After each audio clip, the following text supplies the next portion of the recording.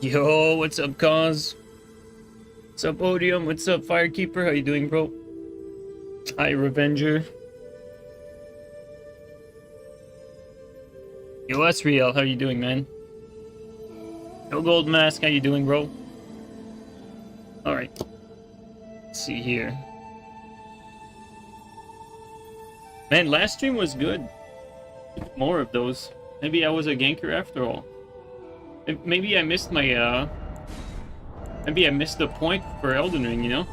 Elden Ring made, like, games, like, completely in control of the gankers. Well, that means I just have to set up games that are fun as a ganker instead. Maybe that's the piece we were missing.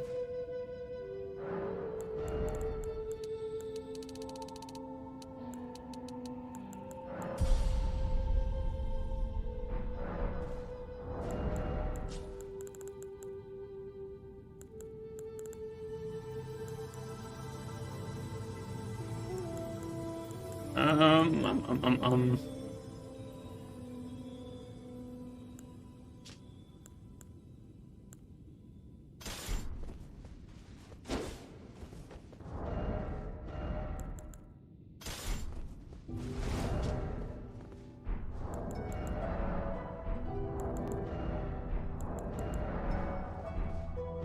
Yeah, let's try to invade from...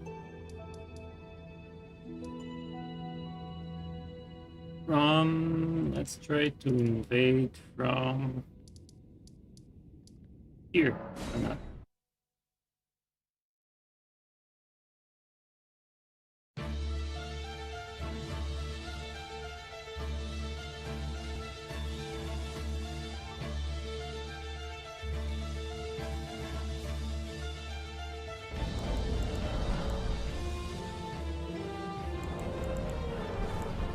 Yo, Clivy, how you doing, man?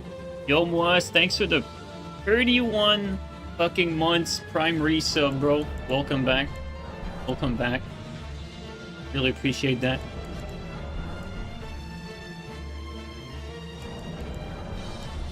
Hopefully this spot isn't that bad to invade from.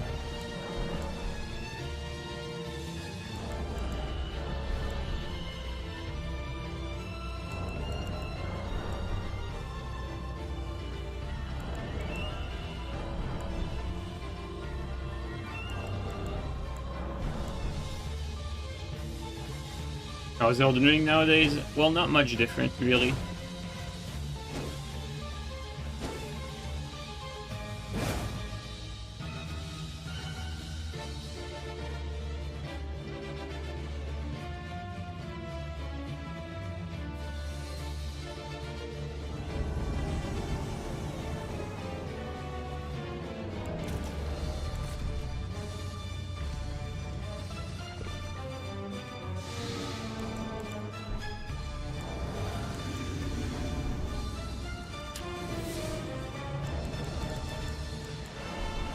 Do this one instead.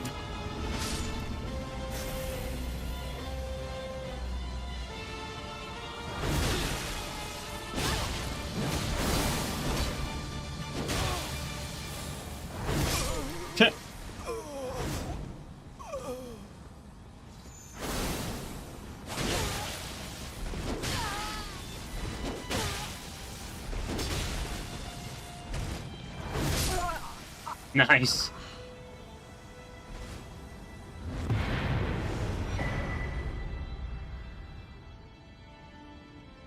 At least piercing Fang does some decent damage. I like it. I don't know how you get activity. Well, the activity changes depending on where you invade from. So that's what we figured out lately, or recently, and that's what we've been doing lately.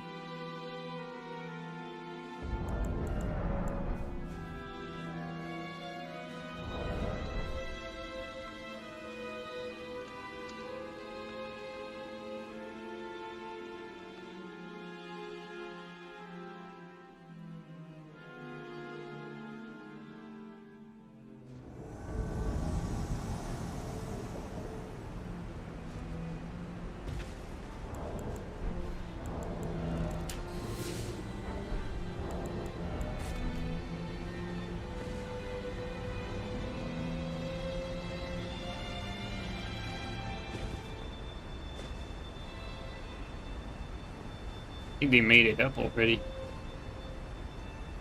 Oh, they might be like all the way to the top. I think I know where they are.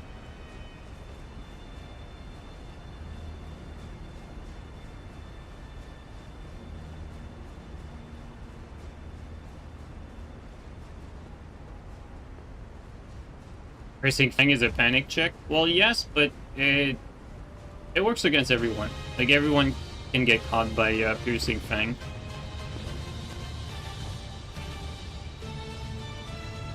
With the proper conditioning, like Cleve said. I've never seen anyone not getting roll caught by it. Like, even when Marco played Attorney on PC, everyone was getting caught by it when they were laughing about it, like watching the PSN tourneys.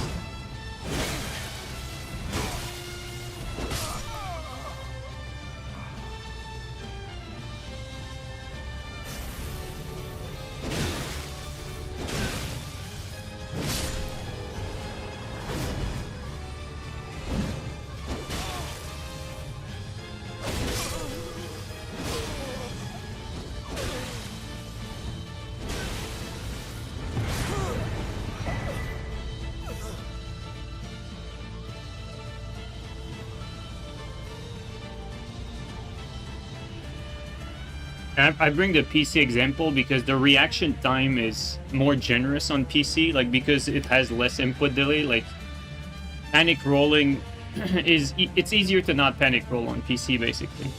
It's just the nature of the different platform. Same with like every Souls game. Like the flow of the game and the meta even changes from one platform to the next because of that simple fact. Like, back when I played Dark Souls 3 on PC, it felt like legitimately, like, the dominance of the daggers and the curved sword was greater on PC than it was on console. Like, it compared to other weapons, not between each other, but, like, compared to, like, non-meta weapons. It felt like non-meta weapons had an even harder time than on console. Because, you know, the non-meta weapons that were a little bit slower, they were even easier to react on PC, which made it like consistently even harder to do any damage with.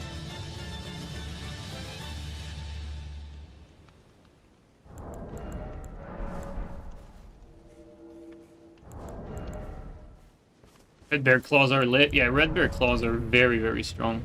Definitely a good weapon. Why do people use Night Greatsword over this? Night Greatsword has a better moveset, all things considered. Night Greatsword has a faster crouch. I think the R2's faster too now. Like, basically, like, when the game came out, Claymore had faster R2 and faster crouch, but they buffed Greatswords, and Claymore R2 and crouch didn't get buffed, so KGS ended up having faster crouch, faster R2. Not to mention that the R1 in any games was always like the KGS, the Hollow Slayer move was always the better Greatsword moveset, so because the follow-up comes out way quicker. And I mean, in this game it combos.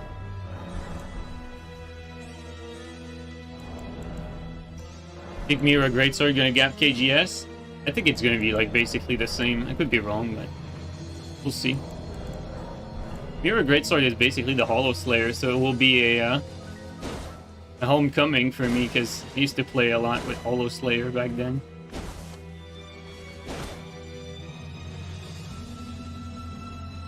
Wait till Nintendo Switch input latency in Duskblood. Yeah, that's gonna this is gonna put like every other platform to shame when it comes to latency. For sure.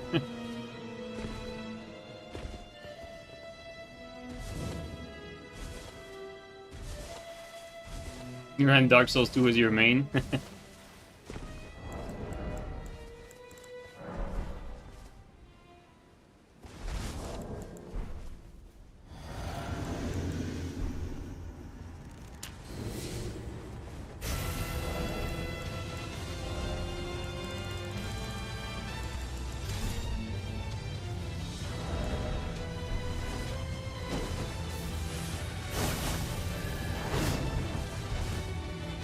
Where's the other guy?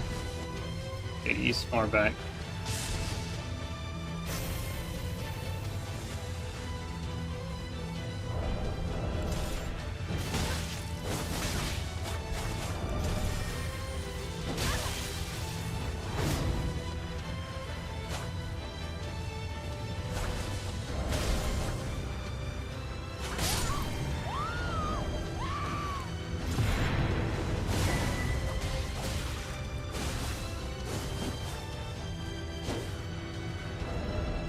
The reason I swapped to that was that I wanted quick access to the a guard break option.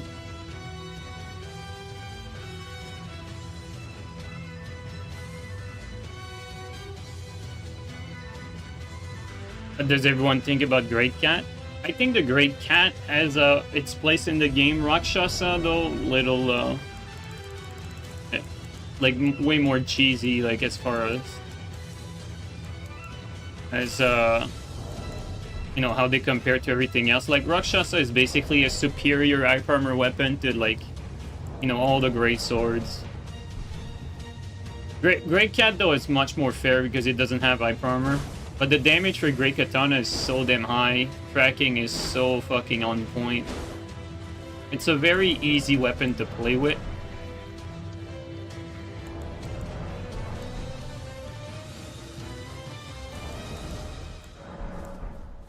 It's not the strongest by any means, or it's not, like... It's not uncounterable, but... Like, I say it's not uncounterable. Like, Rakshasa with Claws of Night, that's a pretty hard one to counter, actually.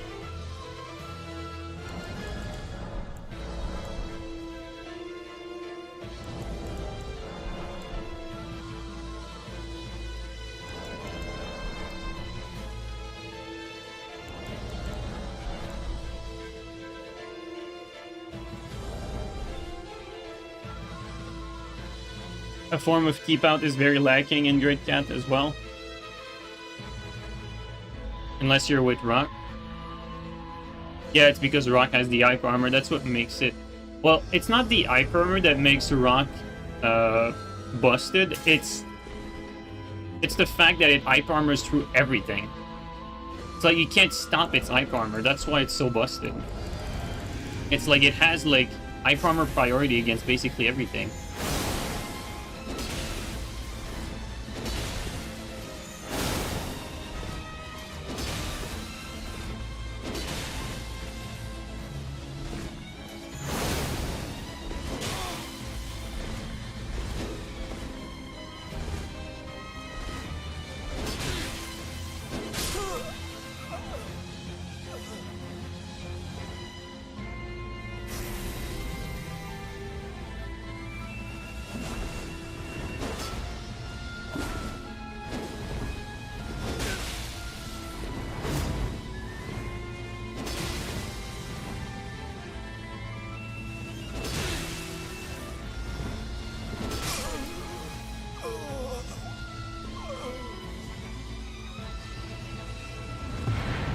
Just jump with the nugs? Oh, wait. Yeah, exactly. Like, like just like Chirko said, like, even if you do a jumping R2 with a fucking colossal sword, like a Zweihander or a great sword, ultra great sword, it's not even gonna stun it. Like, a jump R2 with a colossal sword won't even fucking break Wrath. That's how crazy it is.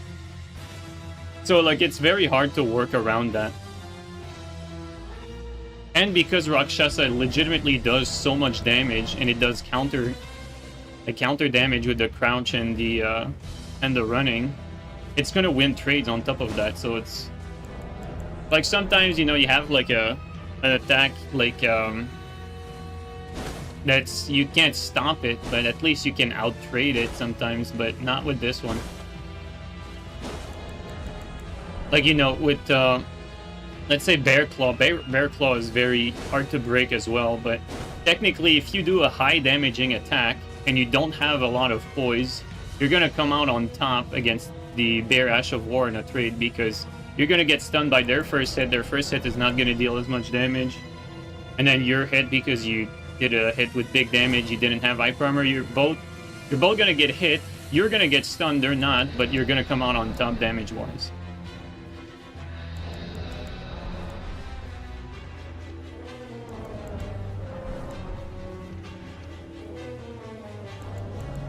With that being said, though, if you don't have the poise to tank the Bear Claw Ash, you're likely not gonna have poise to deal with the running R2, and that running R2 is probably way more dangerous than the Ash.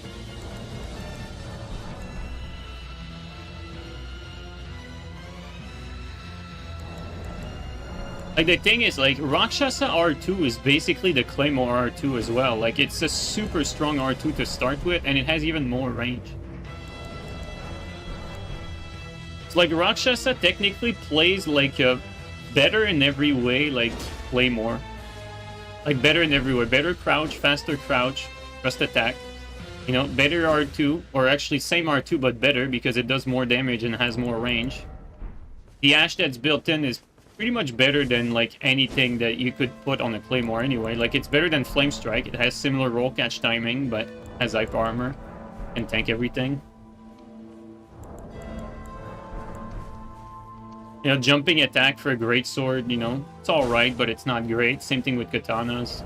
Or great katanas, I mean. So really, when you start to think about it, like, Rakshasa is a Claymore that's better in every single way. For, like, every attack you can think of. R2 is indeed longer, but you're better off with an L2. I always had problem with that mentality, because it was always the same deal with Dark Souls 3. Like, people were telling me, like, why do you do the R2, or why do you do X or Y attack? Like, you can just do the R1s, like, just do staggered R1s. Like, playing with a curved sword, or playing with, like, any weapon. It's like, if you only do the best attack, yes, it's the best attack statistically frame-wise, but you're not mixing in the animation. Like, you need to overload your opponent's brain so that they cannot, like, see the animation that's in front of them. So if you only use the quote-unquote best attacks, it's not gonna work.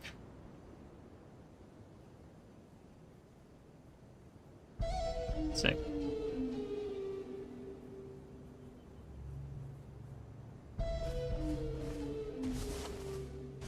Where is this guy? Oh, it's up top there. Got another bad spawn.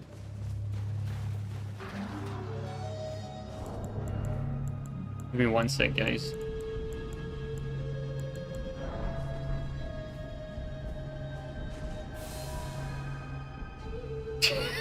Not random whatsoever.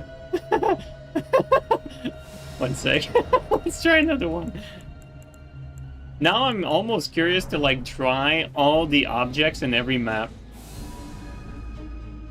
This is still pretty bad.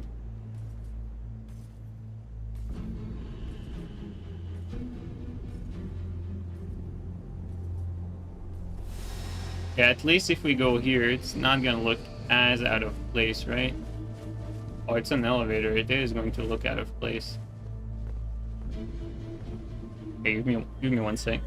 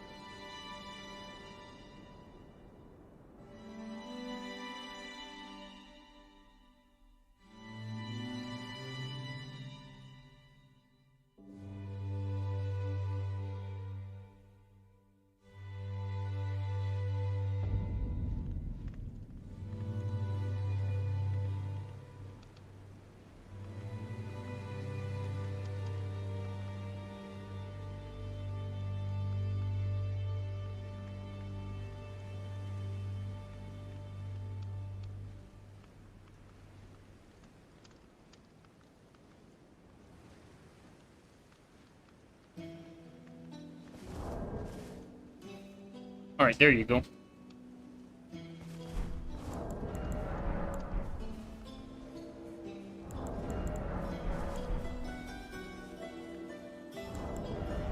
Yo, Medios, thanks for the Prime resub for 29 months. Do you think Idiot Savant is cheesy in Fallout? No, it's not. It doesn't actually change anything. Like, Idiot Savant is a very good mechanic. You shouldn't feel bad about using it. I don't use it, but it has like no impact because the world scales around you. What Idiot Savant does is it makes you level up faster.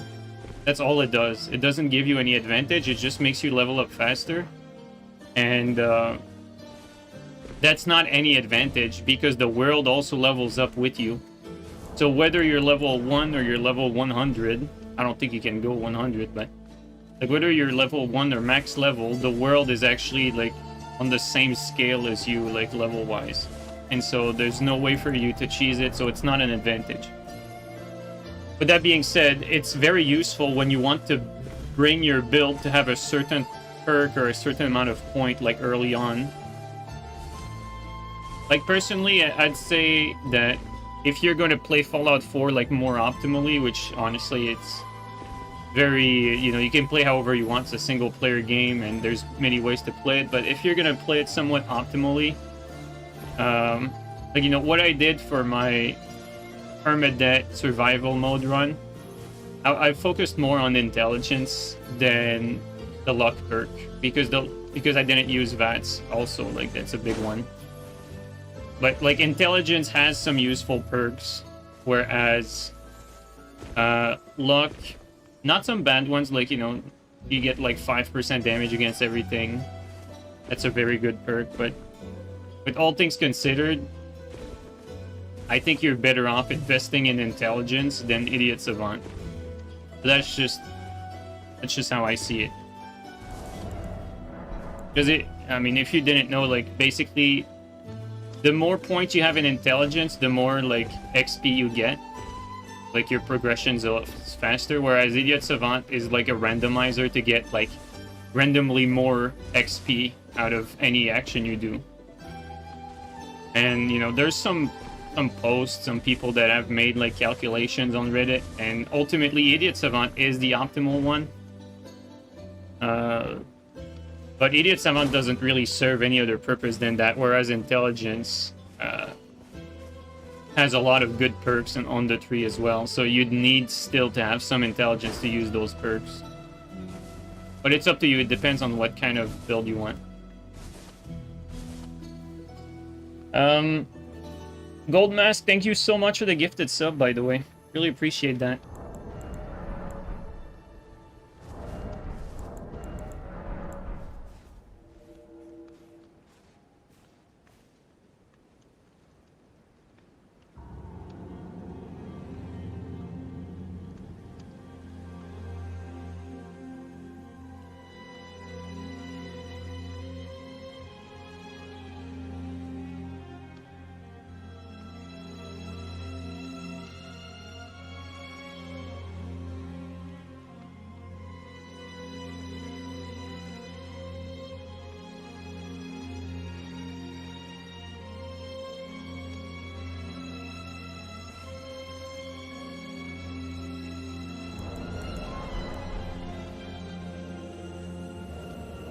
Well, the world scales with you. I do think there are levels that are overall easier than the ones before because of perks. Yeah, I think like as you build your character, like for instance, when I did my permadeath run, the hardest part was to get to like level 30, 40-ish, because in order to survive like an explosive, you need to have like, you know, your armor to be explosive resistance, whether you're using power armor or normal armor. And you also definitely want to have 10 endurance or 11 endurance, you know, however you max it out. Endurance meaning that the more endurance you get, the more HP you get. And so when you maxed out the HP, you don't get one shot anymore. So by that sense, yes, it is easier. And it's really the challenge of the run is to get to that level in order to be able to survive. So yes, in that sense you are right that it is easier because of the perks you get. But with that being said, you will get to that point, you know, whether you use that perk or not. You know what I mean? Like technically, you know, technically speaking, if you get to that point without spending on the Idiot Savant perk, you'll be better off because you'll have like another extra perk point to use in something more useful. You know what I mean? So if you get there without using a faster HP, you're going to be better off. So your trade-off is get there faster at the cost of like some perks. But you're going to get there either way, and you're going to be better off if you can get there maybe a little slower, basically. You see what I mean?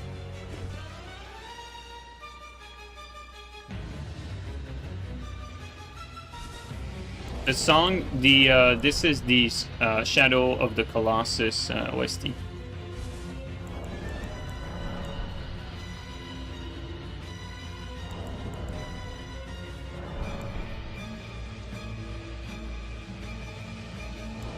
Will you play GTA 6?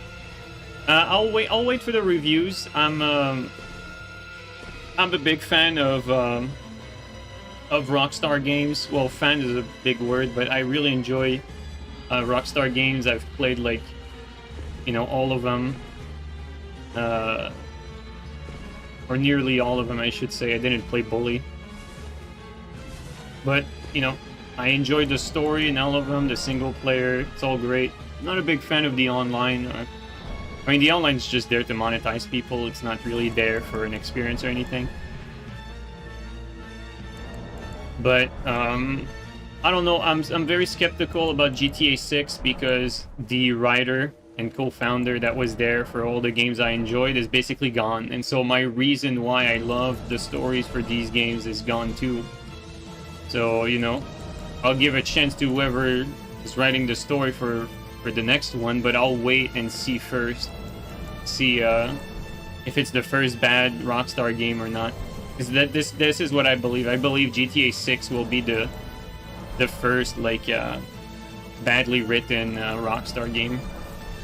I think that's what's gonna happen. I think it's gonna be the first disappointing one. Technologically wise though, mechanics and everything. As far as gameplay is concerned, Rockstar has always had like kind of shit gameplay. Like, you know, it's for casuals and people with no thumbs, so not really for any gamers or people who would watch me like on Twitch or YouTube. Like, you guys have, you know, more dexterity than, you know, than people that don't play games. And ultimately, Rockstar games, the mechanics are made for people who don't play games. So gameplay wise, they're all pretty much really bad. So you don't play Rockstar games because of the gameplay. That's one. But, you know, as far as technology, you know, the world, everything, they're usually like, usually they're 10 out of 10 in everything but gameplay. But if for this time they don't have like good world stories like they used to, then it's not going to be like 10 out of 10 everywhere. But gameplay, then it's going to be like, you know, it's going to be lacking in multiple categories if that's the case. That's how I see it. I'm skeptical about it. I would hope to be proven wrong. Maybe I will. We'll see. Organ, thanks for the resub for 38 months, man. Really appreciate that. How's the Cyberpunk playthrough going? Oh, I finished it. I loved it. It was great. The ending, though, I love the DLC ending. DLC ending was fucking great. DLC story overall, though, not as much.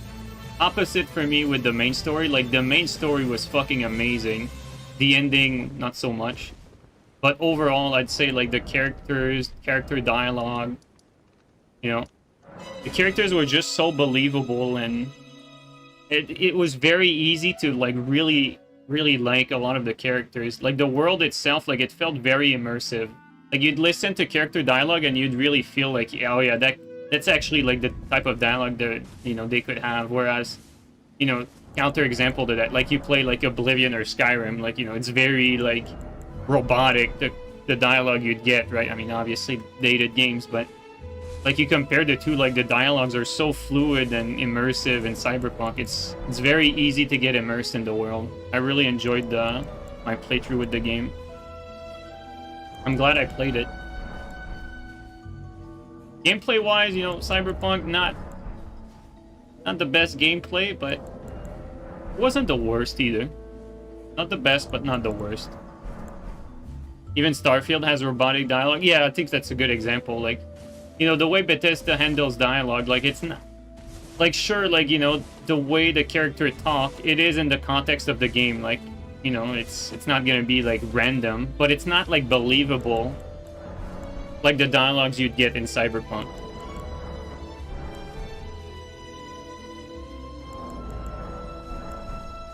Bad gameplay equal bad game for you? That's very valid. Very, very valid. That's very valid because honestly, that's what games are supposed to be about. They're supposed to be about gameplay. And that's also, like, I want to add to that, now that you mention it. I almost dropped Cyberpunk because the gameplay was pretty mid. I almost dropped it. But the only reason why I kept going is I wanted to know what was going to happen next to the characters, you know? Like, that's legitimately the reason why I kept playing. Like, I was like, man, like, the gameplay is, like, super mid, but, like, I want to know what happens next. Like, I probably would have enjoyed my time almost as much if I just, like, watched a full, like, roleplay playthrough. Problem with that is, like, there's really, like, some fun in making the decisions too, like, not just in...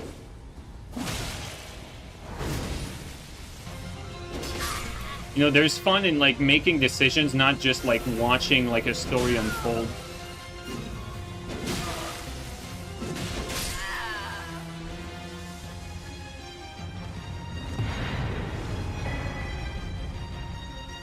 So I don't think you'd get the same experience by watching someone play, but it is a good game. Like, overall, like, all things considered, even if the gameplay isn't amazing, it was a very good game. Would you rather get a Dark Souls 2 remake or a Dark Souls 3 remaster? A Dark Souls 2 remake for sure. Like, a Dark Souls 3 remaster doesn't get us anywhere. Because Dark Souls 3, as much as, you know, it had, like, better dynamic for PvP than Elden Ring, Dark Souls 3 was super flawed, and, like, you know, before Elden Ring came out, like, we couldn't wait to get away from Dark Souls 3.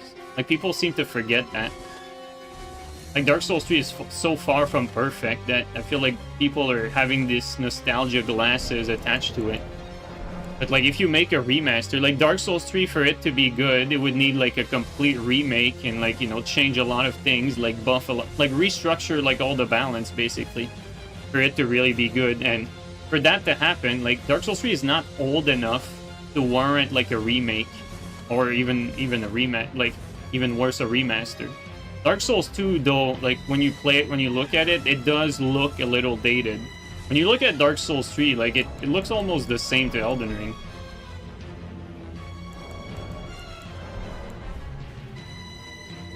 Dark Souls 1 remake would be nice. Dark Souls 1 got a remaster, but it deserved a remake. And the remaster did a very poor job at it.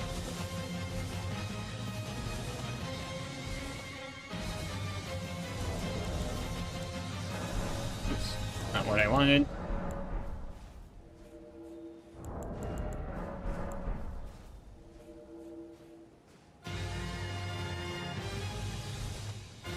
Yeah, exactly, Kyobe. That's the perfect example. Like, you know, even Skyrim, really, like, the gameplay in Skyrim is really mid.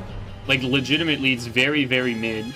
Like, the vanilla game we're talking, right? Like, you can, like, salvage it with mods, but ultimately, like, you don't play Skyrim for the gameplay. You play it for the, you play it for the RPG element, and you play it for the feeling of your character's adventure, like the role-playing, the fantasy team, you know? Being a fantasy character in this fantasy world.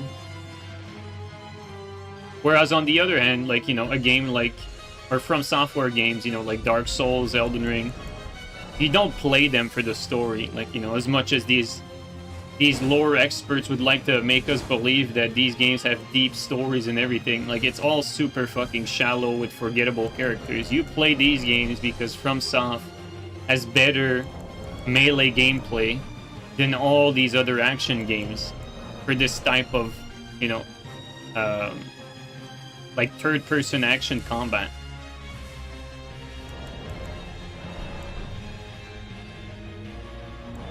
So, in the end, if you're here right now, it's because you do value gameplay, because the people that watch and care about FromSoftware games are people that ultimately care about gameplay, and people who just don't want to play games for all these other aspects necessarily. Like, they prioritize gameplay over the other stuff. So yes, like, it's gonna be very hard. Also, like, you know, speaking for in a different direction, like, it's gonna be very hard for a content creator like myself to branch out to another game. Not because I don't want to, I can't, I don't like anything else, but because the people that are watching are looking for that gameplay edge that these other games would offer. And so, for instance, if you branch out into a Skyrim, everything fits. The team, you know, the melee combat, maybe not PvP, we're still doing PvP. But aside from that, like, the gameplay is not going to be as compelling. And so the audience is not going to be very interested in the gameplay as much as they are with, like, Souls games.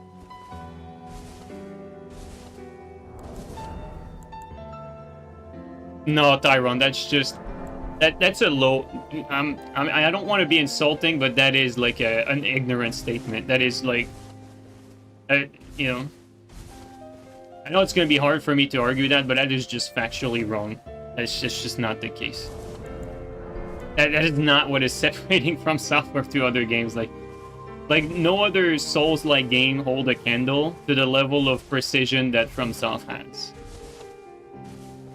It's like they try to emulate what FromSoftware does. They don't have the polish in, like, many aspects. And we're, like, you know, you take PvP aside. PvP is even more glaring, but there's, like, other games, other Souls-like games that attempt PvP are just so backward that it's not even comparable. But, like, even just sticking with PvE,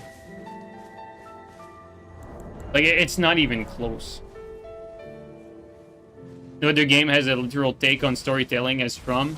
It's not the selling point. It's like, this is, like, it's a perfect example of, like, how, like, developers that don't really understand games, like, make decisions. They put all their effort into, like, storytelling and everything like that, whereas their gameplay really suffers.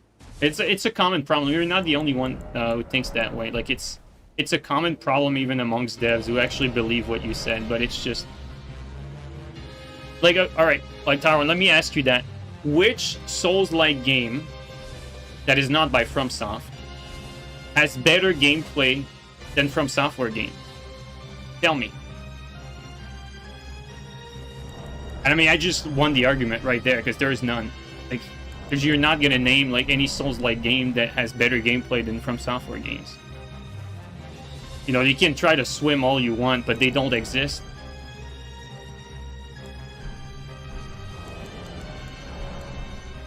And, you know, I'm not trying to be a dick, because, again, like I said, I believe that the point you just rose, you're not the only one who thinks that. I disagree strongly with it. I think a lot of developers believe exactly what you just said, and I think they're wrong.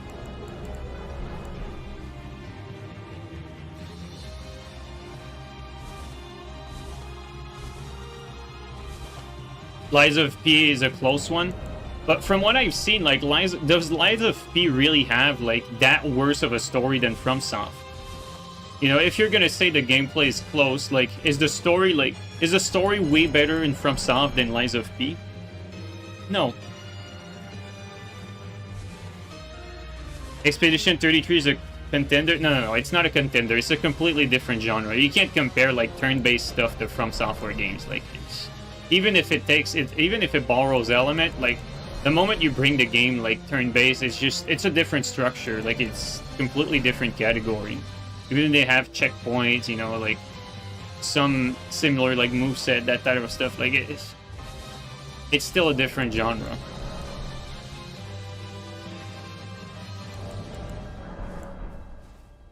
Fortnite, bro. Fortnite! Code Vein? You think Code Vein has better gameplay than FromSoft? Hey, man. I'm sure the 10 of you who think that will be able to bring good arguments.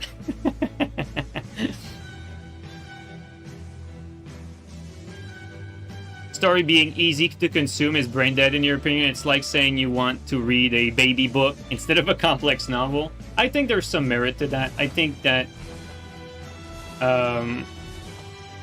what you're saying has some merit. Like anything being easy and you don't have to work for it, it does like soften like whoever is consuming it, like no matter what you take.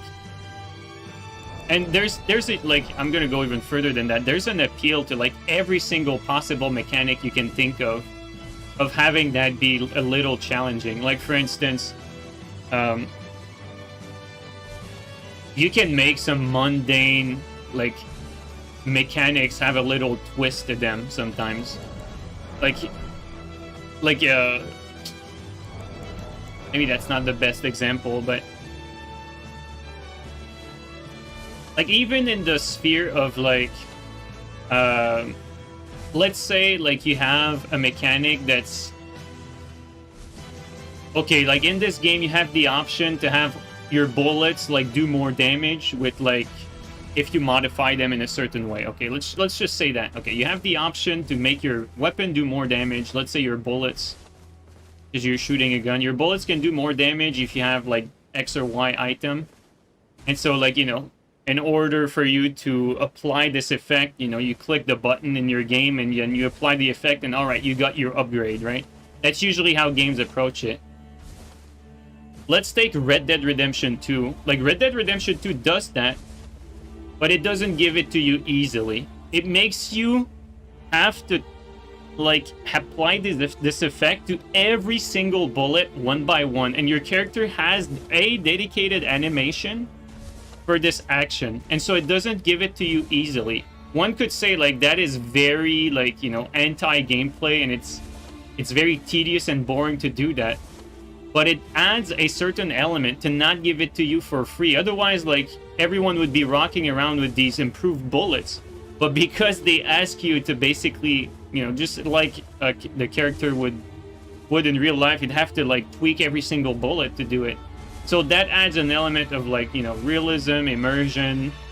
It makes it so that if you want to do that, you have to spend the time on it. It's a little element that's very interesting. I'm not saying it's, like, the best implementation of it, but what I'm trying to say is there is some merit, or at least some food for thought, for any gameplay aspect that you can think of, not giving it easily to the player, because it does add something to the game. You can say it removes something as well, but it does add a little something.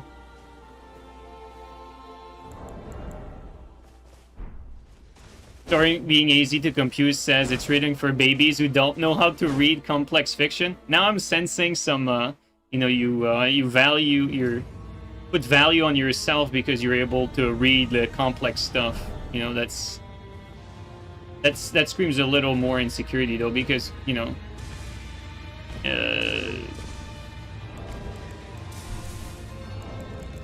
with all things considered, like, sometimes simple is still better. Like, I made the argument for, you know, not being given for free can add something. You know, everything being easy is not necessarily good, but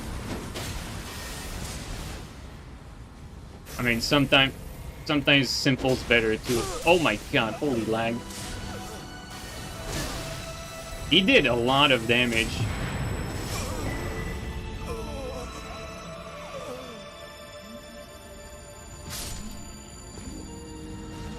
Farming golem heroes, peak gameplay.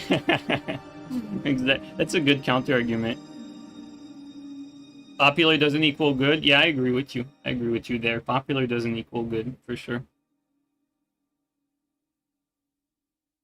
Because sometimes, like, the thing with popular is sometimes you bring forward two ideas. One is popular, one is not as popular. The popular idea gets adopted, but what people didn't know is the less popular idea was actually the one that was going to give the best outcome for all the people that thought, you know, the popular idea was the way to go. Like, they didn't realize that at the end of the day they would have preferred it the other way, but they didn't even know it themselves.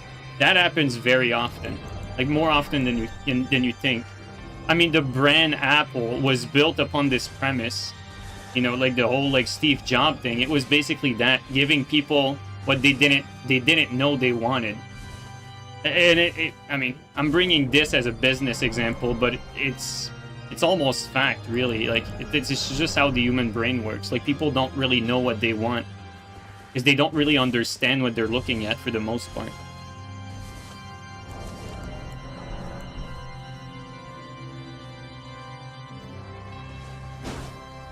Want a story to challenge you? Alright, that's fine, you know, to each his own, like...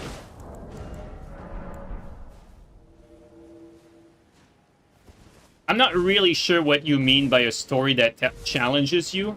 Because, like, when I look at FromSoft's story, I don't really see a story that challenges me. I see, like, something that's very forgettable and uninteresting. Like, I couldn't care less about, like, any of the characters. And I mean, really, it makes sense. Like, think about it. Look at how the characters are portrayed in this game. They barely give, like, characters lip animation. The characters don't even move, you know, there's no... Like, they don't give it even, like, development budget. They don't even give developers budget to the way the story is handled.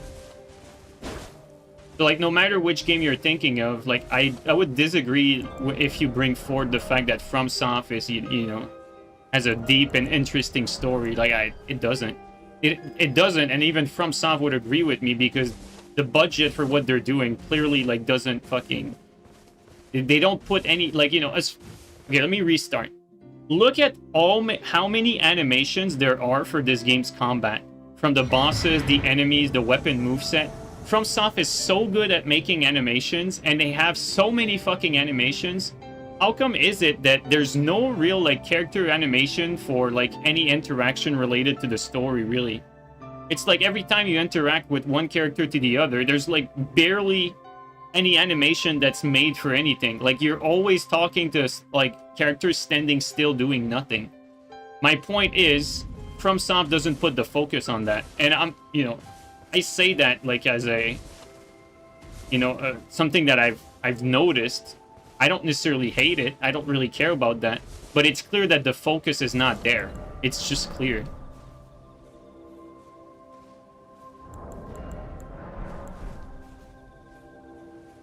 Like, FromSoft is not some intricate, you know, like, very deep and sophisticated, like, storyteller. They're just putting the focus elsewhere. That's really all there is to it. And you see it in the result. If they actually cared, you know, they'd put more effort there. That's just how it is. Now, you know, you can say the backstory is good. You know, it's written by J.R. Martin. It's Miyazaki has a very good artistic director. Everything is cohesive. Like, you can't find, like, too many holes in the world. You know, you could say that it's well crafted. I think that's fair to say that. It works well together. That's that type of stuff. I think you can have an argument there, but... Like, I'd be curious to hear what is, like, for you, a game that's easy to consume story-wise for babies that you think is bad in your view, and something that is much better and delivered, like, where you have to think about what's going on and it's not delivered as easily. I'd be curious to hear, like two counter examples of what you like and what you don't like. I think that would make your point more relatable, more easier to understand. Yo, Tomo, thanks for the Prime resub for 40 months, man. Welcome back, bro. Thanks for still being here, Tomo.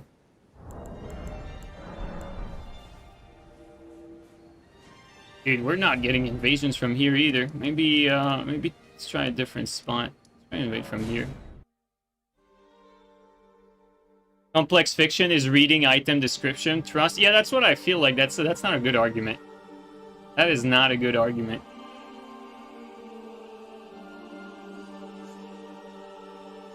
You know, if you like books and you like reading, and so you like reading item description, nothing against that, you know, to each his own, that's perfectly fine.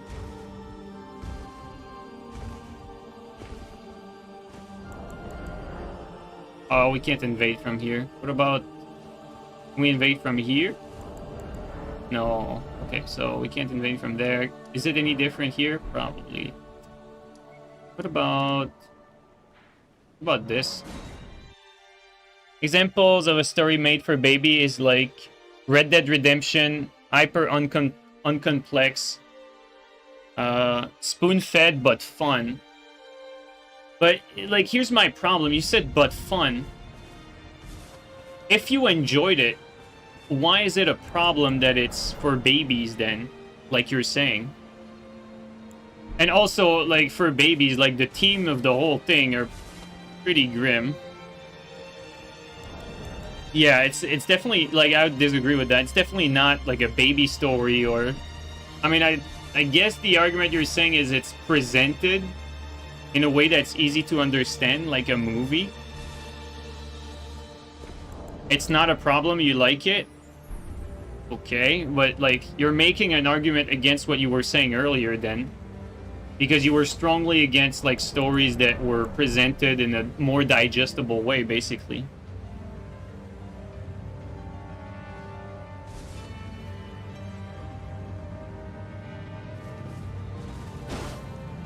There's no complexity to it. It follows genre convention, doesn't do anything. Okay, that's a problem with, like, intellectual self-masturbation. That's like a... like, everyone trying to reinvent the wheel, basically. Like, you know, everyone's trying to have their own little moment, like, as far as creatives are concerned. Trying to do something that's groundbreaking that has never been done before, and they all fail miserably because they're not the second coming of Einstein. Like, for the most part, developers, writers, and everyone who tries to reinvent the wheel, they all fail miserably. And I think a reason why Red Dead doesn't fail, maybe it's because of what you're saying, that it doesn't try to reinvent the genre. Doesn't try to do, like, anything too bad, but it does it well, and so you like it. I don't know. I don't feel like you're making a very good argument there. You still have not given us an argument of, like, a game that's very complex, that you enjoy story-wise, and then one that's very easy to digest that you don't like. You only gave Red Dead, which is questionable, really, because the story is very well written, and I'm not sure it's a good example. And you even say you like it, so it's like it's... I understand that there's a lot of nuance in, like, you know, we're talking about really, like, a spectrum and not complex story with middling gameplay. No, but, like, name some... Okay. Saved by story. Disco Elysium. Okay, see, like, I have not played that game, so I can't really... I've never had any interest for that game either, so I have no idea. I can't really relate or talk about it. I just don't know anything about it. Yeah, that's unfortunate. I can't really speak about that. I just have no idea. I don't even know what that genre is. Like, I heard the name, that's about it. Maybe chat could barge in on that. Like, what do people in chat think about Disco Elysium? RDR2 isn't an uncomplex story. There's quite a lot of character motivations, themes, and metaphor that wants to be deciphered and analyzed. You could write quite a few essays about all the characters. I don't even think the game really follows a genre. I don't even know something I can consider similar on top of your head. That's a good point. I tend to agree with you more than what the other guy said about, like, story being uncomplex in Red Dead. Like, it really feels like,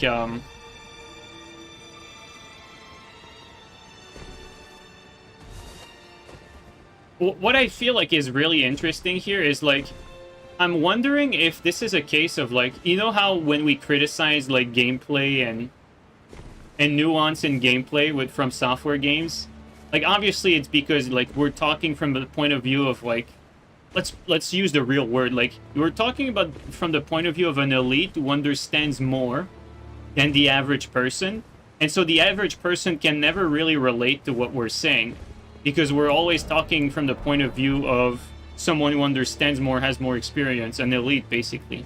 I'm wondering if we're talking the same here with Tyrone, and Tyrone is like very sophisticated in what they read and has like a much higher standard as far as story than we have. I'm wondering if it's like a similar case here. Maybe I'm wrong, but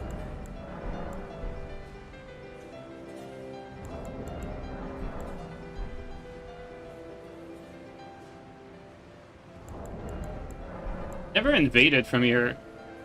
Doesn't seem to bring a lot of invasions though. We are dumb poor people who like to mash buttons. Thank you, Medio. Someone had to say it. There you go.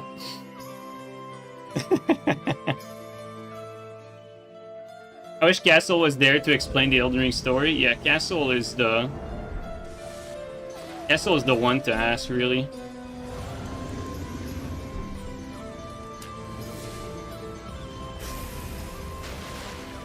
Disco Elysium is a pure story game, like point and click.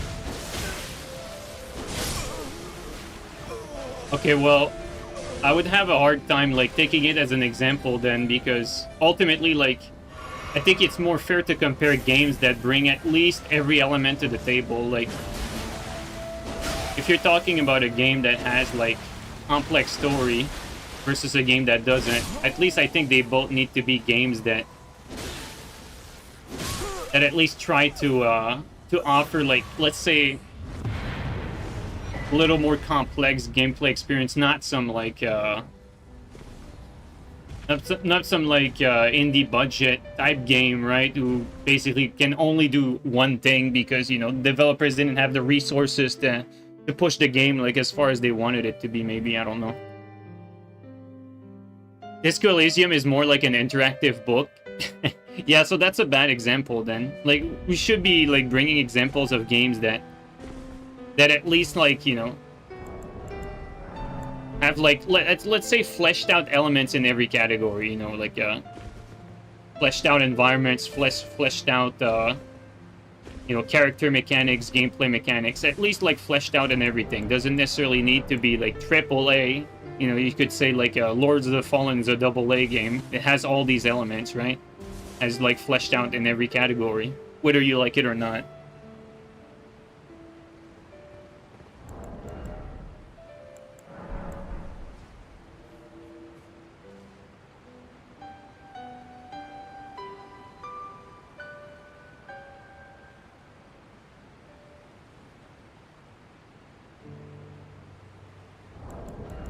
Well, man, the invasions are very slow right now.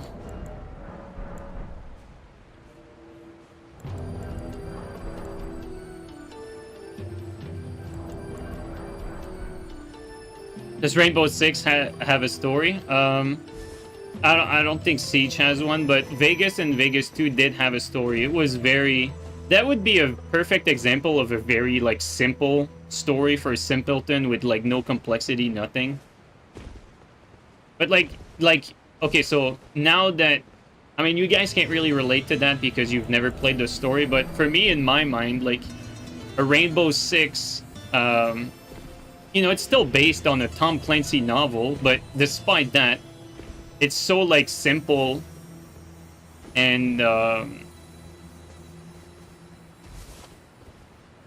what's the word? Like, unsophisticated. Like, it's so simple and unsophisticated that, for me, that would be an example of, like, a story for babies, really. Whereas I'd take a Red Dead Redemption 2 and I'd be like, wow, this is, like, some story where they put a lot of thought into it and a lot of effort to craft it.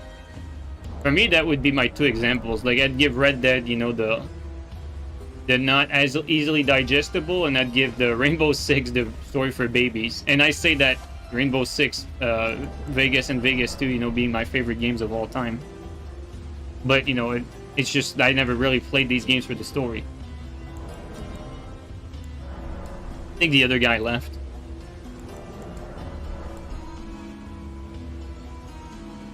I think the other guy left, but I don't really think he ever managed to make an argument.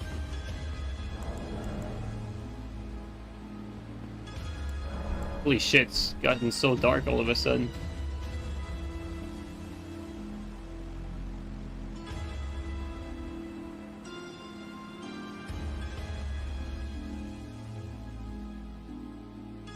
Finally, we got an invasion.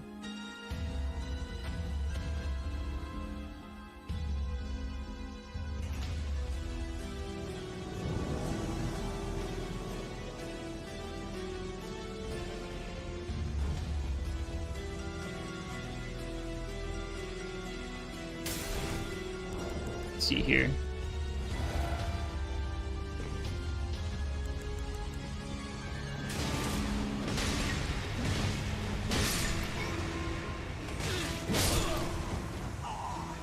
Got pierced.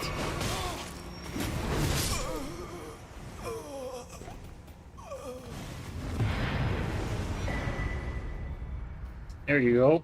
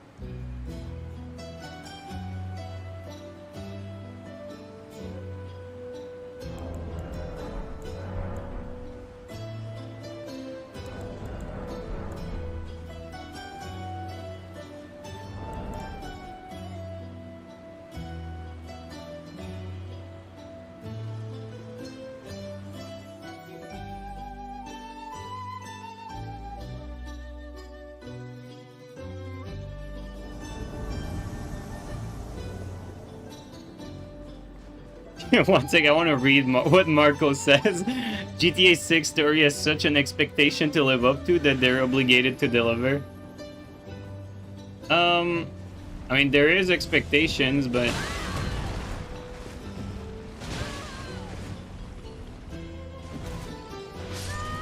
Good fight. Was that you, Marco?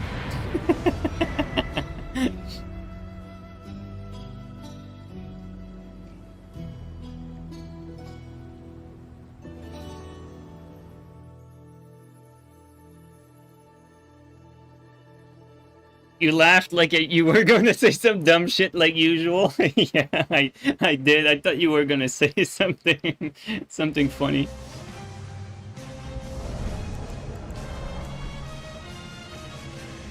Kojima stuff like Metal Gear has a hard to digest story because it comes served in a 2-hour-long cutscene.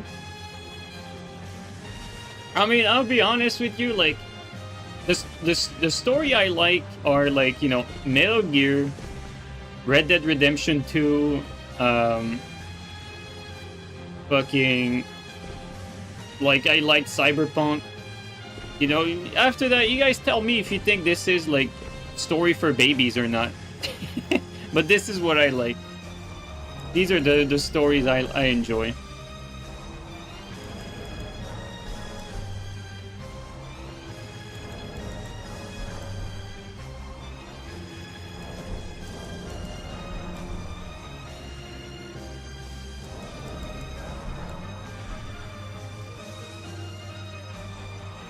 With that being said, none of these games are my favorite games. You know, Red Dead Redemption 2 is far from being one of my favorite games, but it's one of the better stories that I've enjoyed. Like, my favorite games do not really have good stories. You know, we're talking about, like, Rainbow Six Vegas, Vegas 2, you know, the Dark Souls game, like, all mediocre stories. But I prefer these games over the ones I mentioned before. To be fair, though, a game like Metal Gear does have insanely good gameplay, too. Like, it does actually have really good gameplay and really good story, which is a rare combination. Oh, Tyrone, I thought you left. You were gone for a while. Okay, agreed that challenging is inherently good, but From is challenging is really cool to me. It's not just like simple genre conventions. It's absolutely weird and arcane stuff. It's like absolutely weird and arcane stuff that spans aesthetics, has a unique takes on classic themes of power, mythology, etc. I don't know, I think maybe you just like reading, because you pointed out like Disco Elysium, which is almost like an interactive book. You talk a lot about item description. Maybe you just like reading, and you like when games like force you to read stuff for the story. Maybe that's what it comes down to. And you put story for babies, stories that don't force you to read anything. That's the cynical takeaway that I got from this so far.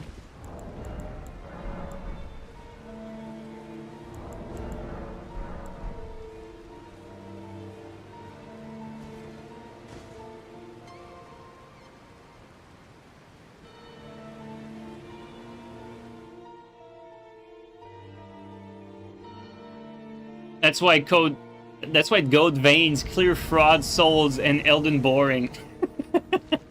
Oh, that's funny.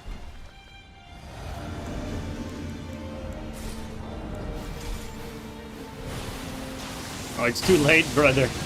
It's too late. Oh, we barely hit anything. Dude, he was pretty resistant. Dude, Fraud, Souls, dude. Insane.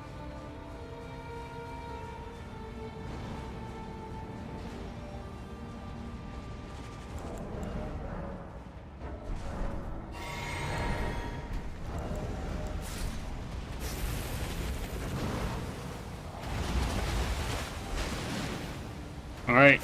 Not trapped with you. You're trapped with me. Raging hippie.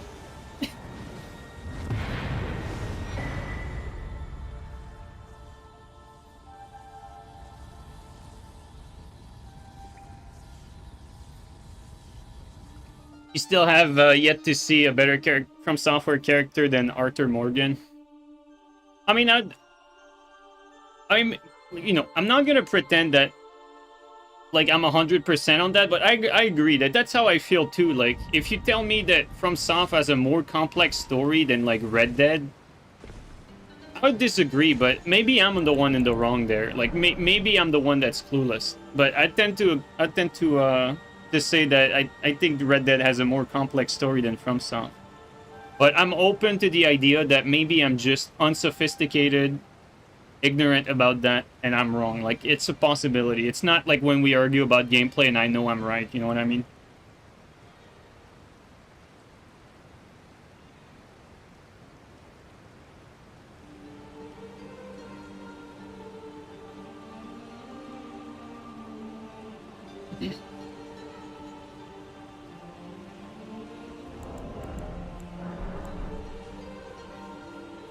I don't think complex story and complex lore are the same. Yeah, maybe it's a confusion between the two, maybe.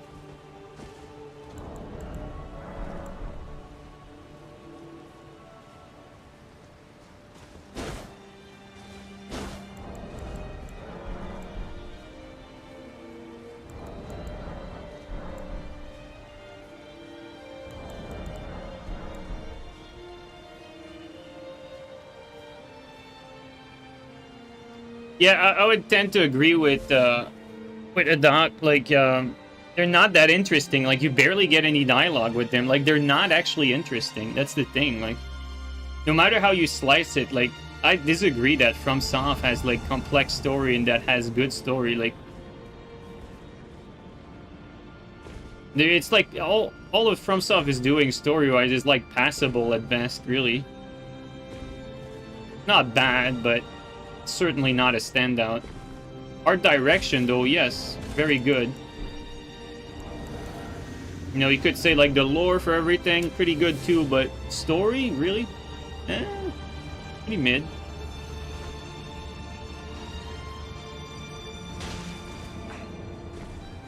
Yo! He got out of the sleep animation instantly! That was laggy, what the hell?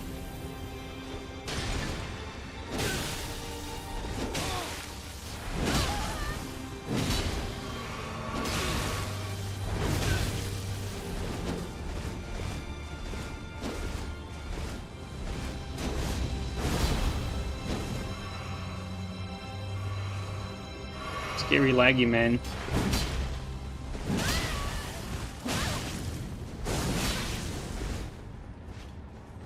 Oh, we got reinforcement.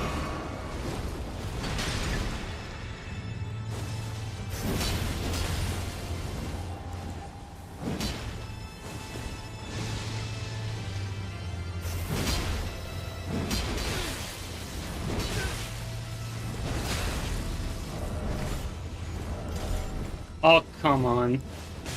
Oh, come on, man. This game and the stupid BS.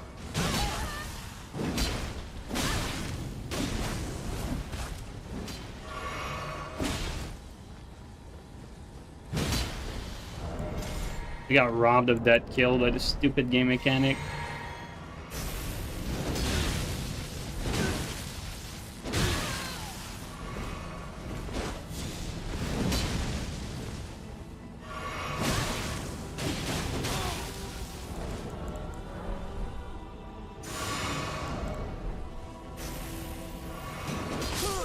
Oh, he didn't heal. Yo, he's so laggy. Oh my god.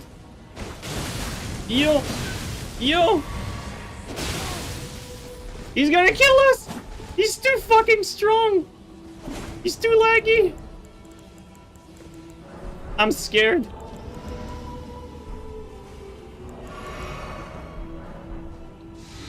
Alright guys, we gotta pull out the anti-lag.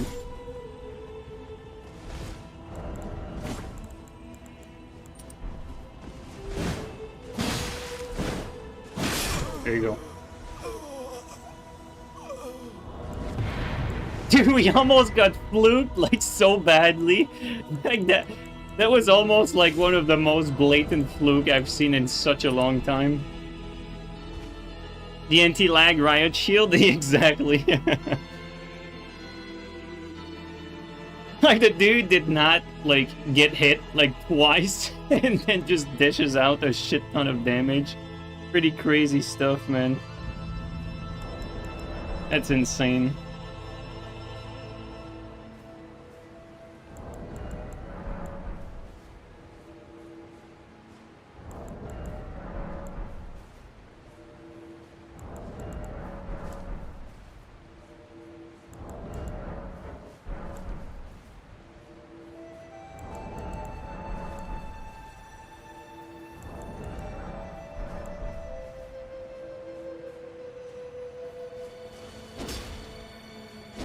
In reality, nobody cares about game story unless the gameplay is good. I think Red Dead has bad gameplay but good story, so not sure how that would hold up there.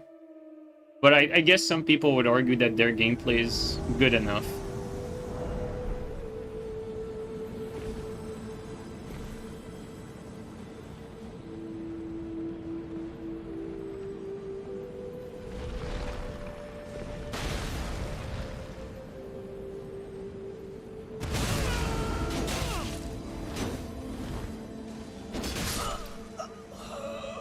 Where did you hail from?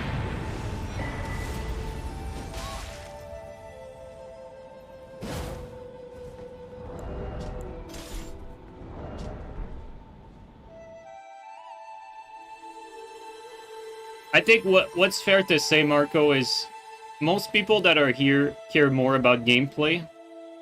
Because we're all fucking... Like, we're all here because we care about Souls PvP, which is really only gameplay, so... I think it's fair to say that people in this chat might not be the best qualified people to, like... Well, qualified. Maybe I'm smoking, but... I don't think we're the crowd to argue about story. Like we're PvP folks, you know? We're simpletons.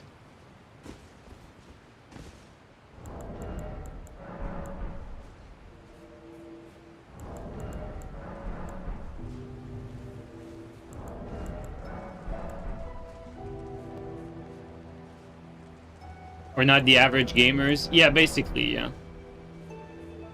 You're a story guy and you're not much of a lore guy, to be honest.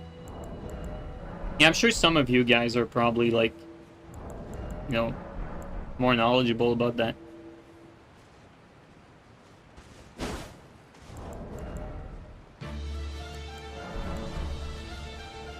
We're not gamers, we're shit eaters. Whoa, bro, you said that as I fucking got grabbed. This thing is pretty tanky. 4 hits. He said that as I got fucking grabbed, that's funny.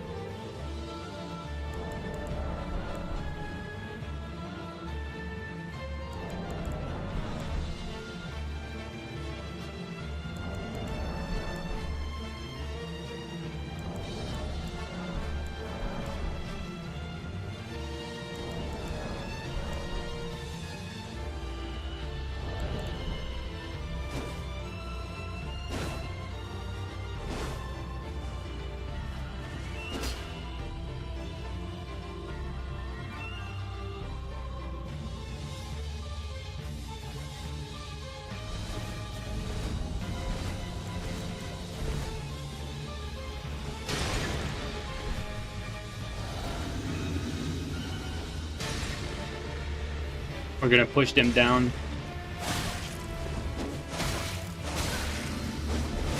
Oh my god.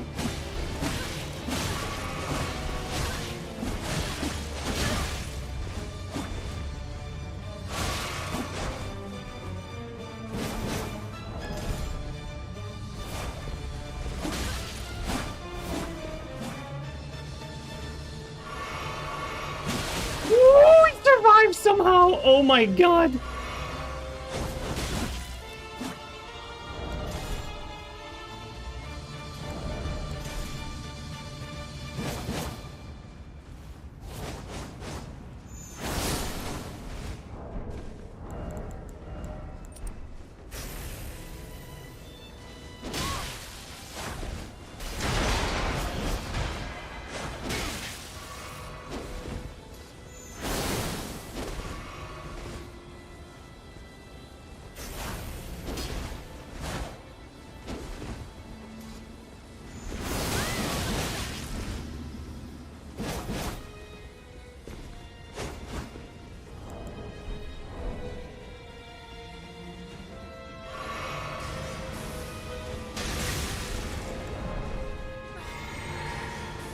No, that's the wrong Ash.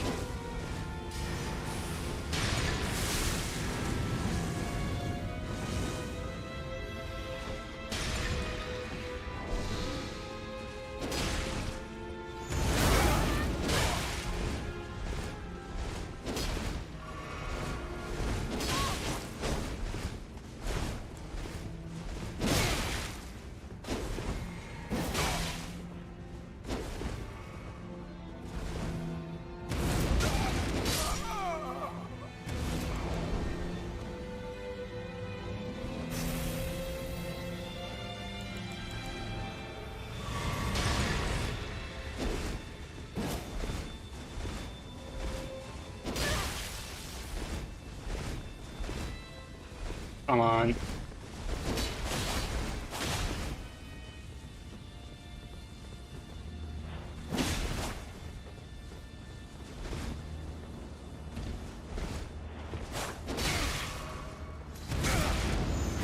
Yeah, better to not get hit there.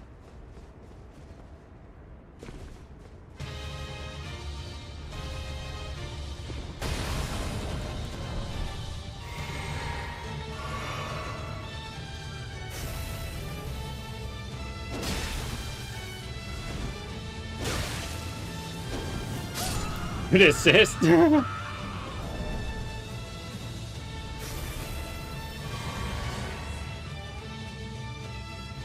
think we're gonna get fog walled now.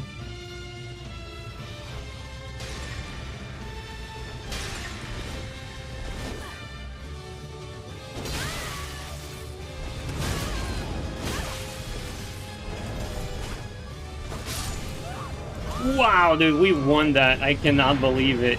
Holy shit, that was so fucking close. Down to a wire. Crazy stuff.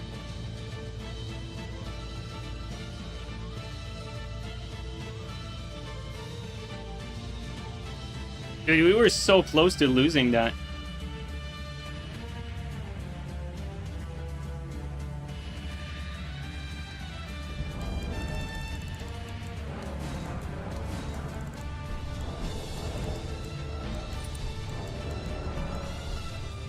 They played well.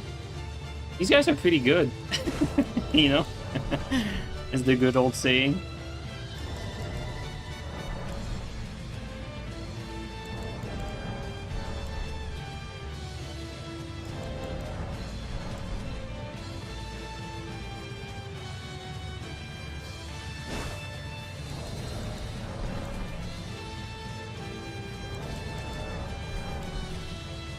The big reason why we almost lost, it happens often. It's like when you get boxed out in a corner, usually you can't really do much.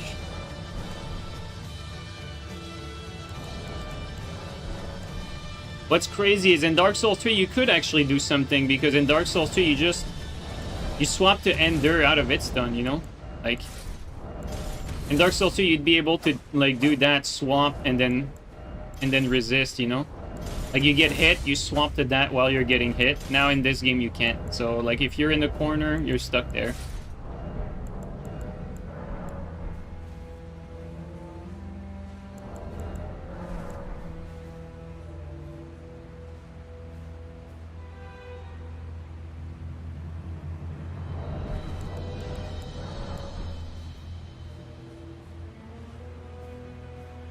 Good thing you had Eye Primer mashed out. I mean, I went for it. I got lucky, really. I went for it because the way they were mashing me, there was probably like, you know, if I tried it like, let's say earlier while I was getting mashed, I probably would not have gotten it. Like there was like maybe one time that maybe I would have gotten it, but it's just, I got lucky, really. I think they were out of stam when I did it. And so the delay between their follow-up attack was a little larger. That's probably like the only reason why we were able to escape that. I think they got out of stam, and so the delay between the attack got a little wider, just a little bit. Just enough for me to attack out of stun. I could be wrong, I'd need to rewatch it, but that's the impression I got.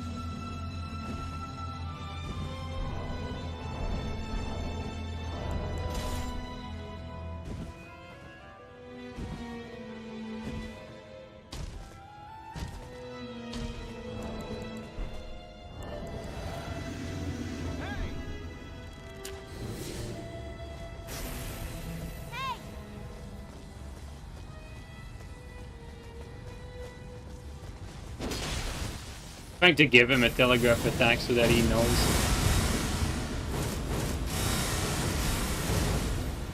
Oh my god, forgot about that. Oh, I'm gonna be dead.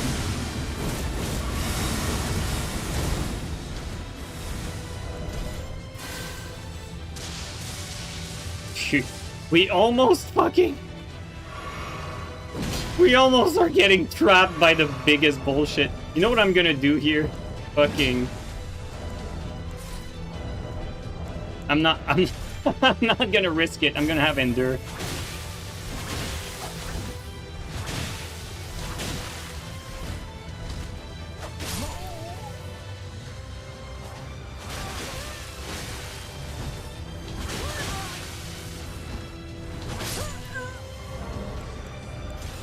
Dude, we almost got nuked. Holy shit. Dude, it's crazy though, right? Like invasions that look like absolutely nothing, like the two last one. And we almost got killed like from 100 to 0 in the span of like a few seconds. While not being able to do anything either.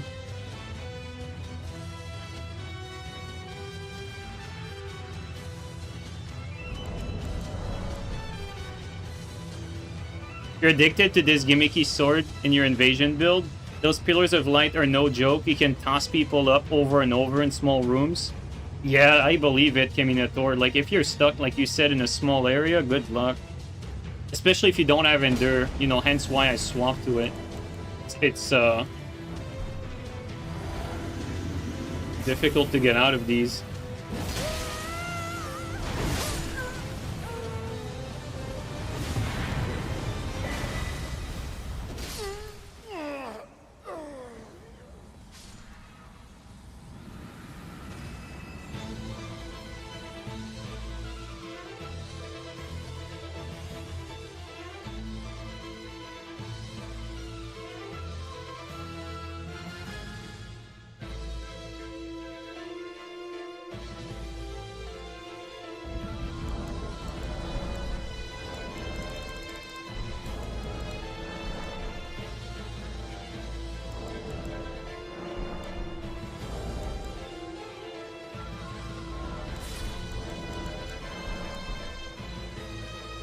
The stats are shit, but you're on 139, so you have a weird stat spread. Yeah, if you go like above meta, you know, you can use whatever and have the build like still work. Because otherwise, if you make that at meta, you'd have to sacrifice a lot probably. Because it's still a heavy weapon, you know, needs some weird stat spread. You'd be limited in your choice of main weapon, basically. Because this would ultimately still be a support tool, like you said, you'd swap to it in situations instead of just having it as a main. You know what? Maybe a build that could work with that is like a buffed build. Like, you know, like you have a two-handed trusting sword, but you buff it with like a fate spell. Maybe that could be the way to do some damage with some weird stats. And then you have that as a swap.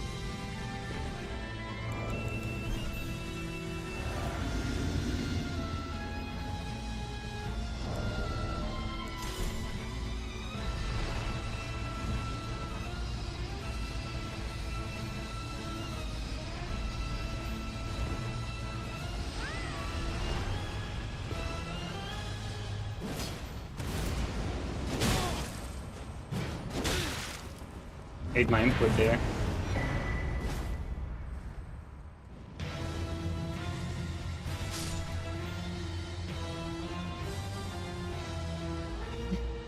Hot take, even max levels have builds. That's a hot take. Hot skills? Yeah, wasn't it the name of the guy?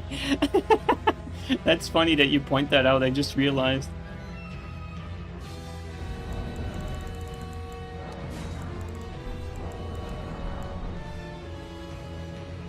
$193 is barely a build. You have so many stats, especially with the stat boosting gear. Yeah, I mean, when you reach like 200 plus, it's you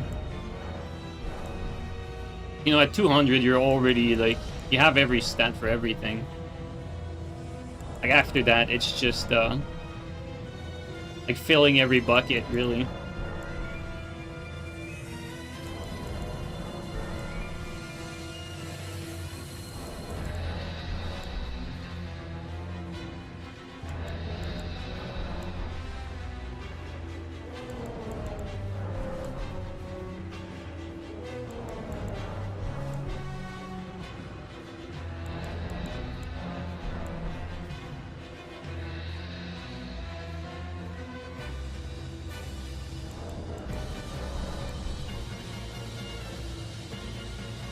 If you don't own the DLC, I mean, come on now, like, if you play Elden Ring right now and you don't own the DLC, like, that's on you.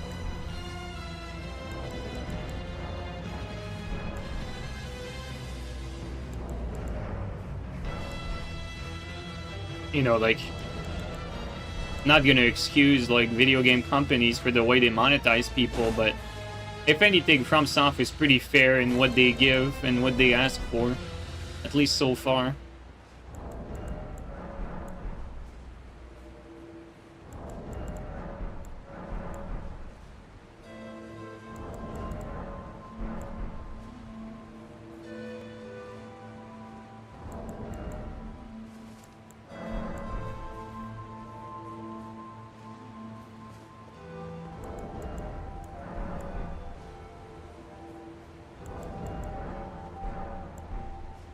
I think FromSoft was limited by technology when they made their forests. All their forests are just parks in this game. There's so little trees. I don't think they had the tech to fully realize their vision.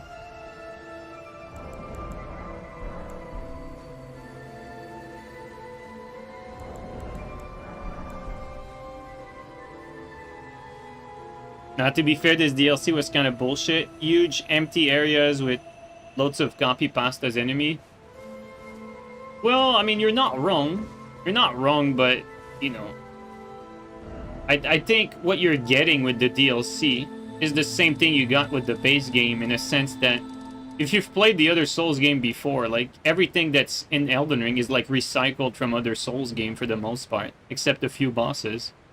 And then you get, like, huge empty areas. Like, the DLC is basically the same exact thing.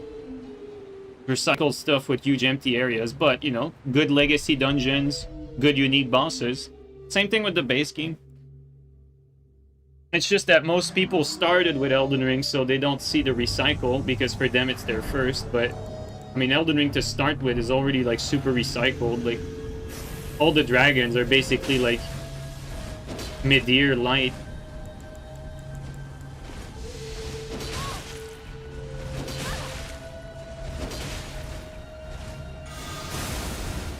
Interesting that I didn't get stunned.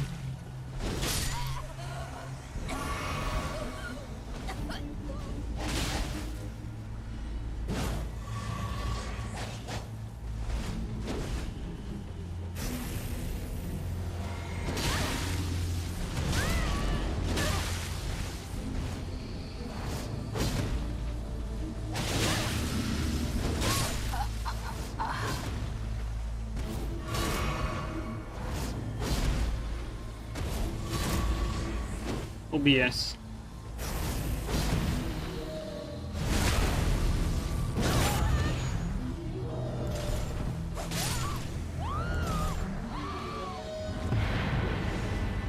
Lou, thanks for the sub. Welcome in, dude.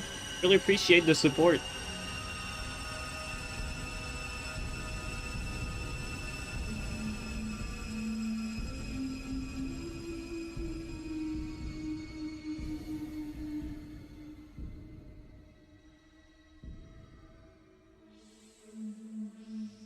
Every night would at least save you 4 points. Not sure which build you guys are talking about, but if you're talking strength and dex, it saves you 5 points. And then if you're talking like arcane, it's like 2 or 3 points, I forgot.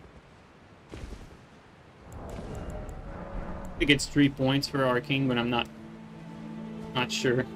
Maybe it's 2 points.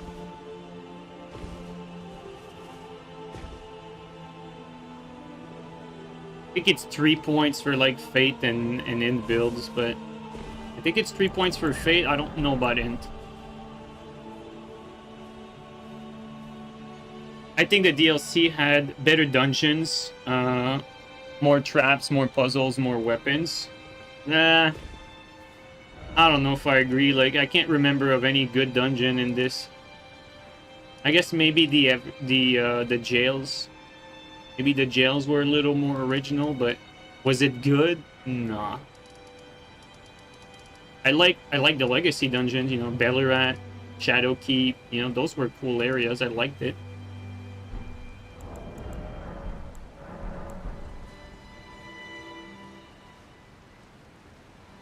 Does the shield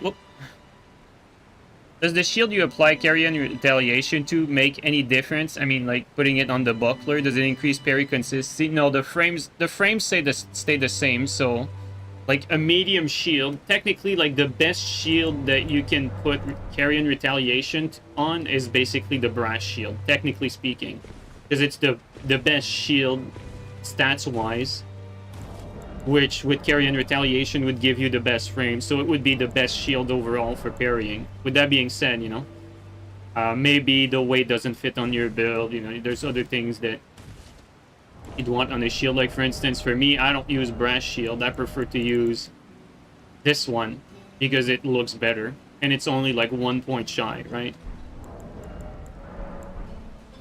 Or 1 stability point shy, I should say.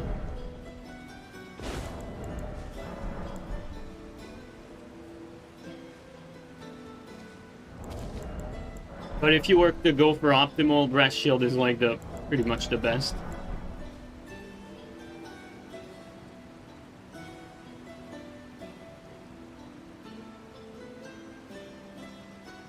Downside is Dorito. Yeah, exactly, Chirico.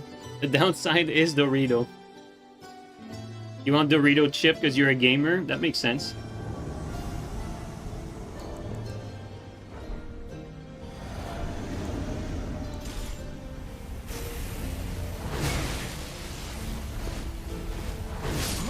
Poor guy, he had no idea.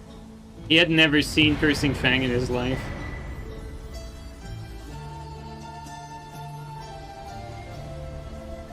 Why do you decide to play purely invasions in Elden Ring of all games? Oh, I don't play purely invasion. Just, you know, a few streams ago we dueled for 5 hours. You know, last stream we did some 2v2s in as the hosting side for like 5 hours as well, something like that. No, we don't just do invasions. But the reason why we do more invasions than other stuff is because that's the stuff that people prefer watching. That's the content people care about the most. It's just that.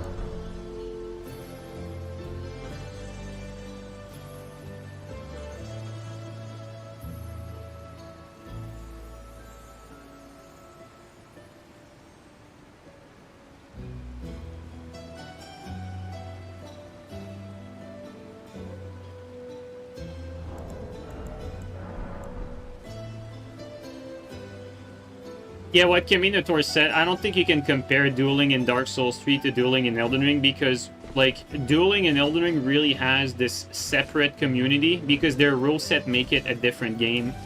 Like, they basically play their own game in their own little bubble with the same 20 people.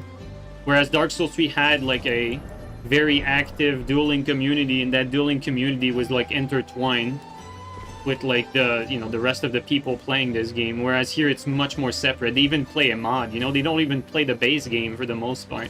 They play a modded fucking version of the game with a specific rule set. It's a completely different game.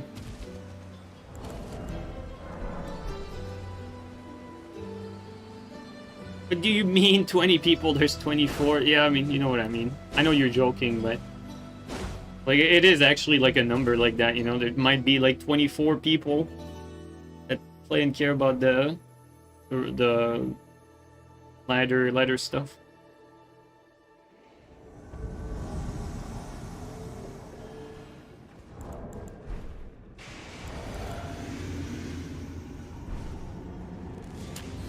Well, there's 3 of them, to be careful.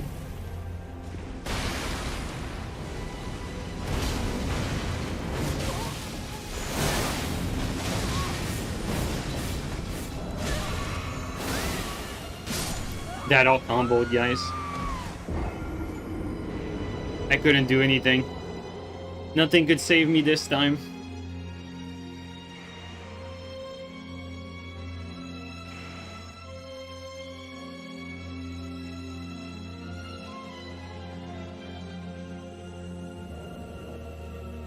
I think our mistake, like, you know, if you were to point out a mistake was going in there against 3 people. Like, you know, you play this for a long period of time and your opposition is not very good, just like right now. And then you think you can take on 3 people because you can sometimes, but the game definitely punishes you for it.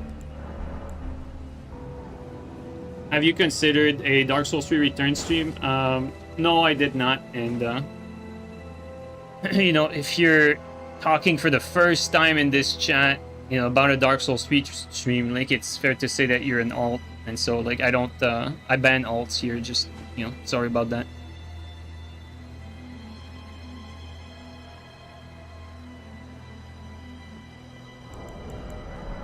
Usually, if you're banned on Twitch, it's because, you know, there's a reason for it, and if you have to make an alt to come back to talk, you know, you're probably someone who got banned, basically. That's the logic here.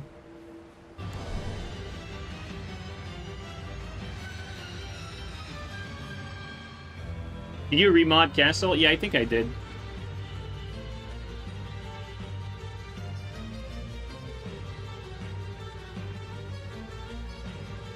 Still fucking. It's so funny, like, how everyone gets to that 100k points and they all time out Castle. It's so funny.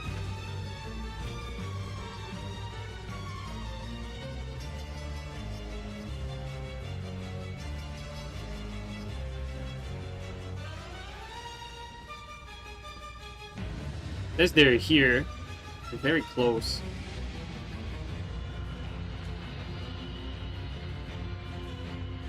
Castle's in your crosshair? That's funny. See, like, there's a big chance that they might be, like, around this upper right area, or can they? No, they can't. Okay, let's just try to go down.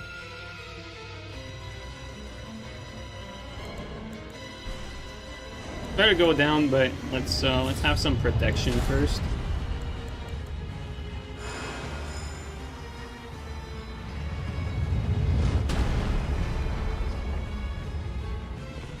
Yeah.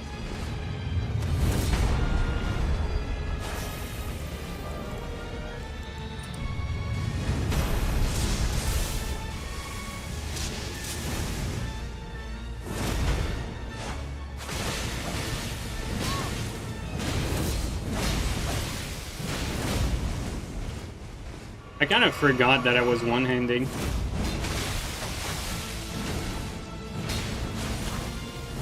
Dude, I didn't even get stunned. Crazy. I think it was this follow-up, though.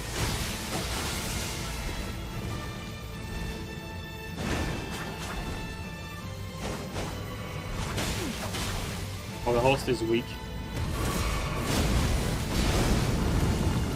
We definitely need Ender here, so...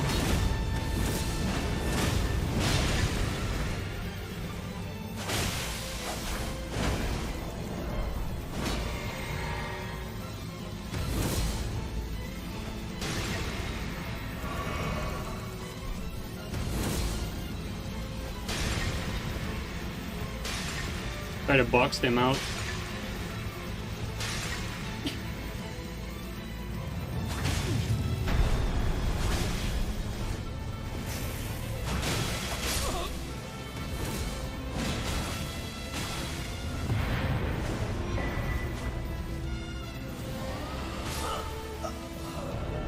Yeah, there's not much place here but Ender.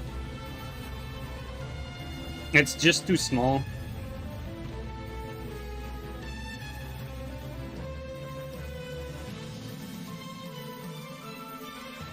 The concept of stat build makes no sense for max level, as it is stat spread. I agree with you that you can, however, make some sort of holy damage build at max level with holy damage weapon art swaps and... Yeah, but that's not the build, though, like, because your build technically can hold any weapon type. Like, build making just doesn't exist at high level. It's just the nature of things.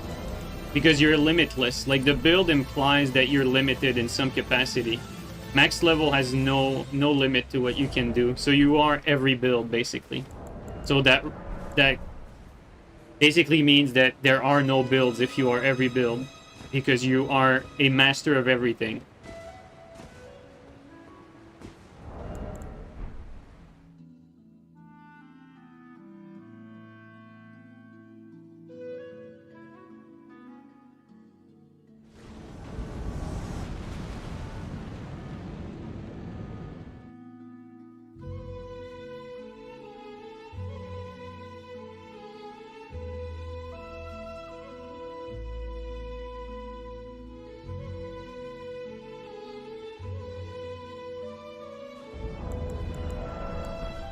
He's rage baiting. Yeah, I don't think anyone would make like a any argument in good faith that max level have builds. I don't think so.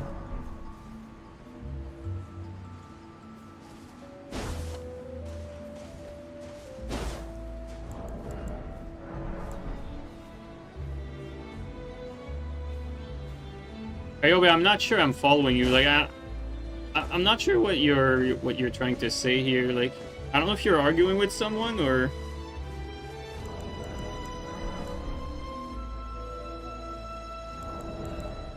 my quirky max level blind spot BHB.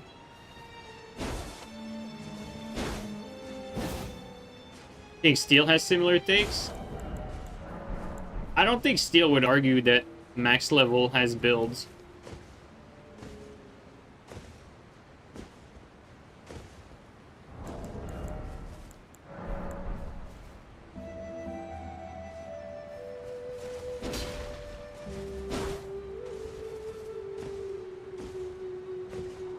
Like Steel and I probably think very similarly. It's just that Steel, you know, Steel is from the Dark Souls 2 mostly, and you know his meta was 150. I'm mostly from Dark Souls 3, and my meta is 125. But aside from that, I think we both agree that build making is less of a thing the higher level, or the closer you get to the max level, and then there's a point of no return when you can start to have like 80, you know, 80 and everything.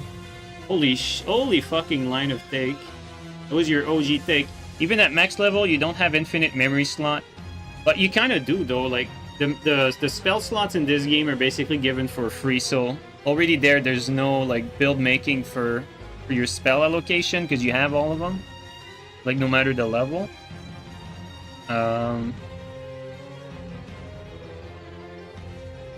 So the whole like spell allocation thing, it doesn't really have any ground to stand on because it's the same for every level. Okay, let's try to read the rest of it. Same goes for inventory. Having everything doesn't mean you should bloat your inventory with tools for the same purpose. Well, I mean, I'm gonna be honest with you. Like, you can make as many pages as you want, and you know, the inventory is still gonna work. Like, look at this. Like, how many pages do we have? Like, there's really no limit to a working inventory. So there's not an infinite amount of weapon. You could absolutely make an inventory. Like, you know, let me put it this way. If I was playing at max level, and if I was trying my best at max level, I'd have a build and an inventory. Not a build, more like a setup. I'm speaking as a 125er, but I'd have a setup to where I have all the weapons available that I can swap to. But does that make it really a build? Well, not really, because I don't have any limits. There's no limit, so there's no builds. You can't have infinite swap per page. Well, now you're mixing it, like, okay, so build is not about swaps. Okay, so those are two different things. Like, your build is not your swaps. Like, it's part of your build, but it doesn't define your build. It's like at this point, you're basically saying, oh, this is... Max level has build because I'm playing with a greatsword, therefore this is a greatsword build. It's like, right now I'm using a greatsword. Does that mean this is a greatsword build? Like, builds are usually, like, categorized with a school of weapons or a school of category of stuff that you prefer, like strength stuff, you know, magic stuff, and then you allocate for that. Both can be true. No, you're stretching it. You're really stretching it. Like,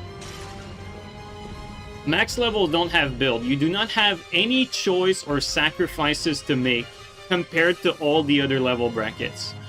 And so, as much as you want to argue that max level has build making, you do not have to make any sacrifices. You have everything. And so that just by definition, you do not have a build then. Because you made no sacrifices, you made no hard choices. You did not have to problem solve in order to, like, create what you have there. Because you have 99 in everything. You can use every weapon.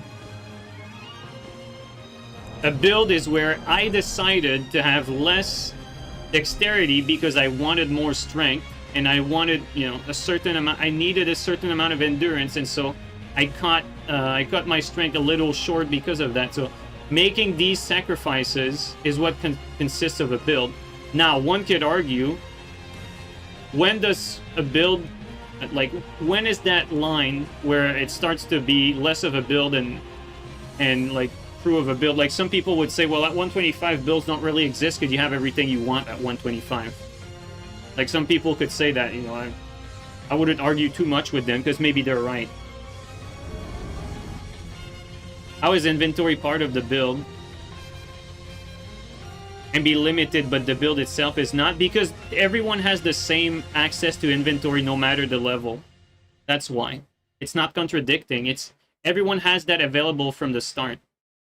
It doesn't change. Like, no matter like where you play, like, you have access to all your spell slots, you have access to all your weapons. And, like, you know, what you decide to allocate there indeed is part of the build, but it doesn't really define what your build is.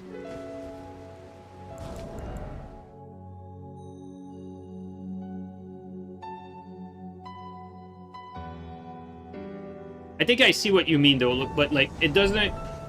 Like, it certainly is part of it, but you cannot look at it as the full story. Like, you can't just say that, you know, your build is your spell allocation and your inventory placement. Because it's only, like, a subpart of the game. It's not, like, it has no impact. Like, okay, look at it this way. Throughout this entire invasion, my spell slots and my inventory will not change anything about the outcome of my gameplay. Just watch. My inventory and my spell slots won't affect in any capacity the outcome of this invasion. Why? Because it's not integral. Like, it's not a integral part of the game. You don't need to use that. You don't need to use that to be successful. It's not like an integral, like, key part of these games. It is a part of the game, but it's not what defines how you play, necessarily. They're up there, upstairs, though.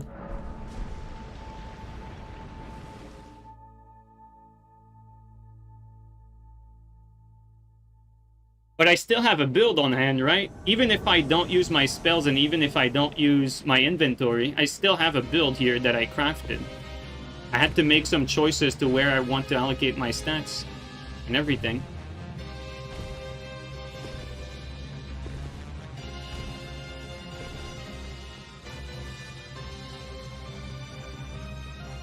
Like, you already invaded a lot just using a single weapon. What's the point here? Well, that's basically the point. Like, I don't need to swap in my inventory for this to be a build.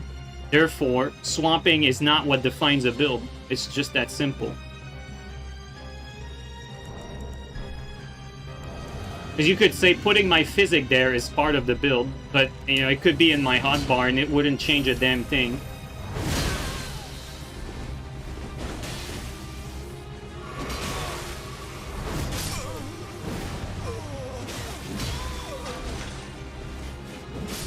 Oh wow, he actually saved me a hit there.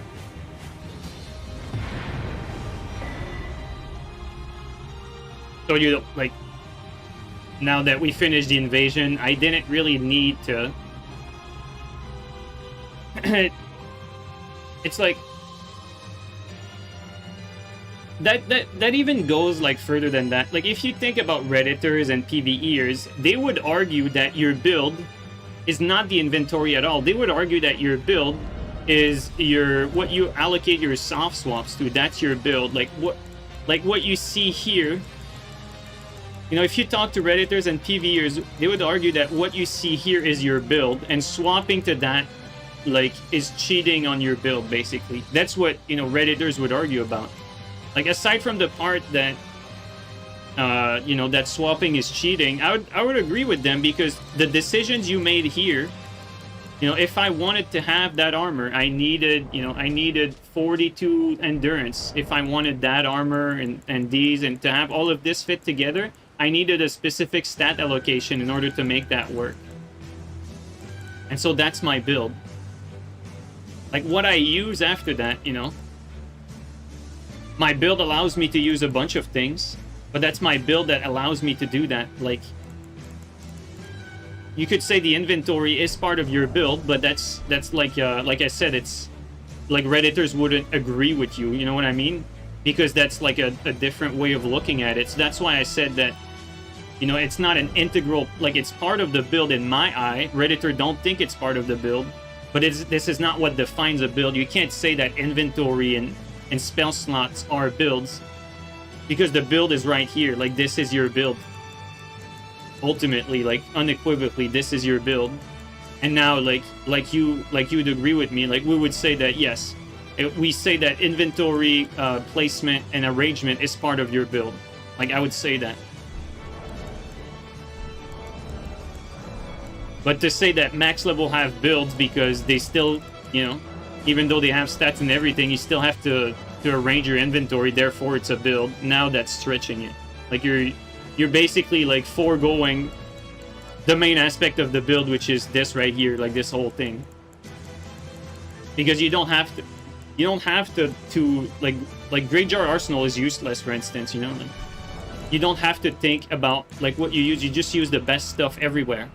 You don't need to think about using this one. You just use this one, you know. You use this one, you know. You use all the strong stuff. Like, you put like the another strong stuff there. Like, you put everything in there. You have no choices, no sacrifices to make, you know. You put the best stuff, you know, put this instead.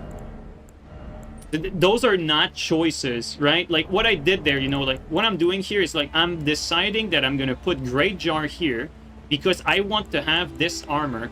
If I don't have Greatjar, okay, then maybe I need to lower my weight, and so I'm gonna go with this armor. That is not what the max level player has to do. The max level player looks at this and says, okay, what gives me the best damage? Okay, it's this, you know, this gives me the most HP. Okay, good. And then I get the best armor, you know, I get the best stuff. And then, okay, I have the Claymore. I can also, when I want, I'll be able to use this, and I'll be able to use, you know, this. And then, you know, at the max level, they put whatever they want. They have no real choices to make. No thought needs to be put in the decision they make, because they can use everything. They don't have a build. They have all the stats, so they have no choices. In order for a build to be a build, you need to make sacrifices. You need to decide, okay, if I'm gonna have this here, then I'm over my weight limit. Therefore, I need to lower my weight in some capacity. Okay, I'm gonna decide to use this instead because it's a good compromise between having less armor, because at least I can dish out a little bit more offense. And so therefore, I think it makes more sense for my build to go with that. And so here I'm prioritizing more offense, and I'm sacrificing some defense. Whereas the max level, really, he can have the best in everything. Doesn't have to think about any sacrifices made. That's why we say max levels don't have builds. Like, it's dishonest if you're gonna claim that max level have builds and 125 has builds, therefore they're both equal, and therefore builds exist at every level. They're not equal situations. Clearly, the lower level you are, the more the choice matters. That's ultimately the relationship. The lower level you are, the more your choice matter, because a sacrifice in one thing impacts the other thing. That's what build making is. That's why it takes thinking to say, like, okay, like, if I want like this armor and I switch to this one, then maybe I will be better off, you know, with some other stat spread.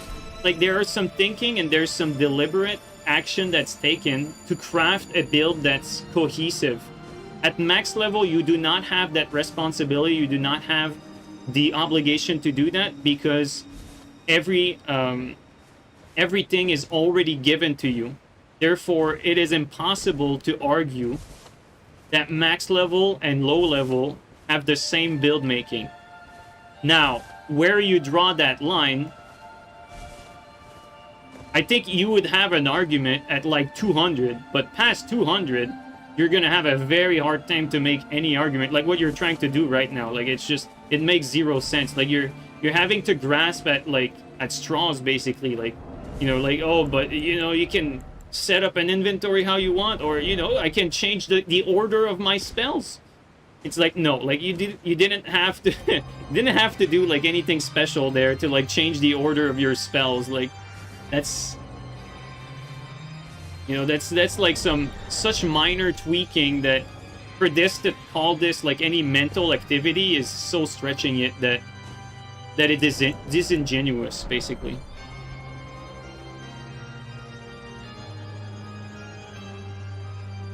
Yeah, that's more like cherry picking. Yeah, it definitely feels more like that.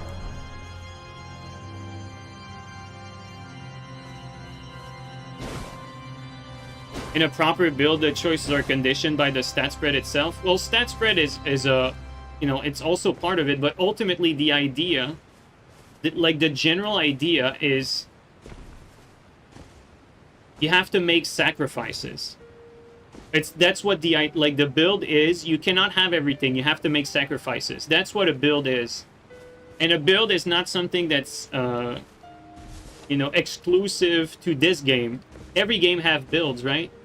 Well, not every game, but like plenty of games have builds. You know, you can think of like Skyrim even, right? It's like if you keep leveling up forever in Skyrim and you have all the perks and you go past like level 81 or whatever, and you get like to level like 200 whatever, and you have every single perk point in the game, and your character can cast every spell, can use every weapon successfully. You don't have a build, but when you stayed at level 40, you could only use like, you know, a bow and, you know, one like either a one-handed sword or a two-handed sword. That was your build, like your allocation to this point. You made the decision to sacrifice the spell, the magic sign, all this aspect in order to prioritize the bow and the sword. It's the exact same thing here.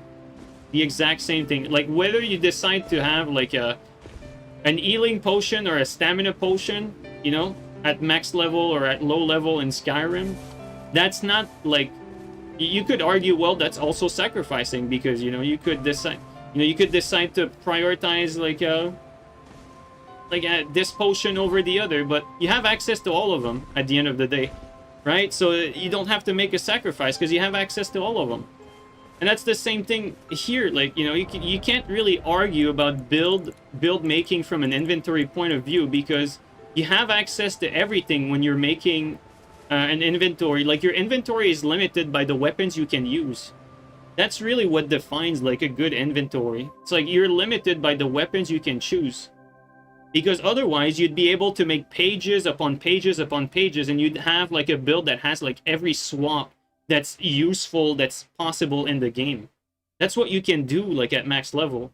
I think you're confusing that. I've never played at max level, so I don't think you realize like what a max level optimized inventory would look like. You'd just have more pages, but you'd have everything useful that's in the game like readily available.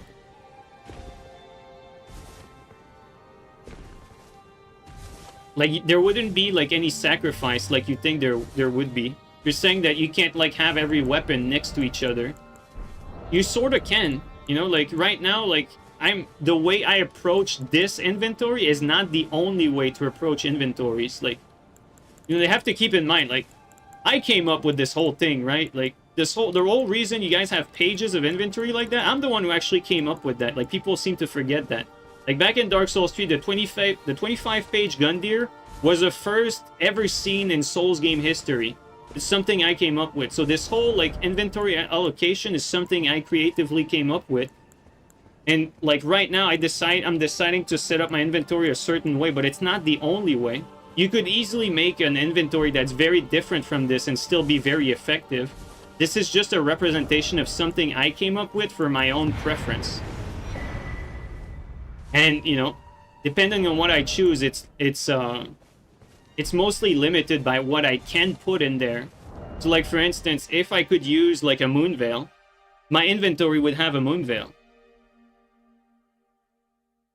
Steel sacrifices his sanity every time he plays max level, so you're wrong about not having any sacrifice. I agree that it's not as basic. I'm just saying that there's a lot of other factors you might want to keep in mind when creating a build, like your physic, the spells you attune. We can agree that these are not the basis of the build. I want to disagree with you, but like by definition, you're right that it's not just the stacked allocation. It's not just, you know, these simple aspect. Otherwise, we'd be saying the Redditors are right that the build is just, you know, like what you see here. But yes, every decision you make that is a sacrifice is part of the build.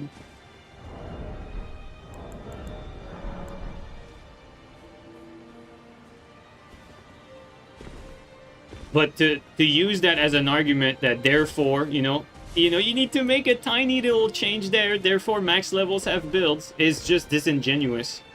Because it's overall, like in the context of this game and all its mechanics, it defeats the purpose of build making. It goes against it. Because you have a predefined character with all the stats pushed to 100, where you do not have to make any sacrifice. You forego mechanics.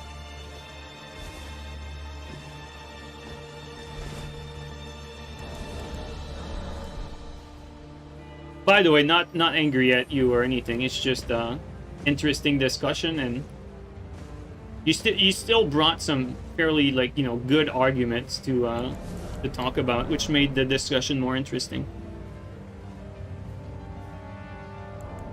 But yes, ultimately, you know, if we were to resume this, it's nitpicking, basically. Yes, you know, if we were to resume this conversation in 2 words, you're basically just nitpicking.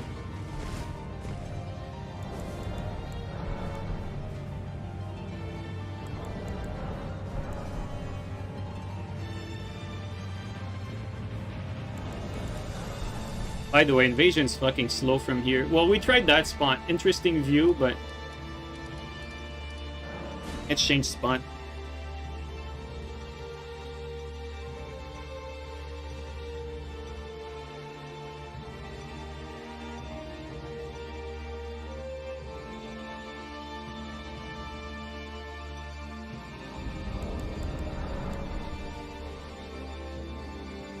We can agree to disagree. We're people after all. I'll get out of here. That's some weak ass shit.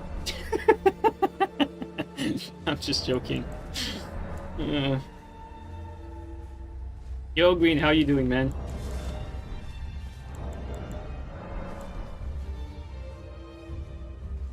You never played with matchmaking on, right? I think I never played with matchmaking off. Like, actually. Like, what you're saying is actually the exact opposite. I never played with matchmaking off. Steel actually seems to have more activity than me, and I think he plays with matchmaking off most of the time. Maybe that's what I need to do. Maybe I'm getting less invasions because I have matchmaking on, and the game gets fucking confused who to match me with. Maybe that's my issue.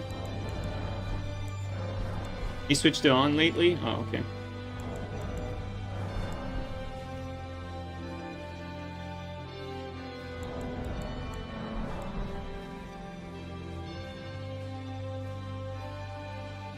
Steel recently turned it back on because of low activity. Yeah.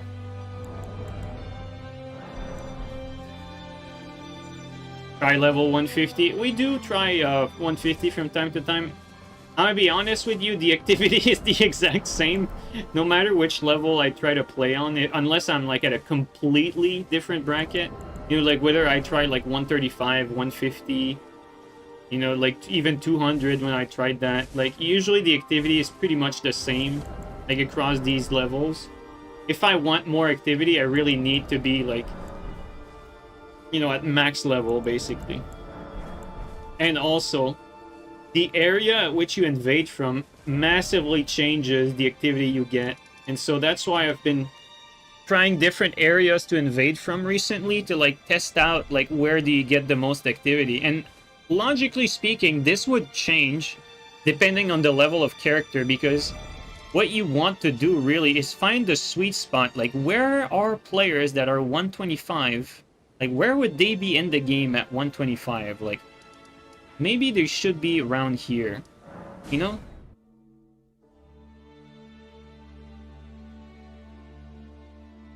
But we also need to keep in mind, like, okay, what is a site of grace that englobes a lot of gameplay? Like, I don't think people actually spend a lot of time, like, in this particular area, for instance. Could be wrong, but It's just my impression. Like, this doesn't seem to be a place where people spend a lot of time in. Because we learned that recently that, you know, someone from PC basically told us not so long ago that when FromSoftware introduced the Invade Everywhere item, it was data mined that this item starts by searching nearby areas. And so the way the game decides to match you up is going to change depending on where you are, because you're going to be searching for nearby areas from the point you're standing. And so maybe I'm going to get more activity or less activity here than I did in the DLC area, because in the DLC area, you know, the game is going to be searching for these areas quickly first. Like, for instance, the other day I was getting decent activity from here, right? And let's say like 30% of my invasions were actually in these plains. Like 30% of these invasions during the stream, like I'm saying a random number, but it felt like that. Like, we were invading the plains, and it makes sense because the game clearly was, you know, searching for invasions in the plains first. And because there happened to be a lot of people playing in that area at that time, we were getting more invasions. And so activity seemed higher because we were getting matched up more quickly with people that were playing here. Now, you know, if we were to take this now, it might change from day to day, but what we need to figure out is what are the hotspots for PvEers. Oh, I got a black screen. Got a black screen, so let me unplug and replug my cables. One sec.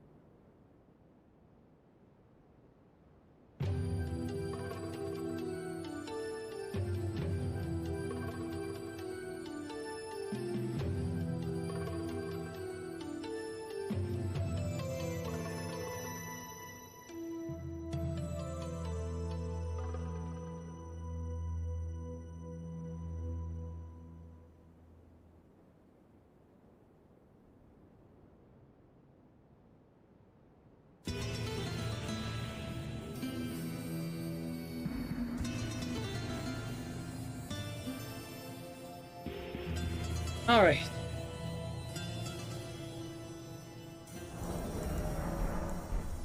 The black screen happens to you every now and then too? That's crazy. I wonder if it's the cables that's the problem. Maybe it's the... I don't know, dude. I don't know what's causing it. I don't know if it's the monitor, the cables. Replace all your cables and monitor. I think I tried that and it did fix it, but I can't just fucking replace my monitor, you know what I mean? Like, that's expensive. Even the cables, like, if I want to replace the cable, I'm not gonna buy some, like, cheap-ass fucking cable to fix the problem. I gotta buy, like, some A-grade cables if I were to replace them, just to make sure that if it's that it's fixed for sure. But, you know, it's still expensive because I need a lot of cable because of the capture card. Oh, come on.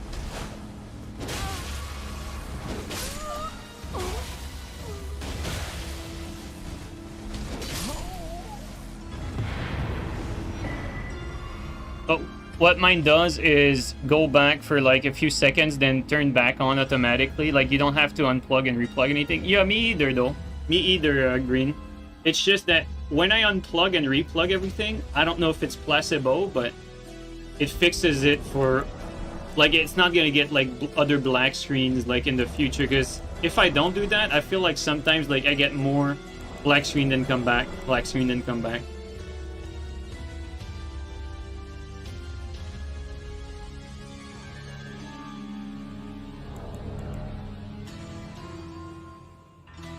So the main aspect of build is optimization? No, you don't need to optimize. It's the choices you make, not optimization. Whether you decide to optimize or not is a build decision, but you don't need to be optimizing for you to have a build. You know, like when Peeve like tells you to have 50 vigor and have the worst stat spread possible, that's his build. Whether you agree with him or not, that's his build, that's his decision making. He sacrifices HP to put points elsewhere because he wanted to use X or Y weapon. That was, you know, I don't know his reasoning exactly, but that's basically what he did, you know? Less point in vigor because he wanted to use a specific weapon or do more damage with this. It's not optimal, but that's it. That's the build. That's the build making. Build making is not optimizing. It's sacrificing something in order to get something else. It's the action of having to make a choice, a decision. It's problem solving before the fight. That's ultimately another way to put it. Problem solving, like when you're fighting someone, you're problem solving in real time. Okay, like how do I beat this PvE opponent, or how do I beat this player? When it comes to the build, it's the preparation and the problem solving you had to do before engaging into the fight. Yeah, create the build that suits you. There's no like right or wrong answer to what you prefer for your build. You can play with whatever you want. No one is here to dictate to you like what to use. And even if I would argue with you that you should do X or Y because it's better, sometimes I'm wrong. And sometimes people find out new meta by trying stuff that they had not thought about before. Oh my god, the latency.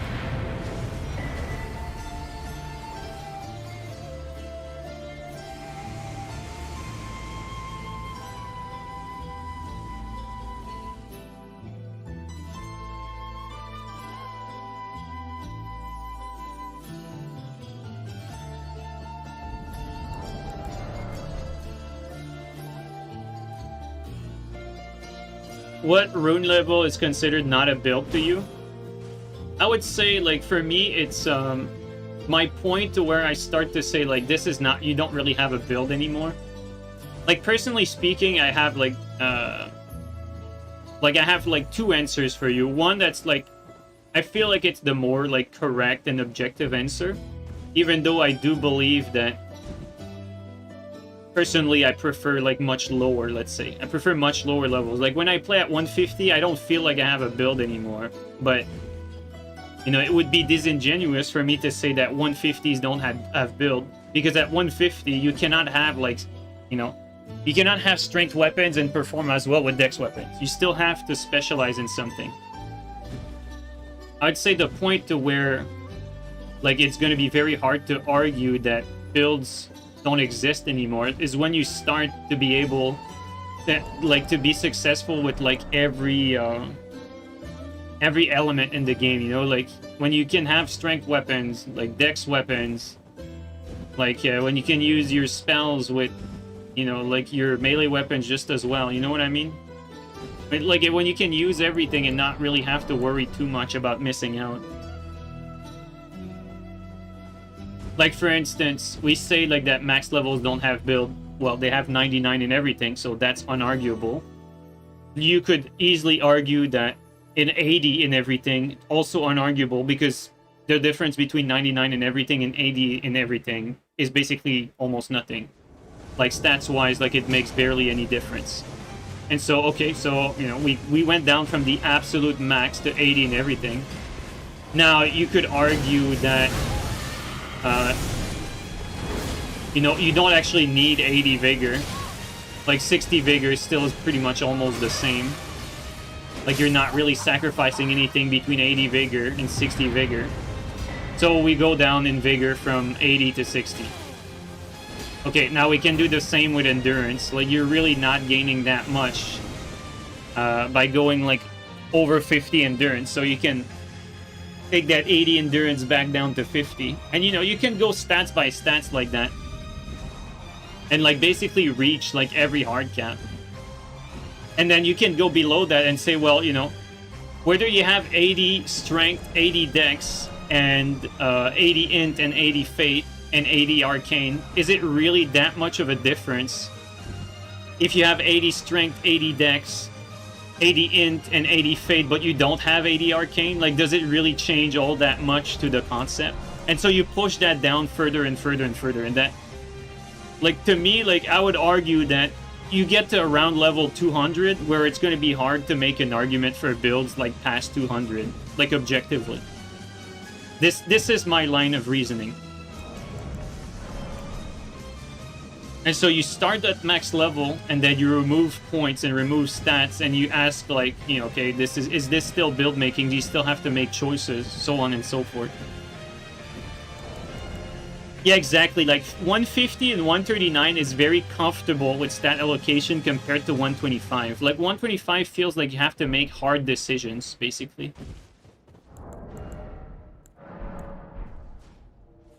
And, you know, you'd feel that even more at 100. And then if you go too low, then the build making is not really as much of a thing if you go too low, because, like, for instance, if you go too low level, well, status is just way better because you don't dish enough damage, right, with your, let's say, physical weapons. And so everything is better cold, or everything is better with, like, any sort of status. And so you're more limited in choices by the nature of your level. So build making doesn't necessarily scale. Like, your build is not more of a build the lower level you are. Like, there's still a sweet spot there to the amount of possibilities that your build can have while being limited. You know what I mean? Because, like, if you, like, because at low level, you're basically funneled into, like, nothing will work for you except for this specific thing. Or, like, you shouldn't put your stats anywhere else but vigor, because you need vigor above everything else at, like, low level. So, like, you're more limited by what's effective when you start to get too low level. Yeah, endurance gain almost nothing from 60 to 80. Yeah, exactly. What are the best 5 Ash of Wars for duels? Well, it depends on the weapon. Like, different weapons have Ash of Wars that pair better with them, but if you mean in terms of versatility, like, for instance, BHS is not really a good Ash for duels. It's just, it synergizes well with weapons that are already good at roll catching, are already a threat, and are already, like, complete weapons. And so it gives a defensive... It gives, like, a defensive ability for the weapon to, like, shorten the recovery even further. And so, like, if you do a duel with a Claymore, and you put BHS on it, your BHS is not going to be good for that Claymore. Not nearly as good as a Piercing Fang or a Flame Strike. Like, in many matchup, we're not talking in a mirror, we're talking about versus everything in the game. Like, you're going to perform better with, like, a Flaming Strike, because ultimately what Claymore lacks is a more, like, reliable roll catch. And a good reliable roll catch is Storm Stomp, for instance. Whereas if you take the Trusting Sword, you know, the cookie cutter example, Trusting Sword already has roll catches if you just, you know, time your R1s. And so, like, the Trusting Sword doesn't really synergize well with Flame Strike because the stun is so low that a Flame Strike would not really, like, bring anything that's as valuable to the setup, as opposed to, you do 2 R1, you lose priority. So that's the thing, right? This weapon loses priority after you attack twice. Against most things, at least. Like, you can still stagger R1s, but against a lot of weapon, you're still going to lose priority if you do that. So ultimately, you lose priority with this. So what do? You compensate for losing priority and you shorten your recovery to get out of trouble quickly. So this makes it like a good strat to just attack twice and then BHS out to cancel your recovery and get 2 hits clean and then get out. So that's why BHS works so well with Clean Run. That's the idea. But to answer your question, what are the 5 best ashes for duels? Like, it really depends on how you look at it, but because, like I said, it depends on, do you favor, like, an Ash of War that works on most weapons? Like, Flame Strike works on most weapons, and it's very effective. But if I was to play with a Trusting Sword, I wouldn't use Flame Strike as a top 5. And maybe, like, this is the best option for, like, a lot of situations. So maybe you prioritize what are the best ashes for the best weapons. Or do you look at it as, like, the most broken ashes? Like, would you put Blind Spot in there because it's the most, like, the ash that defies, like, a lot of the logic of the game where you get punished on reaction? Like, is that how you look at it? Like, broken Ash of Wars? It's like there's many answers to that question. It depends on how you look at what are the best ash. The ash that are most versatile, the ash that are, like, most effective overall, no matter the weapon. Like, you know, like, do you consider, like all ashes of war on every weapon, everything considered, like, what are the best for duels? If you could have any ash on anything, for, like, the best of the best for most situation, like, you know,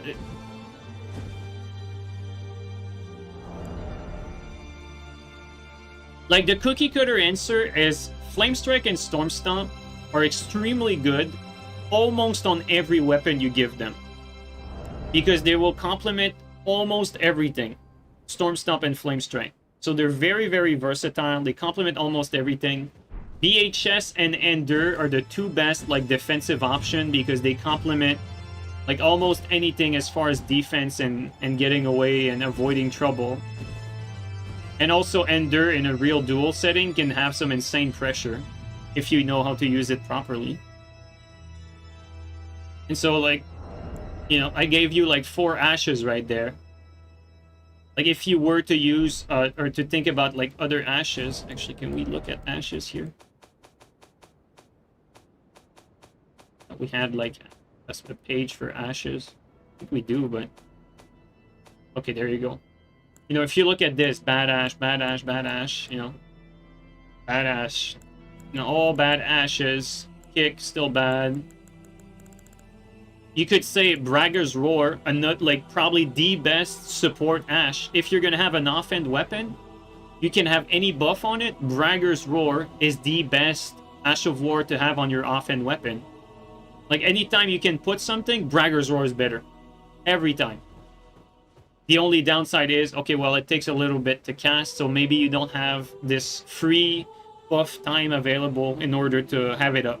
But when you have it up, it's literally like 10% defense across the board, plus more damage on whatever weapon you put it on. And so even if you're using a split damage weapon, you're going to perform better with Bragger because of the extra defense. So, like, even if you're talking about some Fate build, where you can have, like, a Sacred Blade on your weapon, maybe in the context of Invasion, okay, like, you can kill in 3 hits if you have Sacred Blade, and in 4 if you have Bragger, then maybe you can start to make an argument for Sacred Blade. But for the most part, the defense you get for Bragger, like, outshines the extra offense you're gonna get. Yeah, plus the stamina regen on top of that, forgot about that. You know, like, Spin Slash, another top ash, especially for small weapons, very useful for a lot of situation. Impaling Thrust, bad ash. Blind Spot, a broken ash. Swift Slash, another broken ash, you know what I mean? Like, but it's gonna be hard to say, like, which are the best ones, because, you know, it just depends on the setup. It does.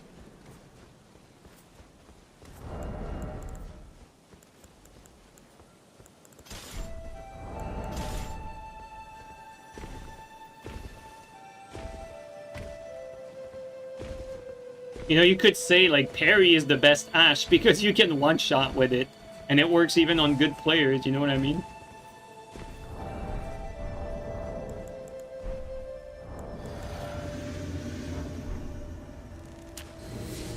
I'm gonna read if you gave another comment after that.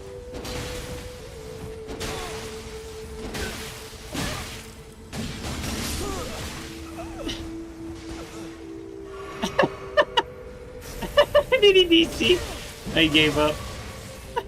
He's still there though.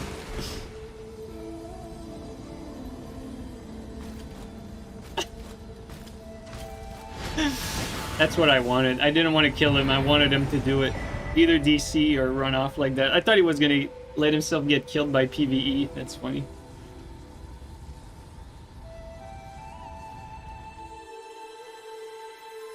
Alright, let's see.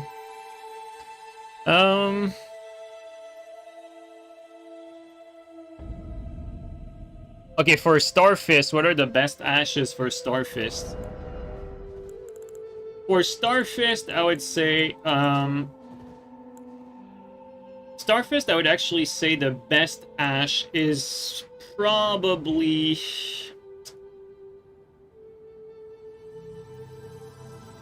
I mean, some of the best ash. Barbaric, like, I don't know in which order I'd put them. Barbaric Roar,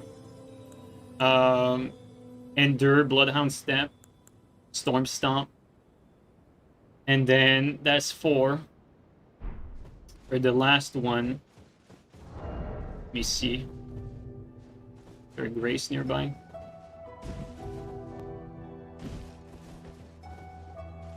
We got Storm Stomp, Barbaric Roar, BHS, Ender. What else would be really good?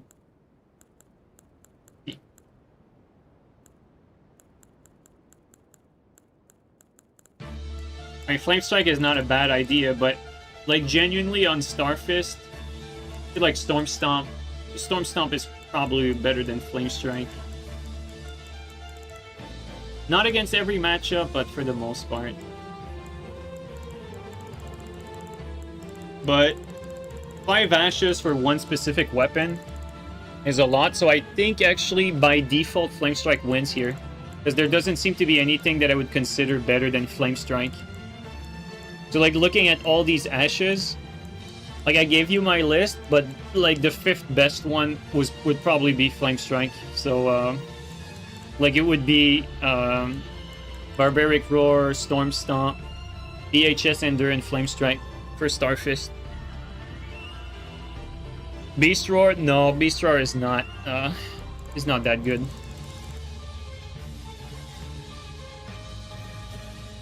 Yeah, me too, Green. I do like Flame Strike on Fist, but like if you have to choose between Flame Strike and Storm Stomp for Starfist, Storm Stomp is usually a more logical choice, and so it would be very matchup dependent to argue for Flame Strike above Storm Stomp. But, you know, still, I think we can put Flame Strike as the 5th one. And it's funny because, you know, what we mentioned, Storm Stomp, Flame Strike, Barbaric Roar, you know, Ender, BHS, those would be probably the answer on a lot of weapons, actually. It's like, let's take Claymore, since we're playing with that. What are the best Ashes of War? The five best Ash of War for Claymore. If we look at it, definitely not some of these. Start from the top. Not any of this, that's for sure. Not Kick either. Not Ender either, because Ender actually sucks on a weapon like that. You get the slow Ender. Warcry, Barbaric Roar, all those things kind of suck on Greatsword. Same thing with this. Spin Slash, not very good, the slow one.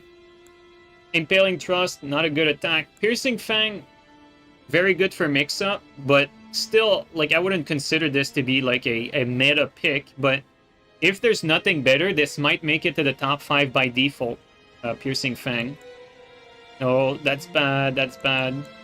Sword Dance, you know, again, not very good, but it might make it by default if we can't find anything else.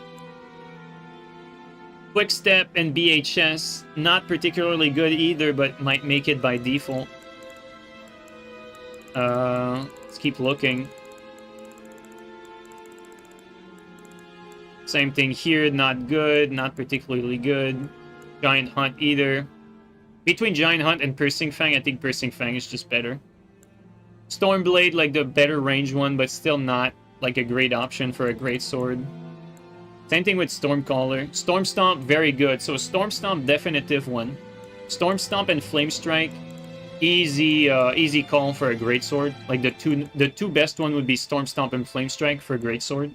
And that's going to be the case for most Hyper Armor weapons because they lack a good roll catch. So Storm Stomp and Flame Strike would be like amongst the easy calls there. And then what else do we have? Interestingly, there's not that... Oh, actually, Poison Mist. Poison Mist as well. A lot of Hyper Armor weapons. Poison... Like, anytime you have a weapon that is slow, that's easy to reaction roll, banking on ghost hits in order to pressure is absolutely for duels. We're always talking in context of duels here. This is absolutely a winning strat. So I would actually put Poison Mist after Storm Stomp and Flame Strike. In that order too. Chilling Mist, not the same because you really don't get anywhere by frosting someone you can't roll catch, whereas with Poison you have a time ticking, so they're forced to bolus or they're gonna take like 600 damage ish over time, you know. So Poison Mist, an easy one. Chilling Mist, not as much. Not a bad one, but not like one of the better ones. Okay, so we named 3 that I would say are definitive, like, best for, like, Claymore. Now let's look at the ones we hesitated. I think Piercing Fang is probably the next best in the list we said. And now it would be between, like, Sword Dance, BHS, Quick Step. And the reason why you'd use Quick Step or BHS on a greatsword is to reaction reverse Quick Step or reaction reverse BHS, because this is basically like free backstab on reaction against a lot of matchups. And so you could make an argument that Quick Step and BHS are like probably the next best, better than like, let's say, Sword Dance in these circumstances in duels, because they would shut down like more things than Sword Dance would give you like any utility or usefulness.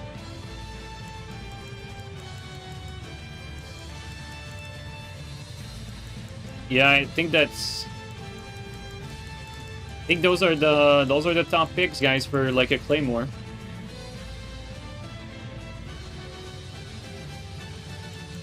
Yep. I think that's about it for these. So these would be the best for a greatsword.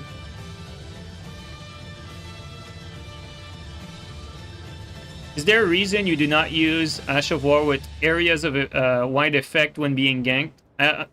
Like Wave of Darkness? I actually have Wave of Darkness available as a quick swap.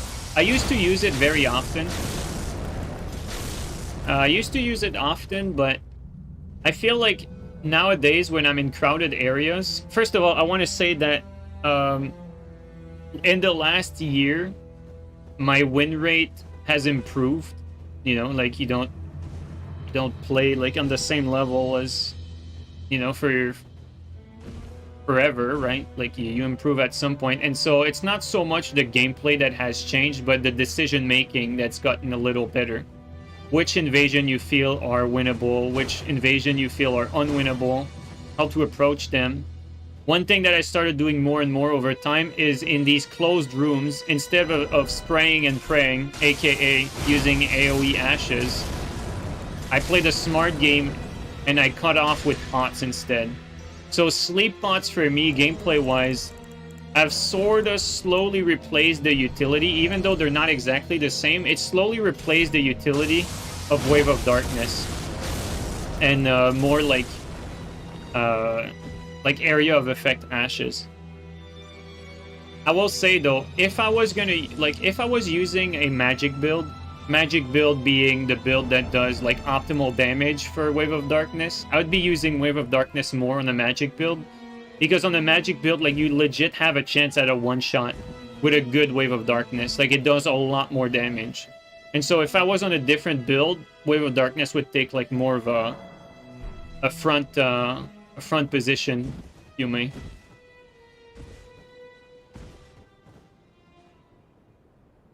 Playing an in build, ruined Wave of Darkness for you as well for all other builds. Yeah, I mean, because Wave of Darkness just does so much more damage on magic builds. It really is like that much more threatening on magic builds for sure. Windveil swaps too, yeah. Thoughts on Wave of Darkness versus Zamor Curve Sword? Zamor is not actually that good. Zamor is usually like a good player will get hit by Zamor for like 200 damage because they'll roll out. Noobs will stay in there and take like a chunk out of HP if they have no idea what they're doing. One of the big drawback of Zamor is the fact that once you do it, like right now, you see when I'm rolling? Okay, so notice the effect. Right now I'm rolling, you still see the storm, right? Well, that storm doesn't have a hitbox the moment I'm able to get out of it. Like right now, like the hitbox basically like is not there. And so your Zamor doesn't really give you any protection to do anything else after you do it. Like it looks like it lasts a little longer, but it really doesn't. And so once you do a Zamor, if the people that you're fighting have rolled out, you got nowhere. You got nowhere because you did 200 damage, they rolled out. Whereas on the other hand, if you did a Flame Strike, you know, usually you don't get swarmed by people like in a 360 from you. Like, you know what I mean? Like, usually if you're playing properly, like, you're not gonna be like, you're not gonna have to face like a guy here. You know, you're not gonna have to face like a guy here, a guy coming this way, and another one coming that way. You know what I mean? Like, you're not gonna be like having to fight like 3 people in like a 360 from you. Usually, if you're playing properly, the 3 people that you're fighting are gonna be all 3 in front of you right here.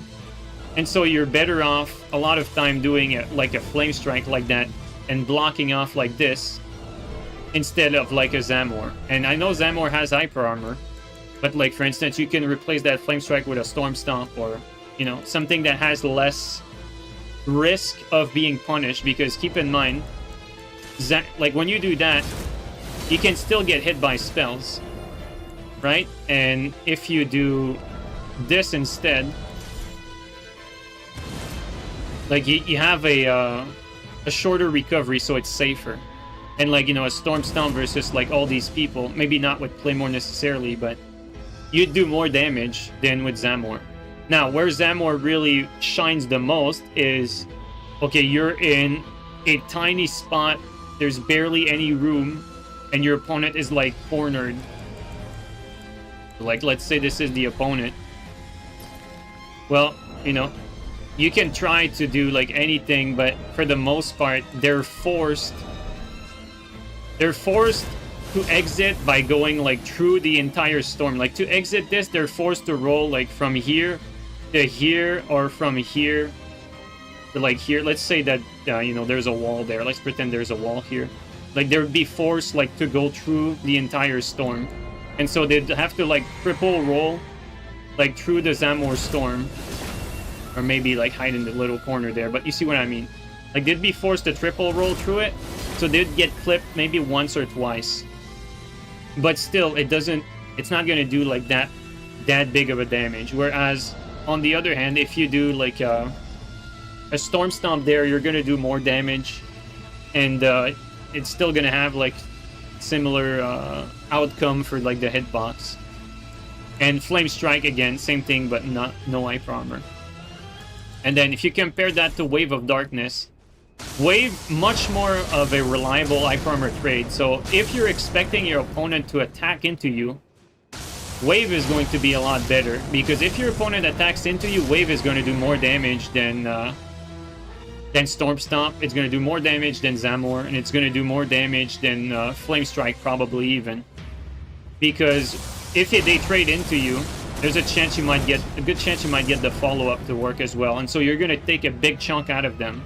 Another advantage of Wave is it's that last wave here. That last wave buys you time to heal, because if they try to punish you, they're going to get hit by that last wave. And so that last wave is really like some sort of safeguard to like prevent enemies from like rushing after you to buy yourself time for like one eel. And so wave still has its place for a swap and it's still useful.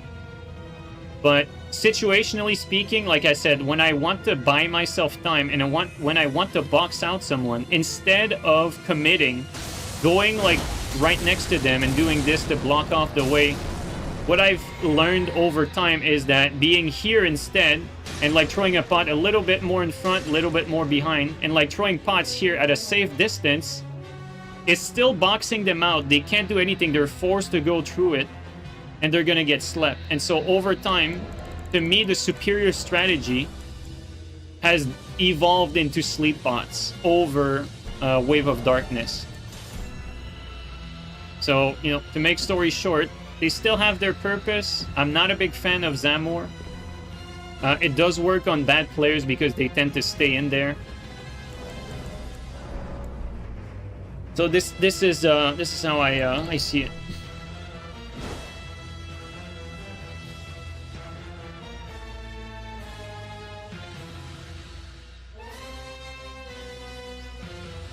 But like we're talking like these, like, you know, these options, whether you're talking about sleep pots, whether you're talking about Zamor or Wave, we're you know, we have to reiterate, these are options that you use in closed environment. You know, you don't use that in the open, right? Like, it goes without saying that we're talking about like tiny rooms, you know, like secluded spots.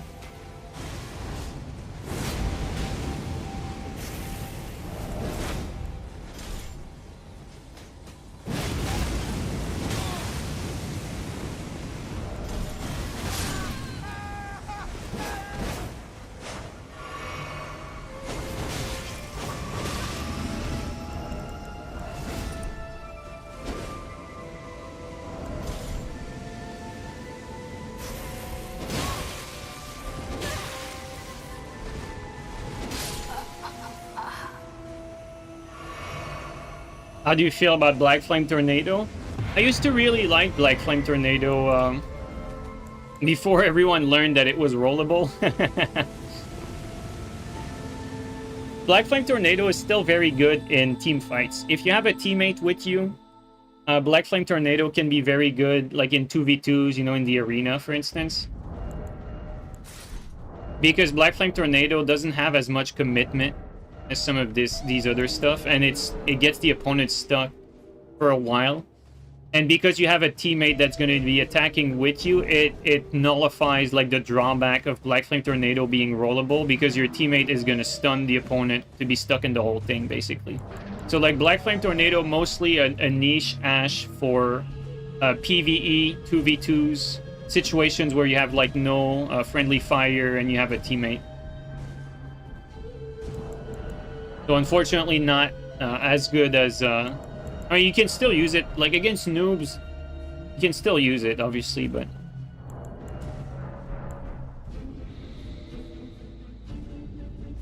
Swaps BHB blind spot to Milady.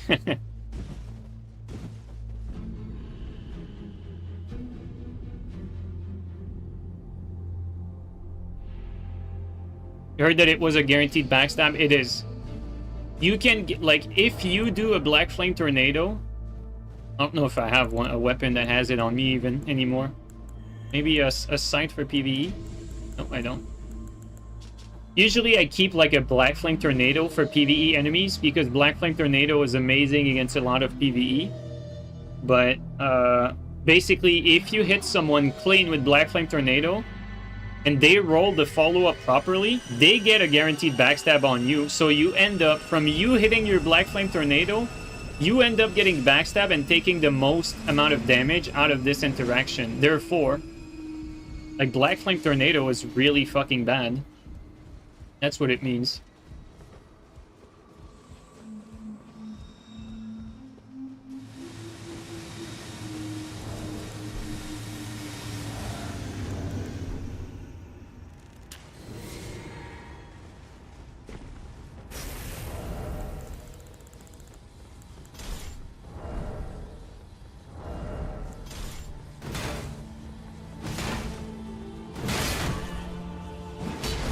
Should put on the More stam damage, Ellie.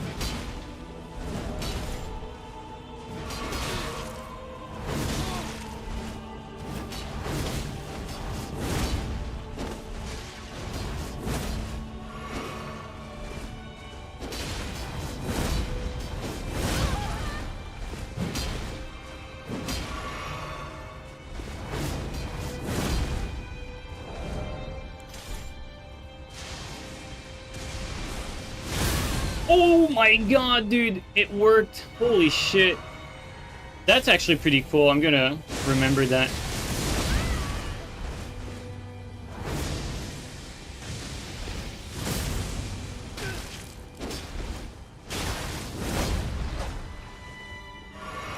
He almost killed me. Like, I got surprised. Oh, come on. I deserve that.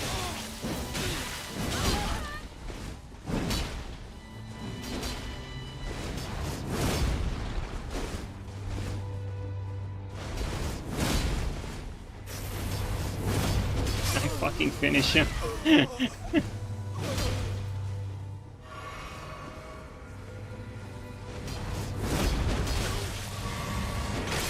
Okay.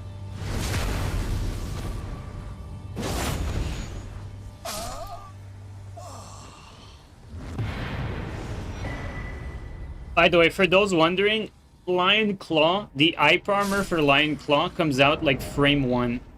And so you can actually Lion Claw on reaction. But I mean, it is a very slow attack, so even if you do it on reaction, usually people have time to roll, and... like, even though you can do it on reaction, you can't really punish anything with it.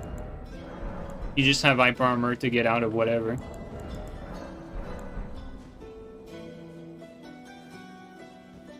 Which game you enjoyed the most, Dark Souls 3 or Elden Ring? I mean, come on. An easy answer. I had way more fun with Dark Souls 3 for sure.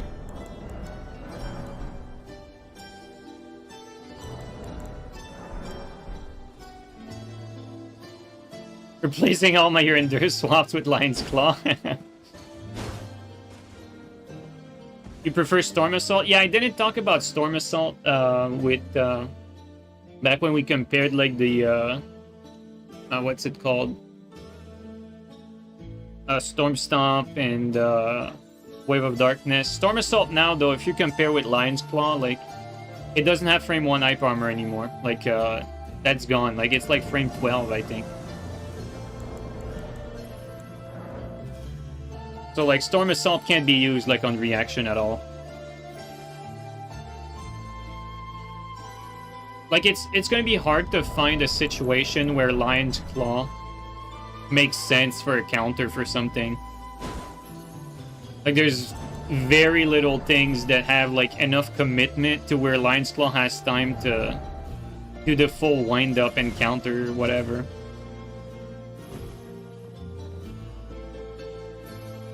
Like, the only thing I can think of, maybe if you're fighting against a Barbaric Roar player, maybe you can reaction Lion's Claw their Barbaric Roar. Maybe that could be a thing. I never tried, but like on paper, like just thinking about it right now, like potential use case, maybe that.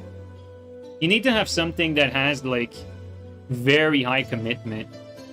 Because even like a colossal like crouch attack is not going to be like enough commitment to reaction punish with the Lion's Claw.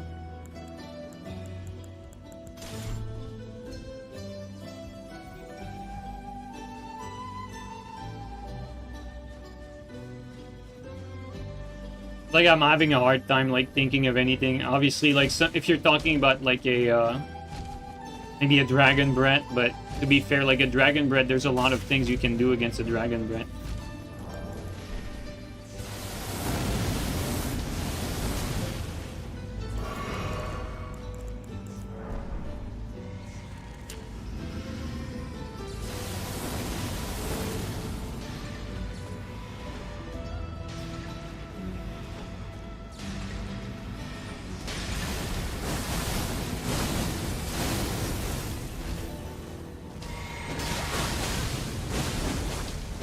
He's completely overweight.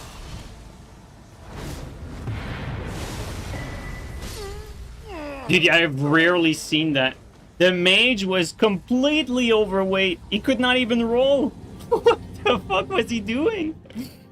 How did he max out his weight like that? That's nuts.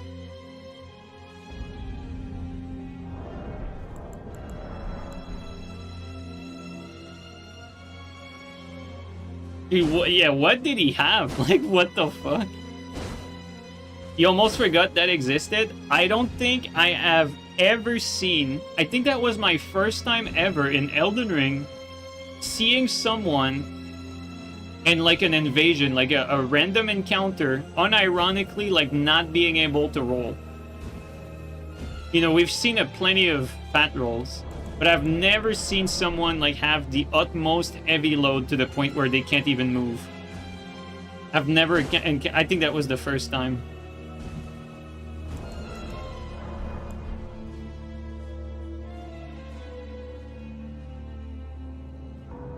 You can't even sprint like that, I think, or anything. Actually, now I'm curious. One sec, guys. We have... Guys, we have to fucking see. Am I gonna even be able to do that?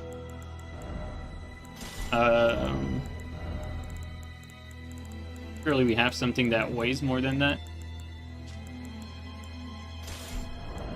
Okay. Yeah, okay, there you go. Yeah, you can't sprint. That's the fastest you can walk. Can I be HS? Okay, one sec. Okay. I can be HS, but... but I can't sprint.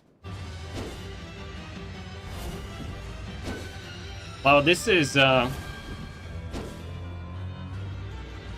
mean, at that point, right? Okay, so... Okay, think about it this way, guys. At that point, if you're gonna have... Let's just pretend for a second that this is any remotely close to a good idea, right? If you're gonna be, like, overloaded, which is super bad, you don't want to play like that. Even if you have BHS, the fact that you can't even sprint or walk normal speed, it makes it, like, a massive penalty that it's not worth it. Okay, so I'm just gonna put it that way. What I'm about to say, it's not worth it, no matter how you slice it, but... What is the point of being overloaded like this mage was if you're not gonna max out, like, everything you have? You know what I mean? Like, if you're gonna be, like, overloaded like that, might as well have fucking, you know, everything that you've ever wanted on your build, you know what I mean? Because there's no downside, you're completely overloaded. Like, you should have, like, the highest armor, highest everything on your character. Because there's no difference between... Like, overload with this armor or overload with this armor, right? There's no difference. You know, like, you should have, like, fingerprint, right? Like, you should have, like, fingerprint, you should have, like all the heaviest stuff with the heaviest armor. If you're gonna be overloaded, why not have everything, you know? Crazy stuff. Well, anyway.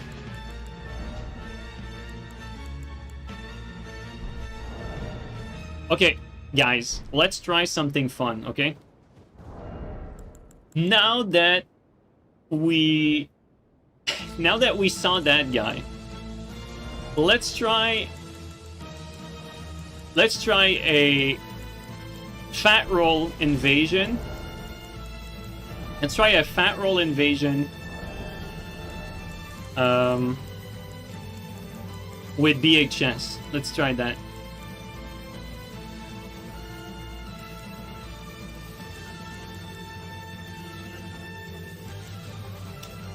Think the thing here. Let's go double crusher. Double crusher BHS. Let's try that.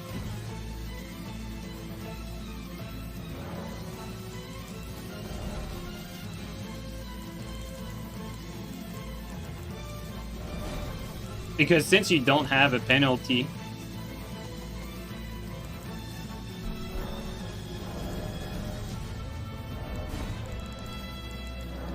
I'm gonna need to change a few things. Oh shit, look at that. We can't even do it with double crusher. That's how heavy that thing is. Okay, so we still need... Wow, even that's not... Okay, maybe... Yo! It's so heavy! Oh my god, it's actually so heavy. We can't even do it. That's crazy. Because, like, technically this tally was supposed to be, like the strength tally. Oh my god, dude, it's so heavy. It's so heavy. We can't... we can't even do it. Oh my god, dude, you need... Dude, this shit is so heavy. Yeah, you do need Great Jar, but that defeats the point. Like, the idea is like, okay, so you fat roll at least. If you're gonna fat roll, you should have a bunch of, you know, free stuff, right? Like a free... Like, free heavy armor, or like free talisman slot. Like, you should free up something in return. But you don't fucking free up anything. It's just too fucking heavy. That's crazy. Like, this is what you need. That's nuts, dude. That is nuts.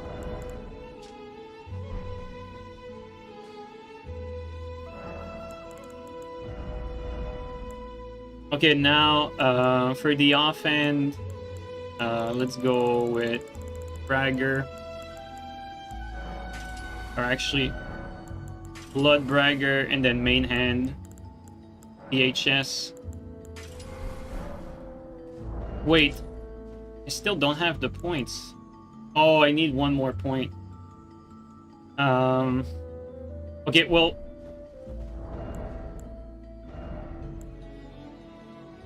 Okay, there you go, like that. Let's go like this. Nice sneak in a little more stuff. No, I can't. Because this is the best we can do, guys.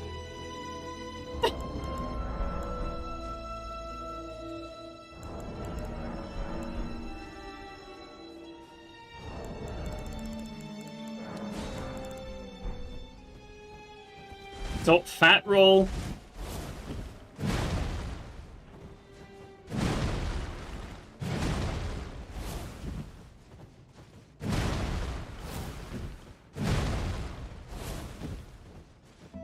This is gonna be great. Look at how we run. Oh, man. Fat roll invasions, guys. The future of this game. Like, I'm gonna be honest with you, the fact that you have Bloodhound Step, like, it does really make this, like, actually viable. The only issue is that what you gain from, like, from being overloaded, or not overloaded, what you gain from being fat rolling, like, in terms of, like, defense and weight, it's not that much. Like, you know, like, I couldn't even use, like, the heavier armors, right? Like, I'm still basically stuck making compromises. Like, we can't even use, like, Earth Tree Favor. We still need to use, like, Great Jar, because we're still too heavy. Because, like, what I mean is, like, at this point, you're way better off using the physic that, like, increases your weight. And be, like, mid-rolling with that physic, for instance. It's just gonna be better.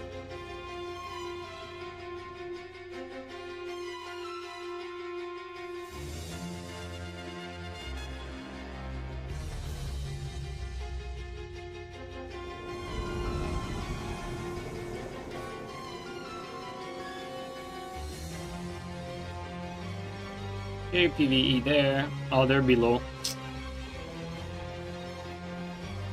I usually don't go there because it's a death trap, but I can make an exception for the fat roll PvP.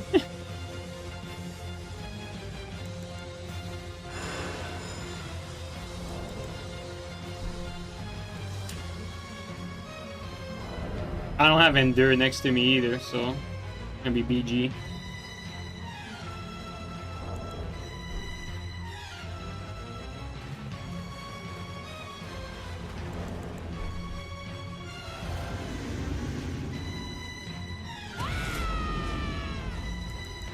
Alright, guys. We're going into the lion's den.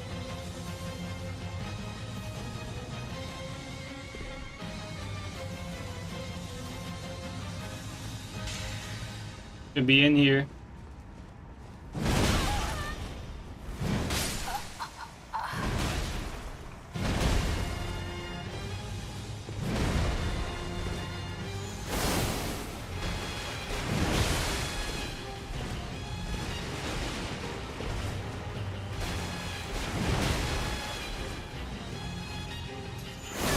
Didn't even see his startup. Wow, the elevation fucked him. I mean, guys, there's a reason why I picked Double Bleed Crusher. That shit destroys, though. We just created, like, the first viable fat rolling build.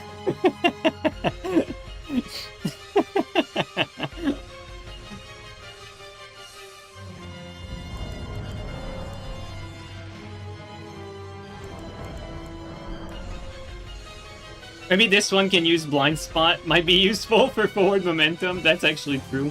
But even though it looks slow when you run, it's the same speed as the normal sprint.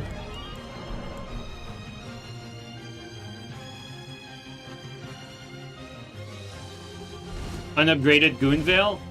I don't think so. Sometimes the Moon Veil like does half hits like that. It's a little strange, like the interaction, but it can happen. Like it does like almost no damage. I'm not sure what causes it.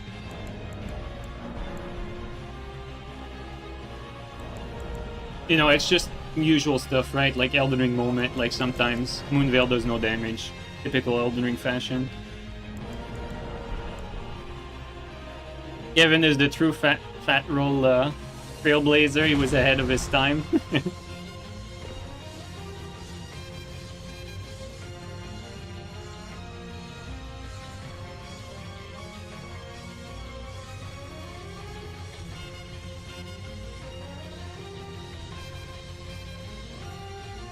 Is Double Bleed Crusher that much better than two-handed? I wouldn't say that much better, but it is better. It does insane damage. Like, this does insane damage, insane bleed buildup. It is not to be underestimated.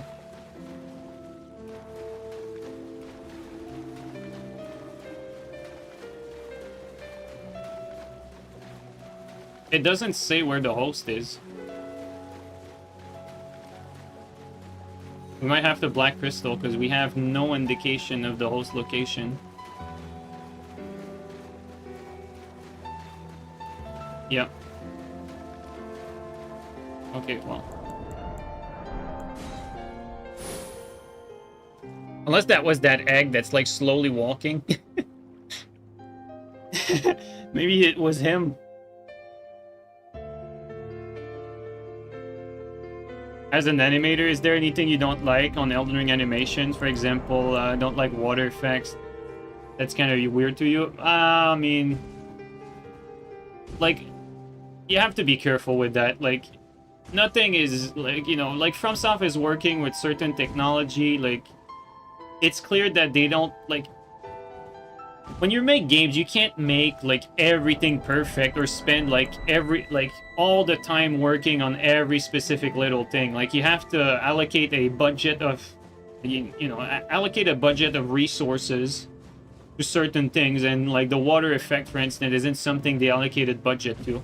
Do I feel bothered by it? No. And I also think that it's the smart thing to do. Like, you don't want FromSoft to, like, put their resources into making like the water as pretty as possible. I think that would be missing the point from the devs' point of view to where they need to put their attention. No, I think that from the perspective of an animator, I think FromSoft is at the top of the food chain in terms of video game studios with the way they incorporate their handmade animations, because FromSoft makes their animations themselves.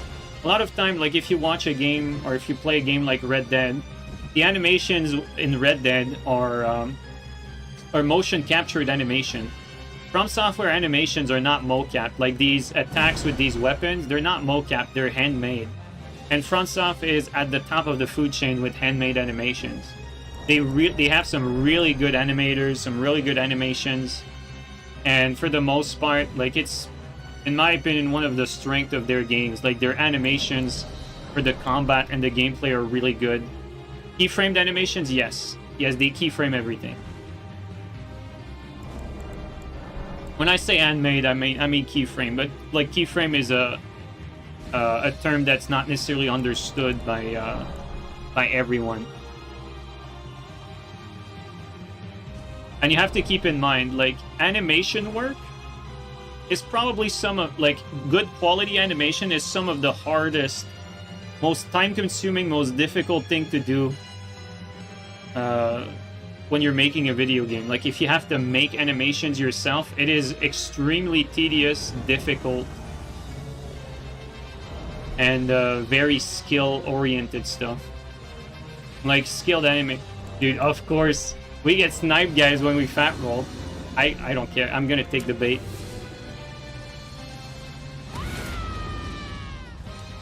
There you go. Let's do this.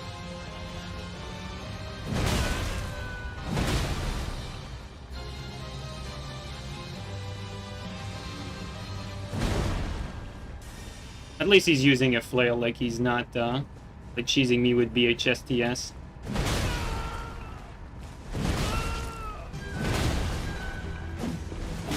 See, like, I get guaranteed hit there. Can I do that? Okay, yeah, I can do that. There you go.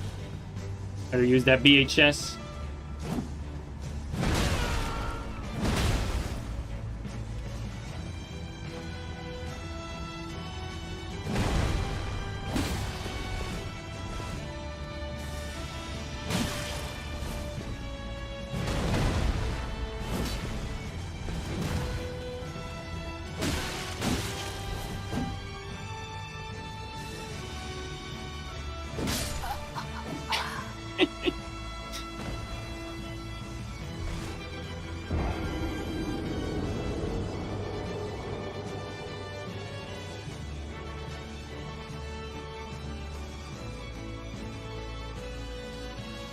I shouldn't give that guy the win, honestly. That's... You know, like, people just wait for these moments where, you know, I use, like, dumb stuff. They don't snipe otherwise. It's like, they wait for, like, the easy-to-beat setups and shit. I shouldn't give them the win like that.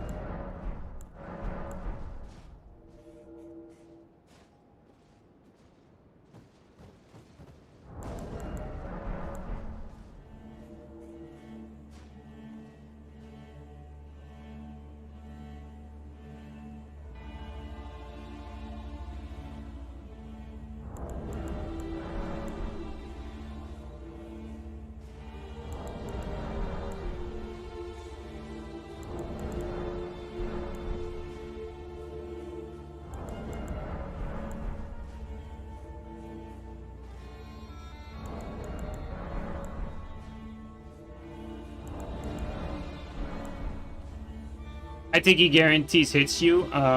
If you properly roll with fat roll, it's kind of dumb. Yeah, he does, but that's why you have BHS.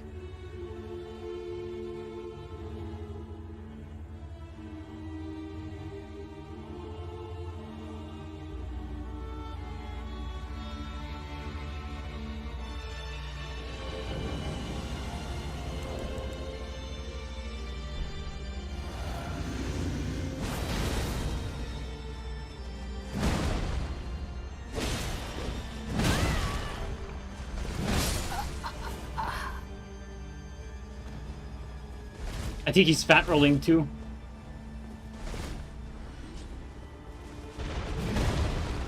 No, don't run.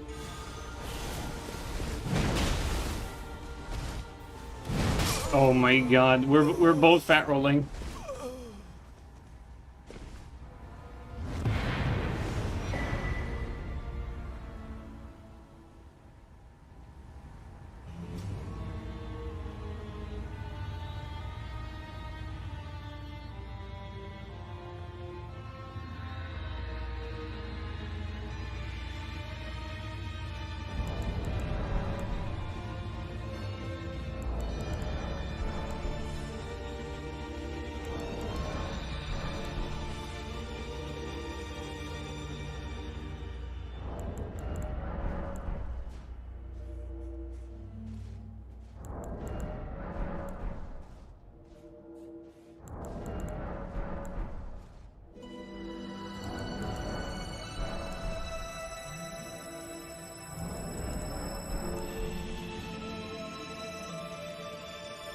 Optimize your build further. Put that talisman that boosts your defense when fat rolling. That's a good idea. I don't even know if I have it on me. I forgot that talisman existed too.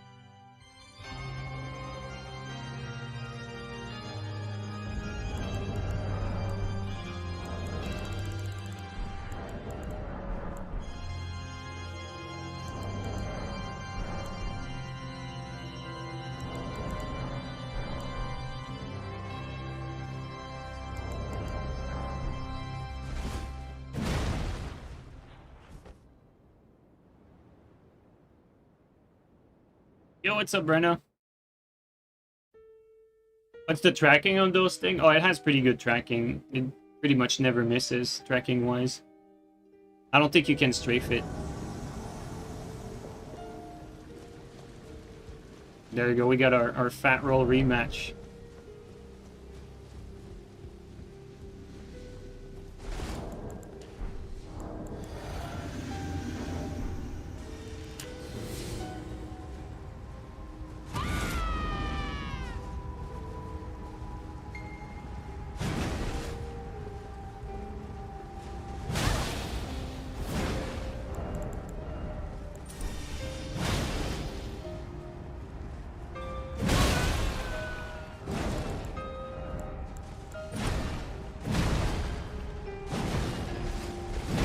I think the timing changed because I fat roll, so it threw him off a little bit.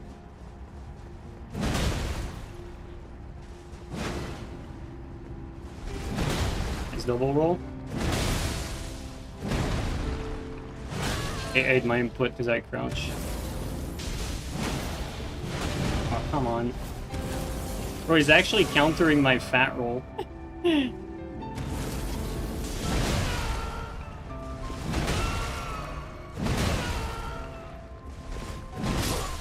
Insane. That Hoarfrost stomp is actually kind of, you know, like I didn't actually know how to evade it. I don't know.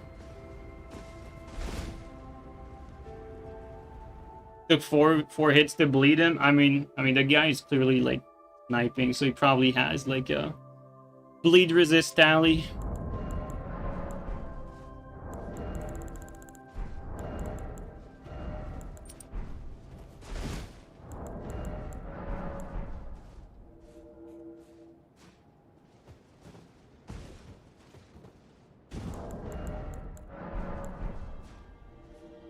Remember when Hoarfrost Stomp almost one-shot? Dude, it was so fast, too. It was crazy stuff. You hate going against fat rollers in gank, it throws off your timing. Not for me, though. Like, it's much easier to roll catch someone fat rolling. I think in the case of the last guy, it's, like, I went for a rolling attack against him, and he rolled the mid-roll timing of the rolling attack. That's why he got caught. This is the sort of stuff you get hit by, because you never play against a fat roll. Fat roll's a free backstab? Yeah, pretty much.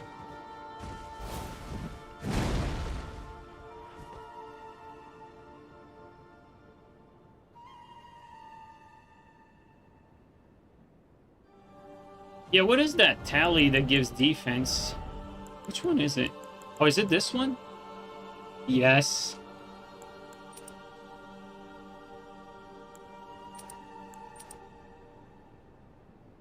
Seems to give a decent amount. Oh, never mind. It makes us overload.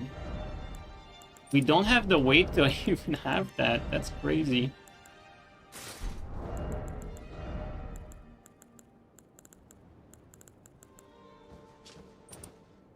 It's not even that good. Look at that.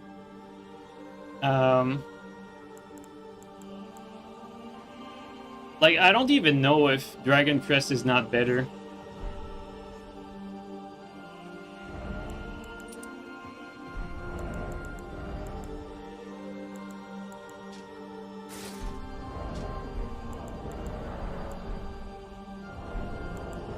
Go overburden those Bloodhound Step? No, that's just too much. Like, that's... Overburden is going to be, like, actually, like, really fucking bad. Like, this, it's still playable. Because of VHS. Like, this is still playable. It's not... Definitely not good, but... It's for sure it's very playable.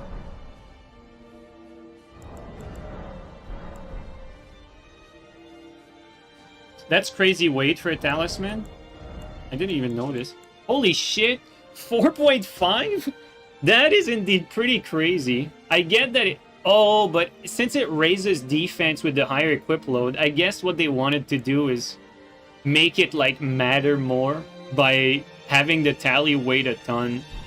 That's probably the idea. So it...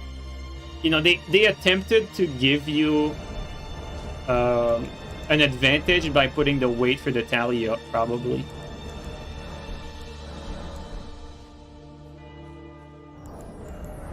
So even though in real, like, build making situation, it's a disadvantage because you would rather use that weight that you're allocated to, like, on armors and weapon over, like, a talisman that weighs a ton. But in FromSoft's defense, they probably thought that it was hard to fucking reach that amount of weight, so...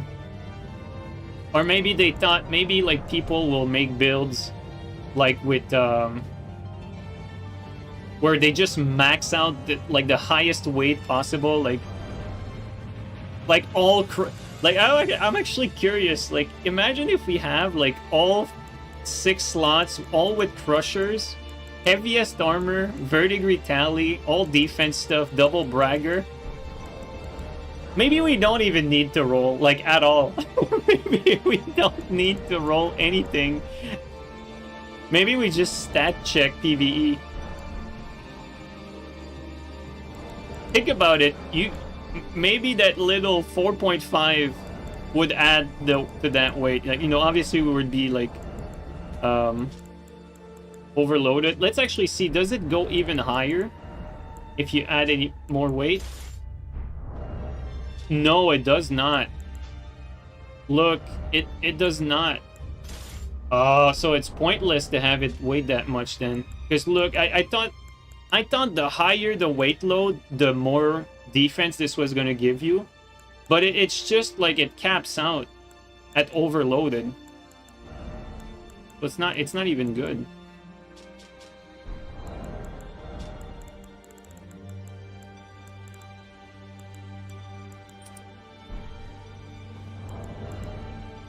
It's 7.5 when fat rolling and 15% when overloaded. Is it also in PvP, Odium?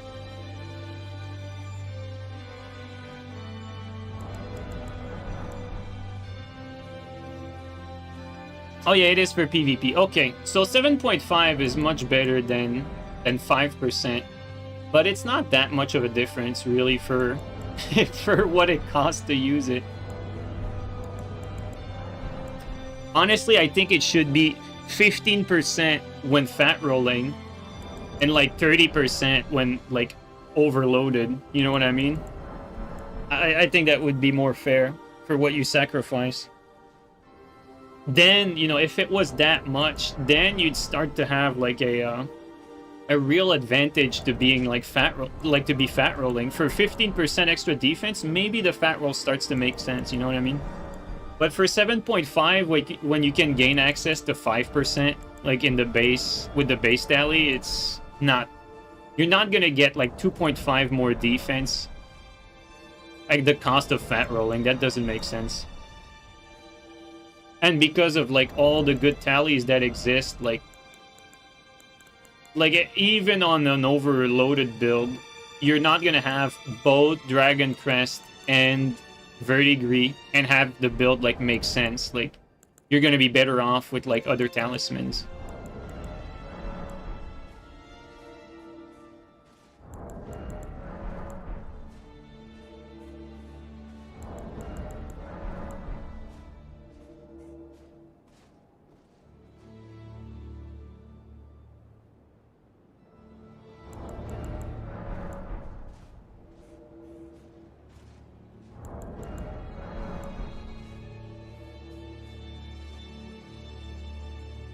Do you test Iron Jar with that? Can you BHS with Iron Jar? One sec.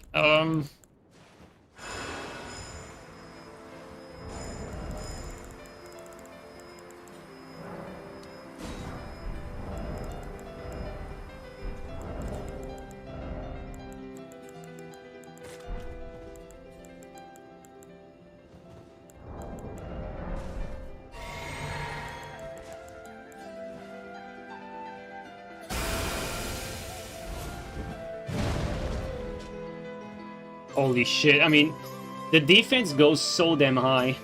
Oh, that's because we have the bubble. Never mind. Yeah, it kind of skews the defense.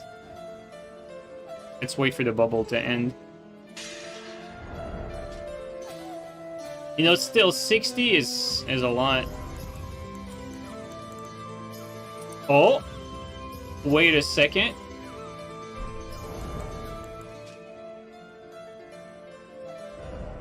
Never mind. I don't think it.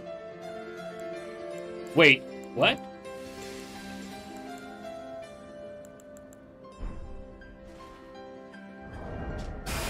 Look. Okay, never mind. I'm tripping. Never mind. I didn't say anything.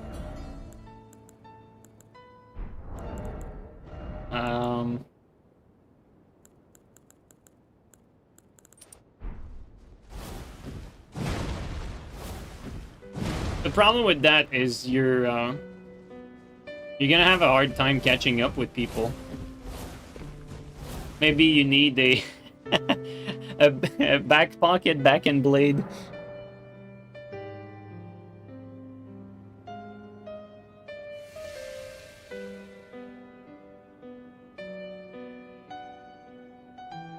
Yo, German, thank you so much for the donation, dude. We're watching the DS3 vid made you realize you were in a rough spot mentally back then about 4 years ago. My vids helped. Unfortunately, I never got into Elden Ring PvP, thanks. And good luck, man, you deserve it. Thanks, man. I appreciate that. Very kind of you. Yeah, you never got into Elden Ring PvP, and I would say probably for the best. Because it's not great. I'll say that much. It's definitely not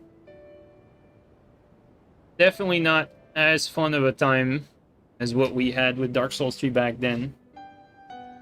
But it is how it is, you know. Gotta move on, gotta look forward to the next thing.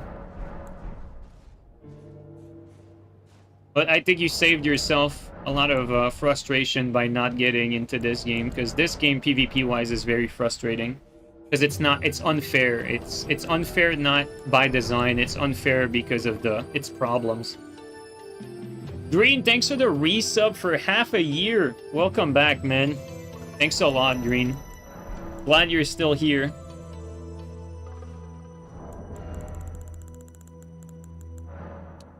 Despite how I might be treating you here and there.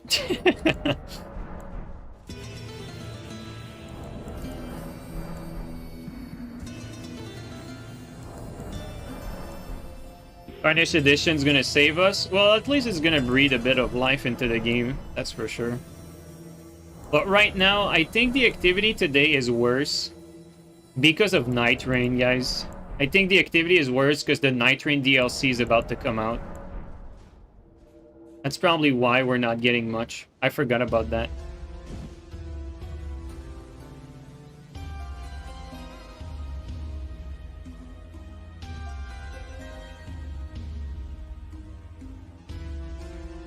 It's like BDSM for his soul, talking about green there.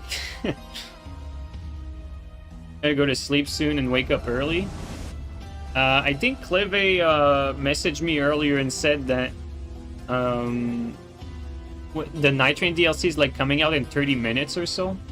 I'm probably gonna get off, you know, in 30 minutes because, quite frankly, like, I think it's gonna be pointless to stream Elden Ring on the day of the release of the Nightreign DLC.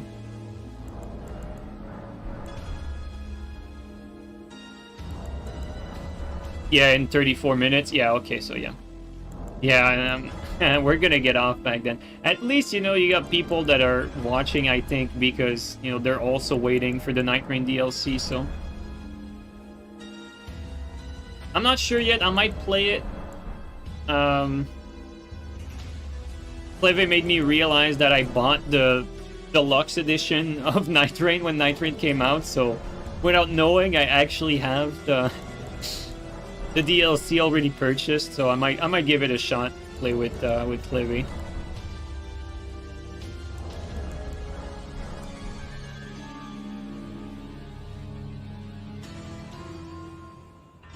You might play it just because of the badass nun. I missed that. Is there a is there a badass nun in the DLC? Now you got my attention.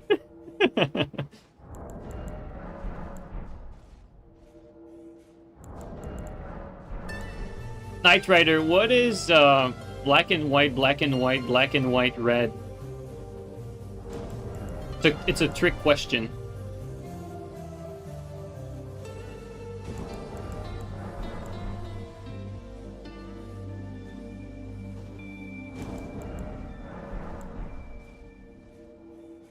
Gonna give you a little bit of time to answer. Well, you know, since we don't have any answers, well, it's a nun falling down the stairs.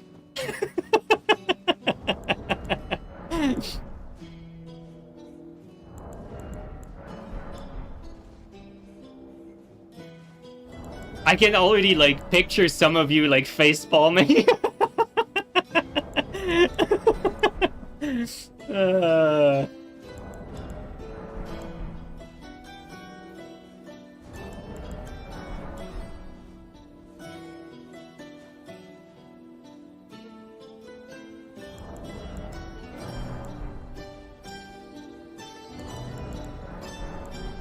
What a terrible joke. You're about to die. Yeah, honestly, I agree. I think it's a pretty terrible joke.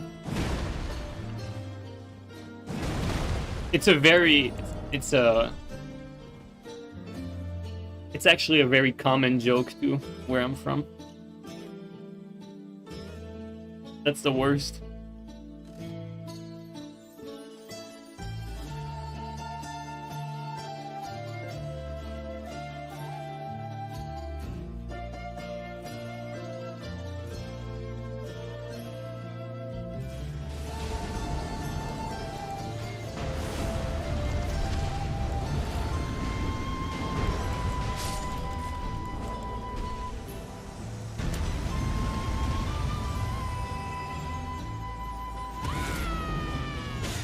Oh no.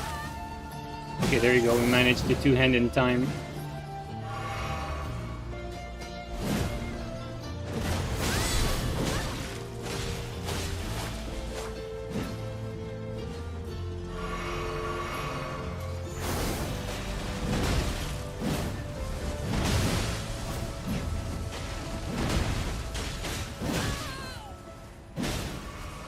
Insane fucking...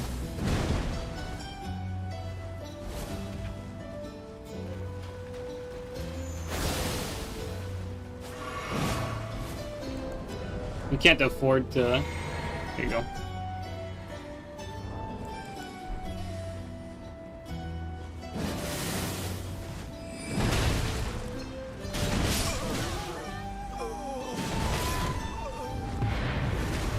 Bleed? Bleed? No, or did we?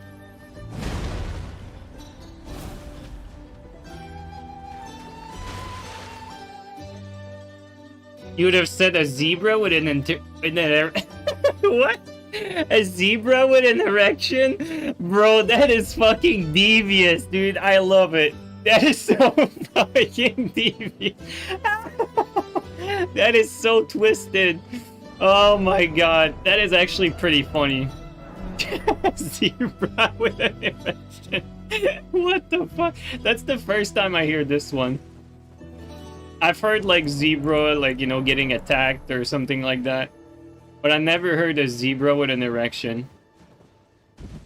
Dude, that is some twisted stuff. Alright. Alan, I gotta give you a VIP for that. There you go.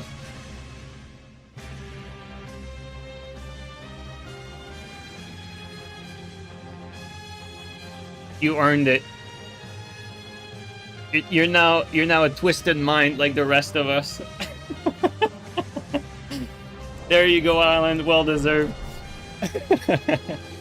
This rag, thanks for the prime, dude. Really appreciate that. Thanks for discussing with us too. Like, I know you've been in chat like the last few days, like talking a lot. Always interesting. Thanks for the support, man. Y'all are gooners? Bro, we're not gooners. It's just a funny fucking...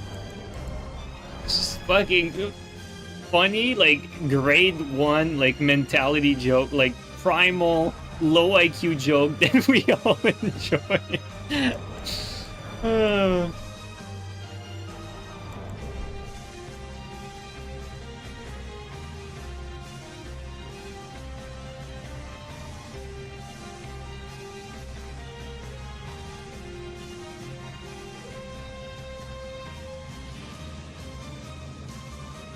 Primal ape humor, yeah, so, sorta.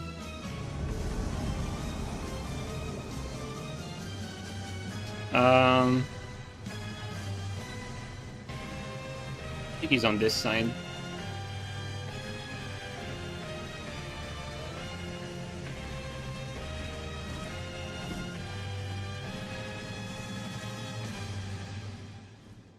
There they are.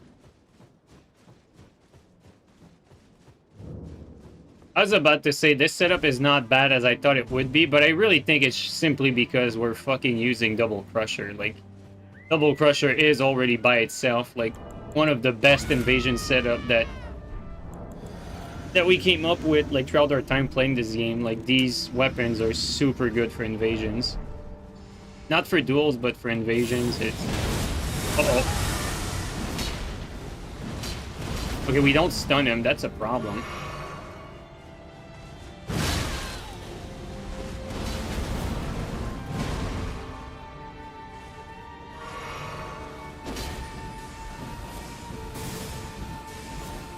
If he's a high level, he's gonna drain me out before... like, he's gonna drain my blue juice.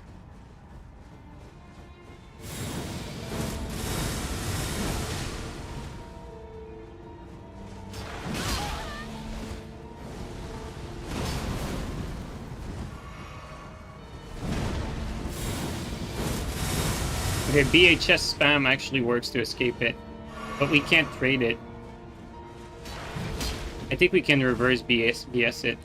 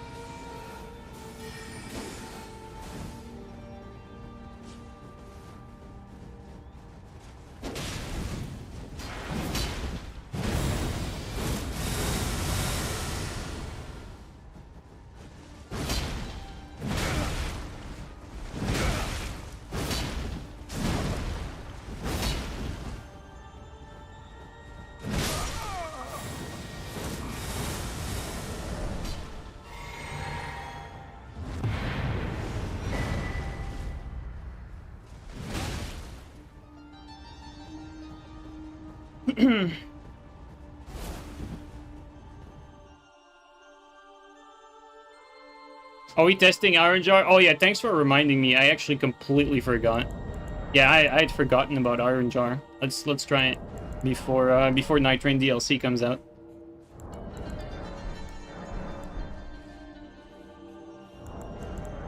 Although to be fair, the last invasion was like not an invasion to try Iron Jar because it's in the open area. Like in open area, they're just gonna wait it out. You're not gonna be able to catch up to them, so it's not gonna work. Needs to be like a closed environment.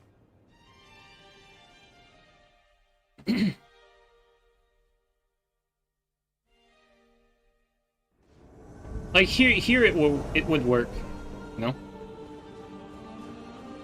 Here we can try it if they don't fog wall us.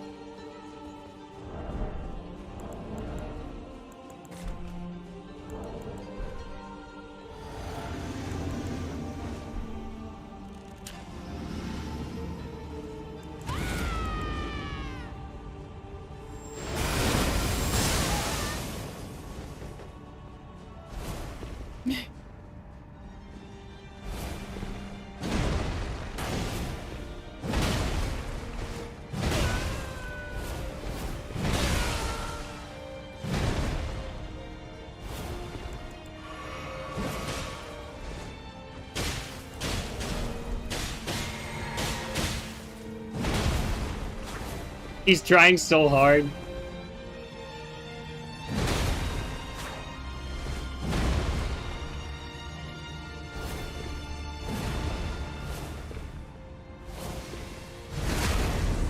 Oh, and my thing like wore off afterward too.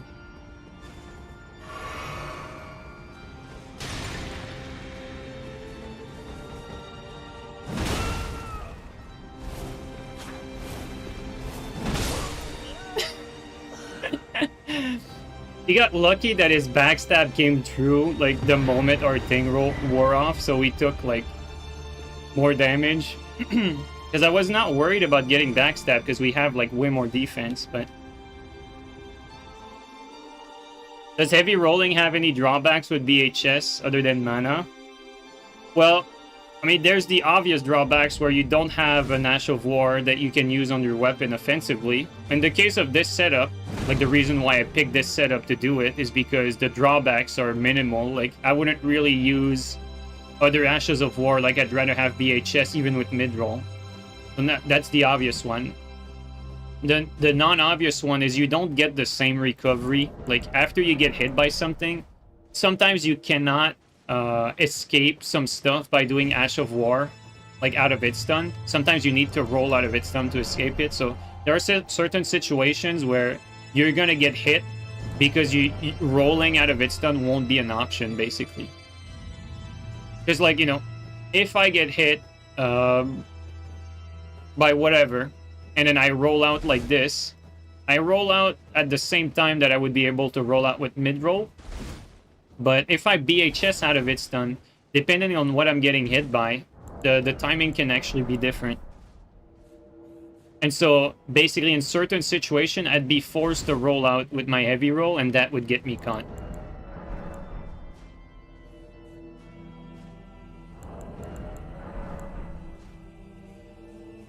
But yeah, Iron Jar, not worth it in my opinion. I don't think Iron Jar is worth it. I think Iron Jar is more worth it with range stuff. You know, if I was to use like some like when we used the dragon build with Iron Jar, I don't even remember if it worked well or not, but like, you know, with some range spell that's like very annoying, you can afford to have like Iron Jar, because Iron Jar is like your defense in close range. Like, people can't stun you. But with like a melee stuff, you're just too slow. You can't catch up to people. I think you're better off just fat rolling.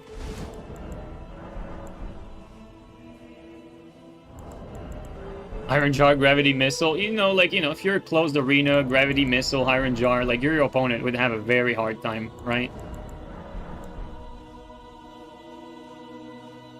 But at least we tried it. And it was like the environment which we used Iron Jar in was the proper environment to use it, you know, like closed room. The opponent is forced to go through you to get away. but still not amazing. Guy was fishing for reverse BS though, so that is actually like one way to deal with this setup, like fat roll or not, or iron jar or not.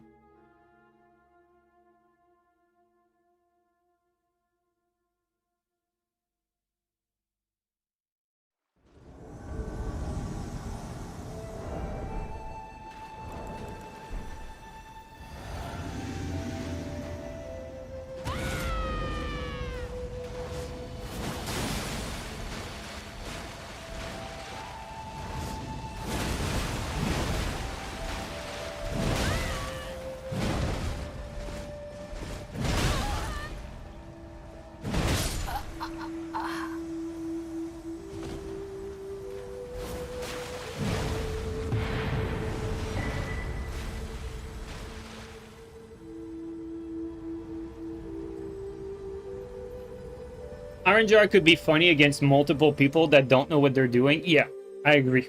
I think that's the like, unless you're talking about the proper situation for PvE, I think PvP wise, like you'd use it effectively against people that don't know what they're doing for like some funny, like everyone's attacking me and I'm not getting stunned, I'd kill. Or you know, you have some sort of range attack build, or the Iron Jar is protecting you, and you don't need to move to do damage. Like, Gravitational Missile was a perfect example earlier. Let's say you're dueling someone. Let's say you both... Let's just get the perfect situation. You're dueling someone in a closed arena, like the size of, like the usual arena, like at Secluded Cell, like right here, right? You're dueling someone, like, over here. And then everyone buffs at the start. You have Iron Jar up. You have Gravitational Missile. You just do some Gravitational Missile coupled with like some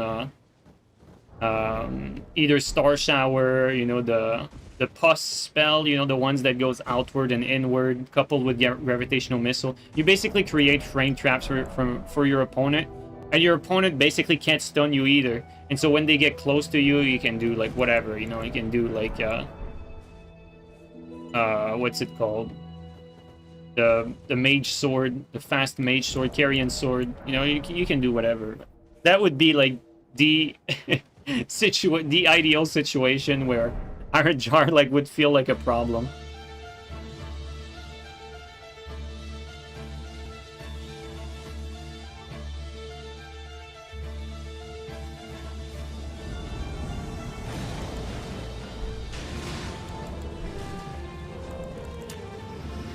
Another ideal situation would be here, because here everyone moves slowly.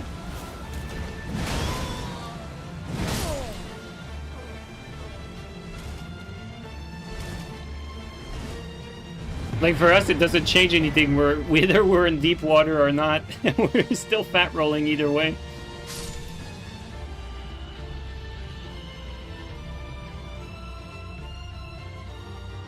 But if you just whipped out a magic fingerprint, stood there to counter that, against the pus spell, I don't know the name of these spells, but you know, Green, the spell where you throw a dark ball, and then the dark ball lands, and either it explodes outward or there's a circle inwards that goes like inward, right? You'd use the inward one. I think it might be able to go through the shield, and so the shield would be forced to roll. And so the shield would also get caught. Like the moment the shield user rolls, because they're forced to roll because of the pus spell, they'd get hit by the gravitational missile waves, and then they'd just get caught by everything after that. And so I'm not really sure the shield would actually counter it. It would delay it.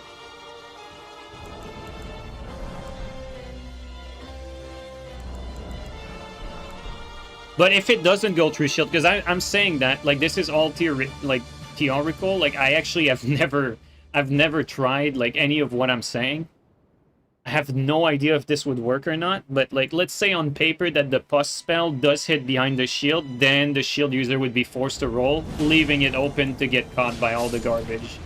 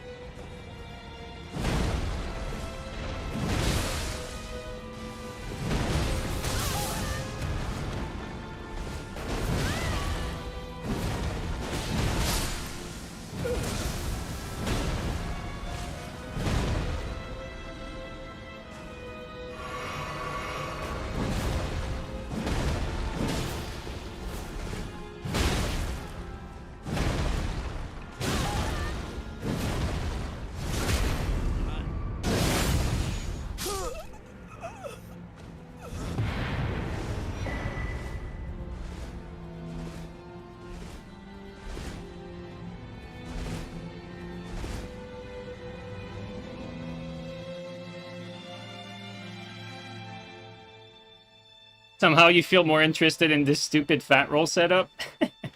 I mean, it is different. You don't really see that often.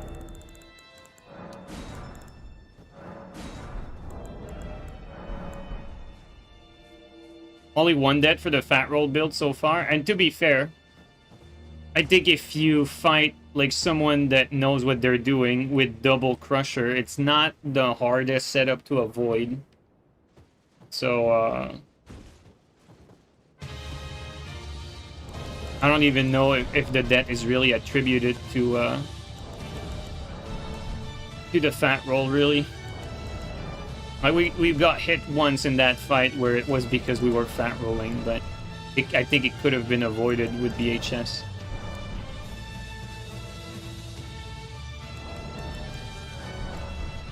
YouTube comment, we need to nerf the fat roll build. Right. But like even what you're watching there, like it's not even about the fat roll. Like the double crushers are just one of the very best setup for invasions because they can kill pretty much anyone in 3 hits.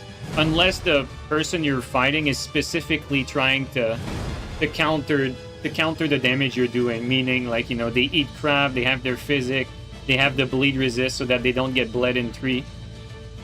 If they, you know, they start with the shield tally, unless they have like these things going for them, it's gonna kill in 3 hits.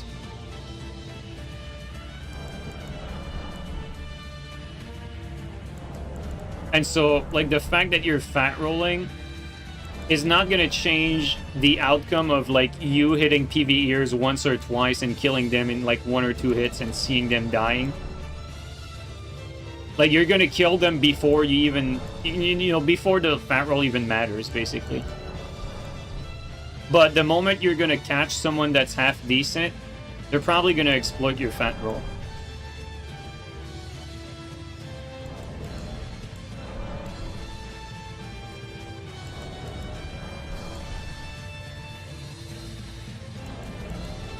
With all those buffs, the bleed can still tear through optimized armor sets. Yes, it can. Like, chilling, the only way you survive the 3-shot is resisting the bleed proc on the 3rd hit. If you don't get bled on the 3rd hit, then you don't get 3-shot. But if you get bled, you're likely getting 3-shot. Be back to crushers, baby. Not any crusher. Fat rolling crusher. We're doing fat roll invasions right now, but we're about to end because Nightreign DLC is about to come out, so we'll be watching that.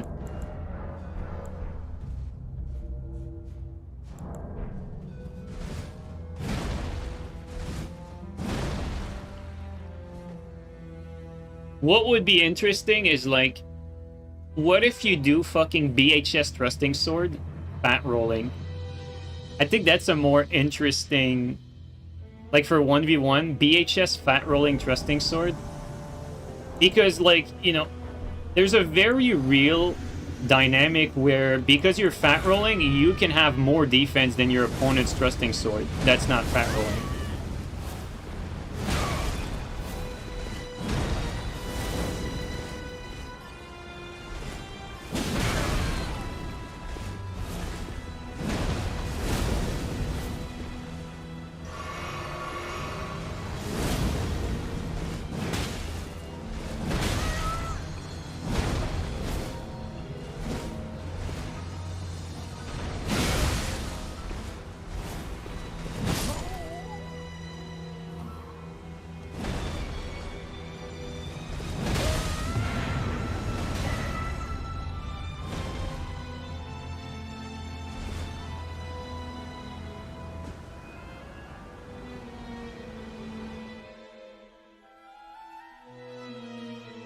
You're not interested in meme rain at all? I feel that.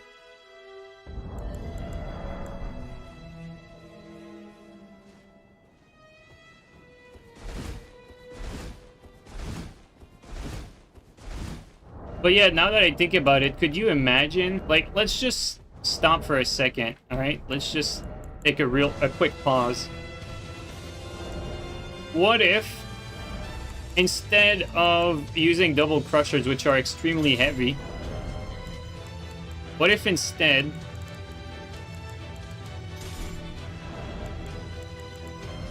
What if instead we used Clean Rot?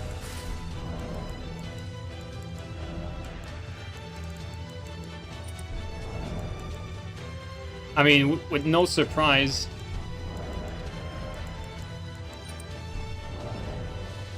I think you could even push that further and like start dumping endurance points. And like getting your strength up or something.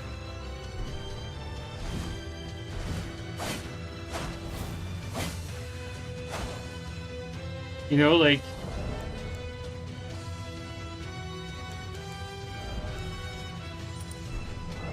Like, this is what your... this is what your tallies would look like.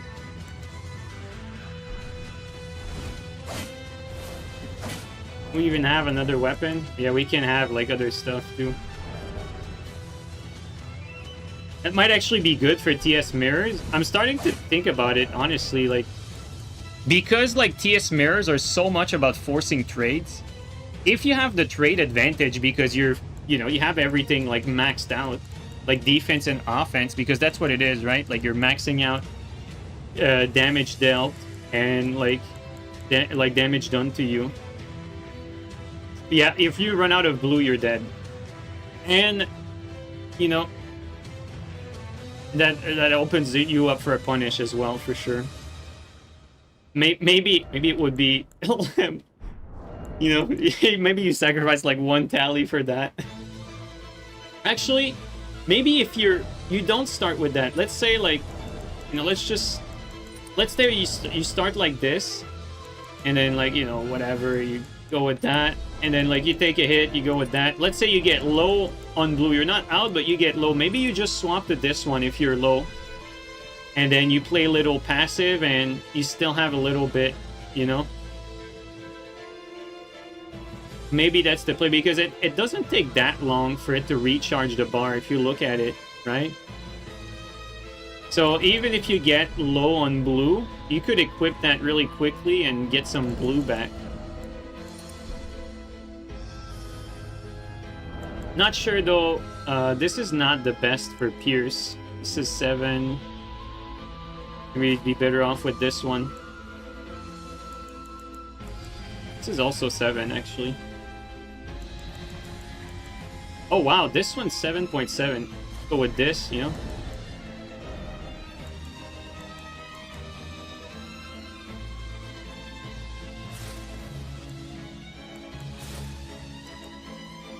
You miss some poise, though, right now. You do that.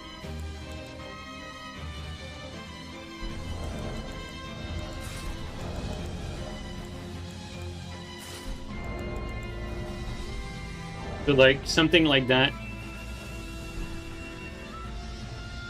This is how you win TS mirrors.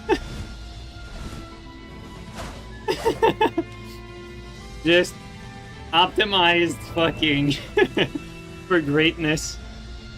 You still have 88 poise. You have a shit ton. Let's actually put, let's just put this just to see the numbers. You have like a shit ton of Pierce defense. You only need 70 poise to tank TS backswing. I guess, but someone could abuse you by like switching to something, you know what I mean, Green? Like if someone decides to like swap to a fucking Shamshir, you'd get fucked. Also, like from, you know, from this to this, like you're getting like 0.3 Pierce defense difference. I think I'd take the 0.3 really.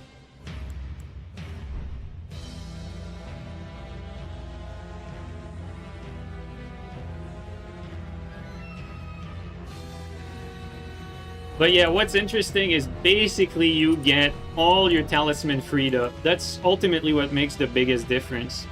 Because technically you could build a TS build with, you know, with all this stuff that's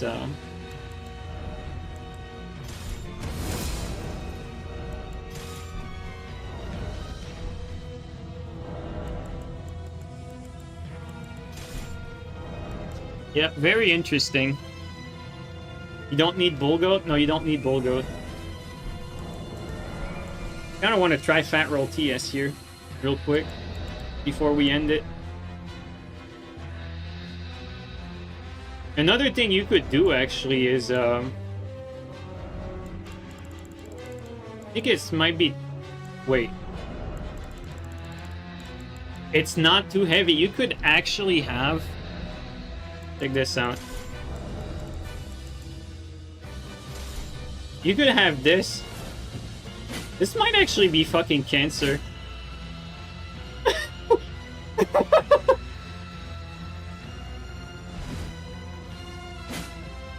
This might actually be cancer, honestly.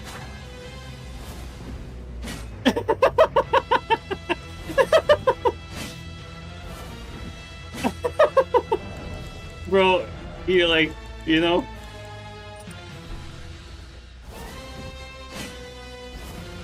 Like, low-key, like, this might actually be, like, stupid.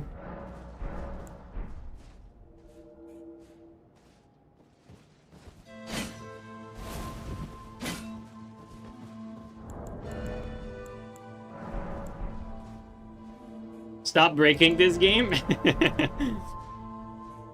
Yeah, or someone said, or with like a dagger.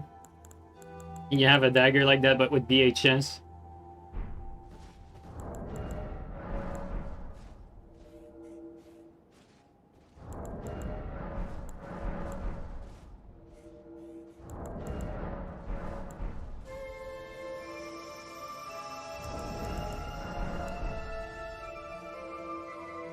What about the overweight that gives you defense? Oh yeah, I forgot. We should use that instead of this one.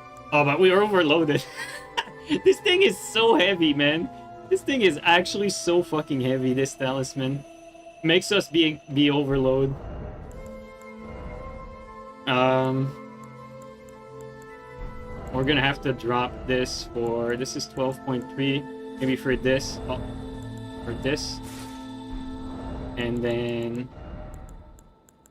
No, still overload? Now it doesn't work anymore.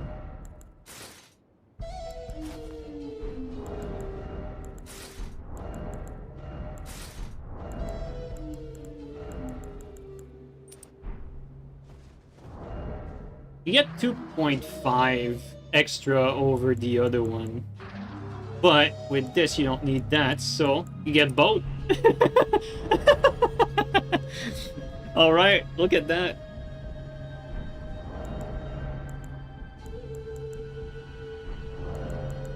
This is crazy.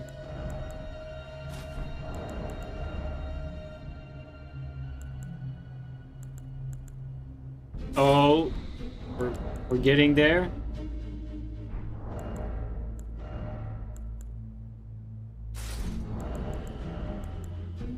Oh my god, we're so close! Guys, we're so close. Oh my god, we are so close to greatness. This is so close, guys.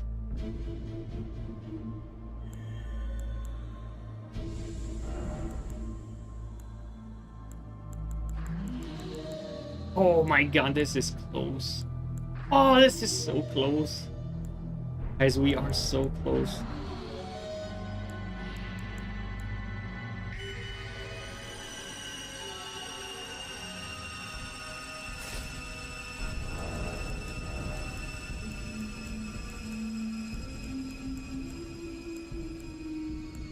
Oh my god, dude. Just a little more.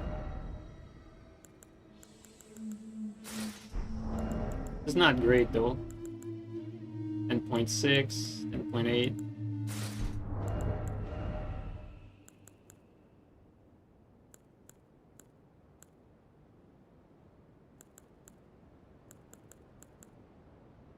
Oh. Oh. Oh. God damn it, we're always so close. We're almost there. We need that 88 poise, man. I think we're gonna have to sacrifice this beautiful helmet. I have to use that and then... There you go, like... You're gonna need this.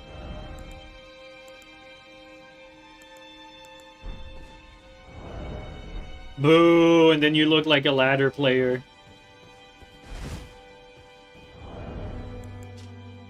But this would give you, like, insane defense. Like, let's look without the buffs. Yeah, you get 36 pierce instead of 37, but you have, like, a 5%, and then you have a 7.5%. So you get, like, a 12.5% defense built into your build. Like, physical.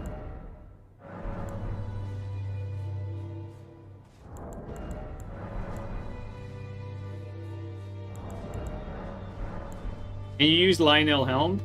I don't have it on me, but we can check.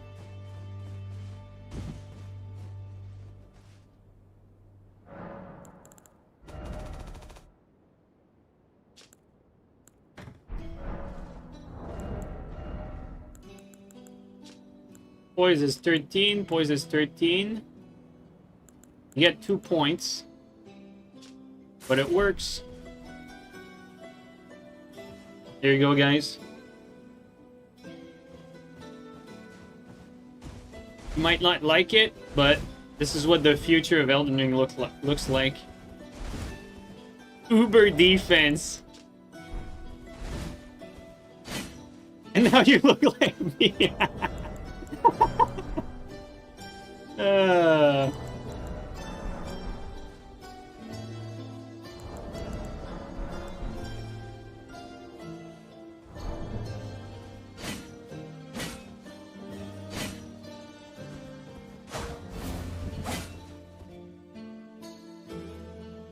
This is scary, not gonna lie. You would summon? Oh yeah, a build like that would be great for PvE.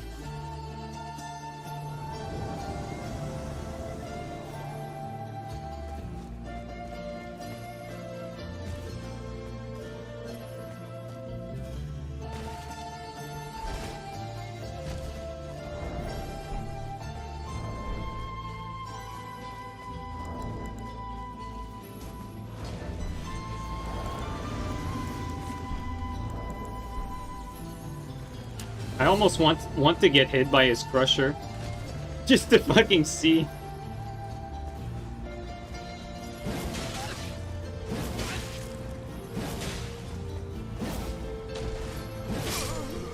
Interesting. So that worked.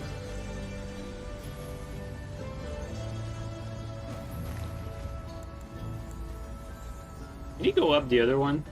He did. But did he go down and I wasn't paying attention? He did. That was a mistake.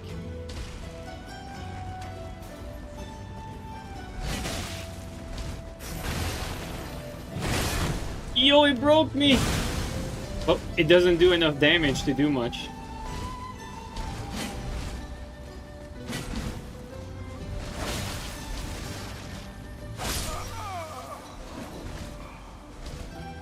Yo, he just broke me like nothing. I guess you still have to be careful to not get yard broken.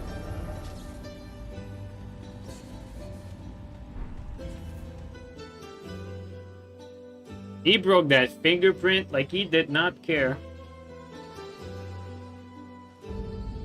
Did that count as stability damage? Dude, if you can break a fingerprint with 1 R2 with chicken wing... Like, maybe this guy is onto something. Maybe this could actually be, like, the way to break, like, unbreakable stuff. Because it has hyper armor, too. Like, you know, think about it, right? Like, right now, if you trade a kick into a fingerprint, you don't even get anything out of it, right? The kick won't break it.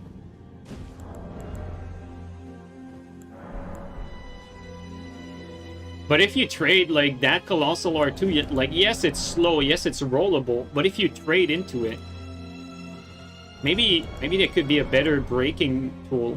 Because, I mean, if you trade into it, the opponent attacks, you definitely win.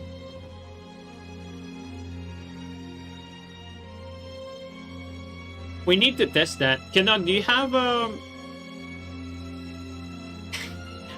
you still not have your PS5 right now? Just like maybe test it real quick before I get off. Like if you have a chicken wing, like do it to me like clean. Just to test it real quick before I get off. Because I'm about to get off after this too.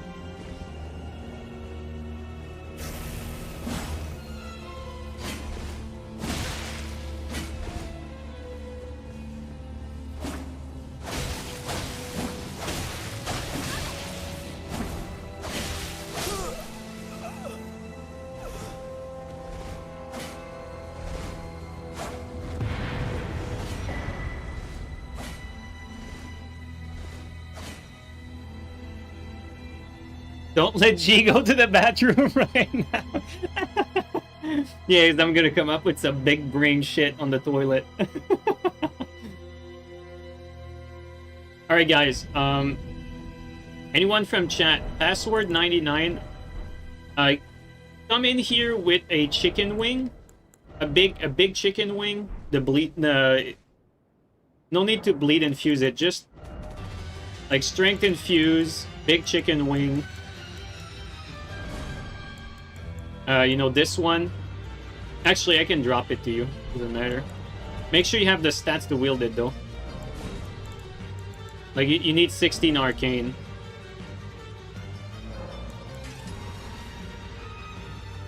Actually...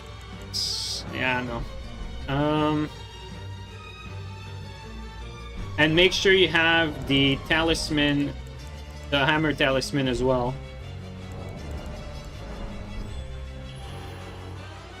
And we're just gonna test real quick the stamina damage that it does.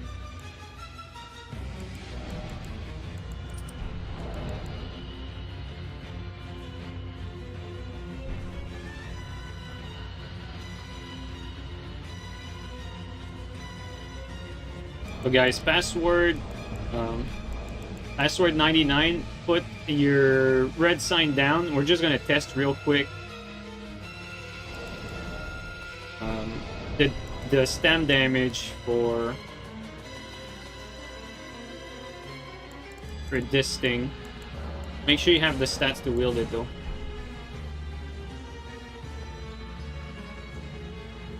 We want to see if it breaks.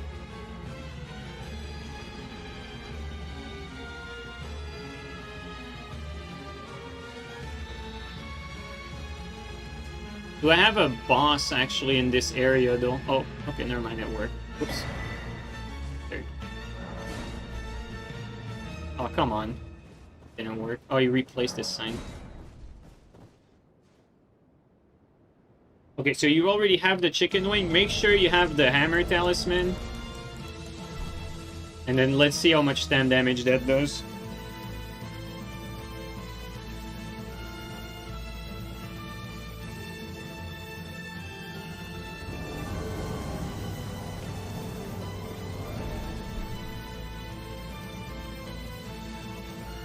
Do one-handed R2 first. Do a one-handed R2. Oh, the fuck? How did it break me then? Do one-handed? What?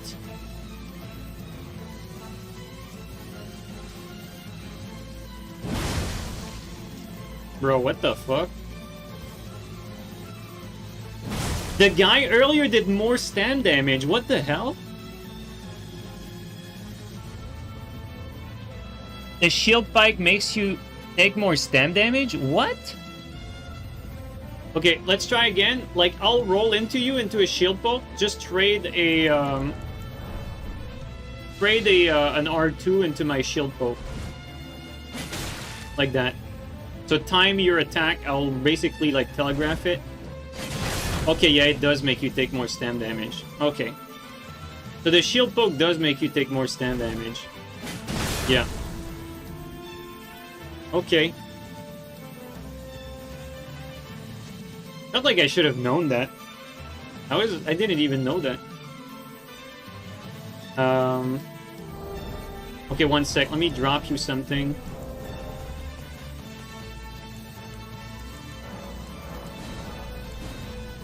Okay, try this. Try this against my shield.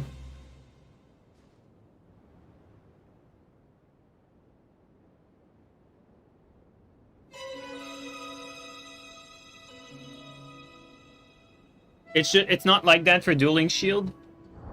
Yeah, I think you're right. Okay, actually. All right, try the R2. It's good. Like it's good. No, the charge one doesn't do more. Like you need to do the normal R2. It's like half basically.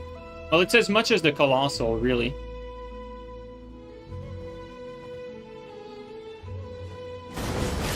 Yeah, this one breaks everything. Let's try two-handed. No, not this one. The spin. No, the Ash. I mean, try the Ash against two-handed. I think he hears me with a delay. The charge one doesn't do more stam damage.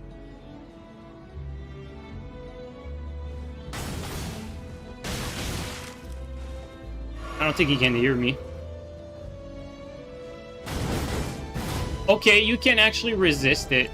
Wow. Barely, but you can. If you have like 42 end. Last time I tested that, I had 38 end, so it broke it. But with 42, you barely resist it two-handed. Okay, try the standing R2, one-handed and two-handed.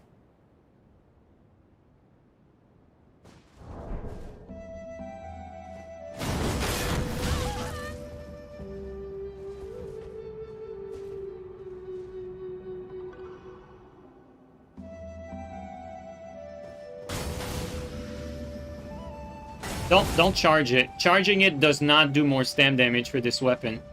Just do staggered R2s. Oh wow, that's actually... Okay, there you go. Did more. Try to do like as many... Like try to do staggered R2s, so you always want to get the first one. Don't charge it, it does less. Okay, Usurper, do you hear me? Okay, Usurper, do not charge the attacks. I'll text it to him.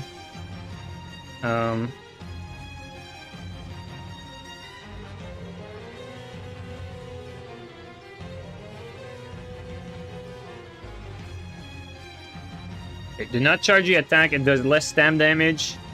And do uncharged R2s. Staggered. Yeah, like that. So 3 kicks. I mean, it's still a lot. Now try two-handed. For the double hit R2.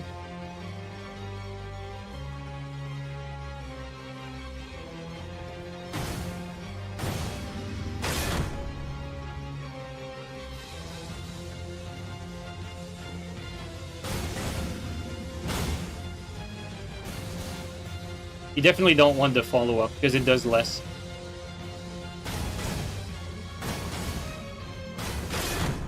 Still 3. Interesting. It's actually not as good as I thought. Okay, one sec. Let's see. One sec. Let me drop you something.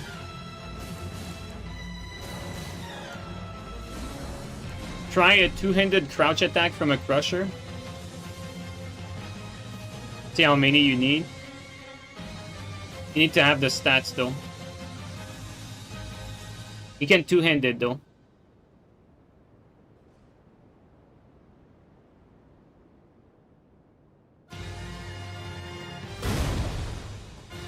Woo! I mean, it breaks in 3, but you know, that's a lot.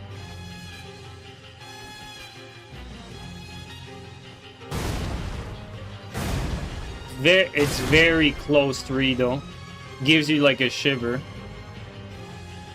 Yeah, probably 2 with 38. Oh, RKR will break it. RKR will break it, but try this.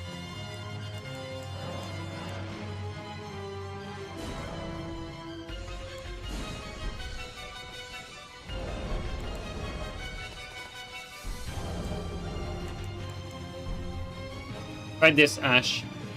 No, the Ash. Try the Ash.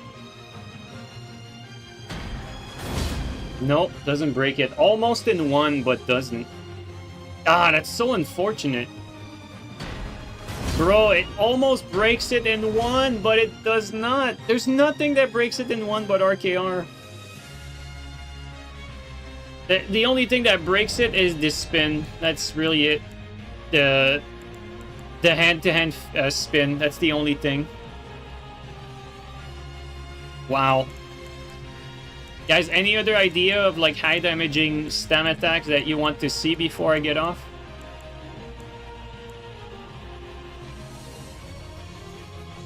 How much stamina do I have? I have... where's the stamina? It's 159. I mean, I could... You know, I could even have it higher. I could have it here at like 186.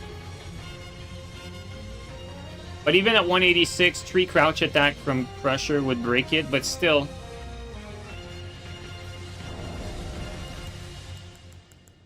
You know, like, having to fight like a fingerprint dagger like that, and knowing you're never going to break that fucking shield in like 2 hits, aside from the spin from Dryleaf, that's fucking brutal. That is brutal.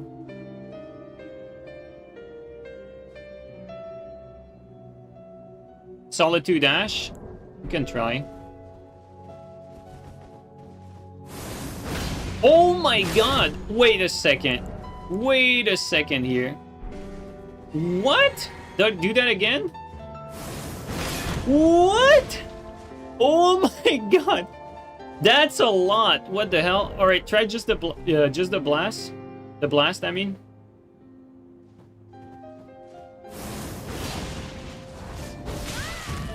Okay, let's try the follow-up. Let's try just the follow-up.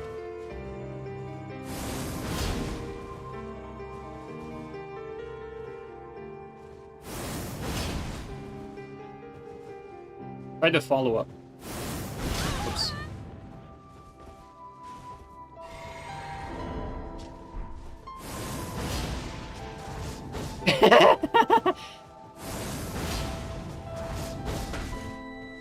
It did a lot, but not as much. Although, like, if I have this, you know, like, full stamina reduction... Try to spin, the fist spin again.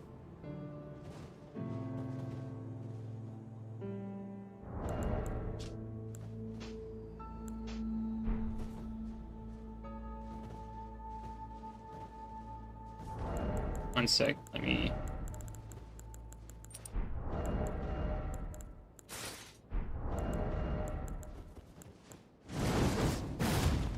Okay, let's try that.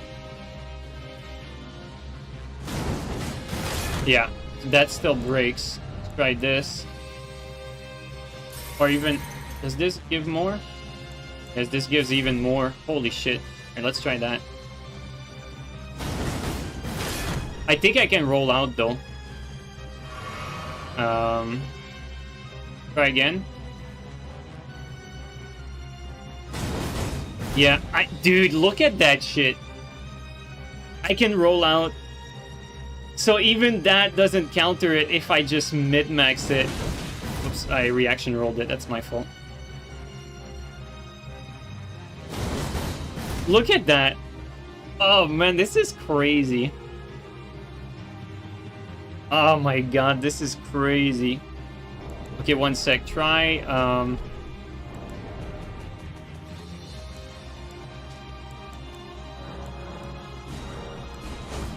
Try RKR R2 with this.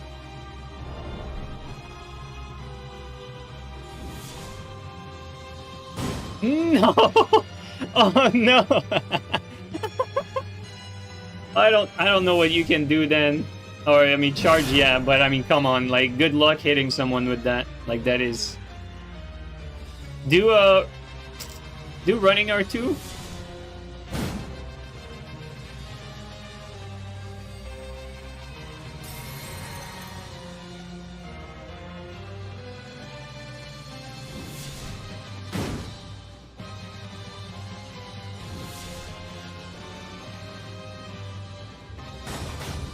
Oh my god, bro. Not even? You need to do RKR jump R2? That's crazy. You need to do RKR jump R2 to break that shit. That is insane. Dude, that is, like, at this point, like, nothing fucking breaks it.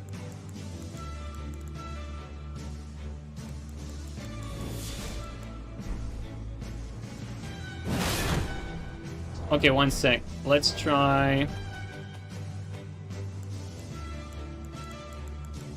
Do I even fucking have any great hammers? Okay, I have this.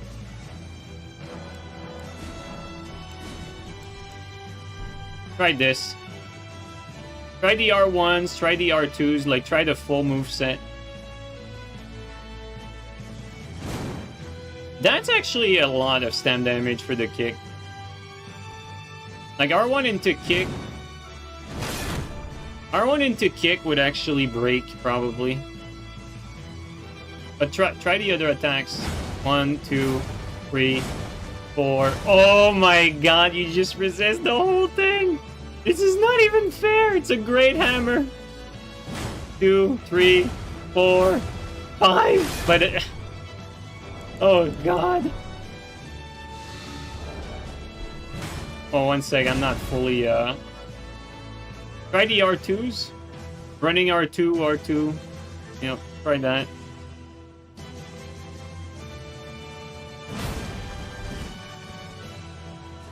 One sec. Okay.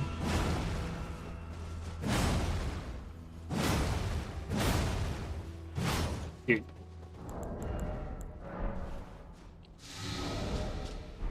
Oh, that is insane. Okay. 2, 3. Oh, it doesn't break in 3. It breaks in 4. God fucking damn it, man. Okay, try jumping R2. 1. Oh no. Bro, it takes 3 jump R2. This is brutal. This is absolutely brutal. Try square off. I don't have one, but square off doesn't even do all that much from what I remember. Oh, he has it. All right. Yeah. Takes 2 square off. What else is there, guys? Any ideas?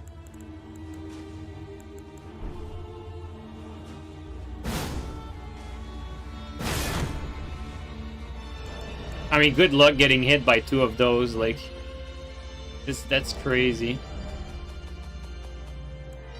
So, what else, guys? What else? BHB blind spot? Yeah, BHB blind spot is, like, the only thing. I guess we can try that. I don't think that does a lot, though. Yeah, it doesn't. Godfrey jump R2? I don't think Godfrey does a lot.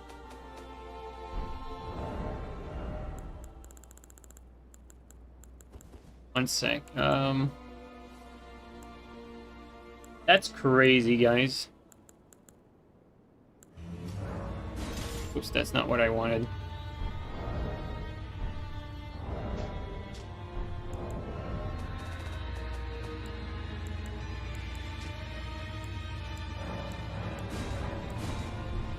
Try that too.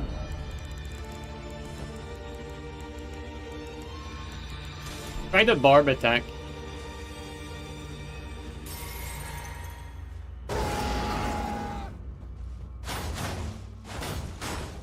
That's not even that much. Bro, that's insane. Fuck me, dude. It barely does anything.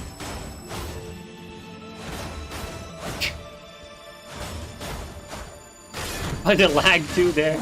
Alright. Wow. Wow. Alright, so a proper fingerprint setup is a problem. You know, like this setup right there, that is a problem. You just cannot break it.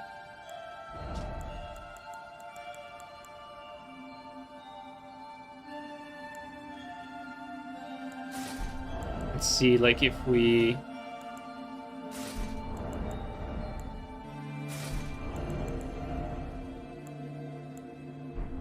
We cannot reach our desired poise breakpoint, I think, though.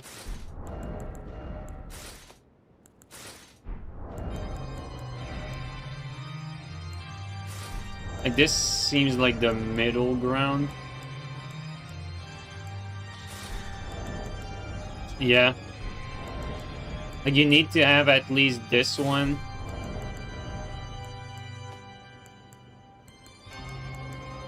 Oh my god, we can't.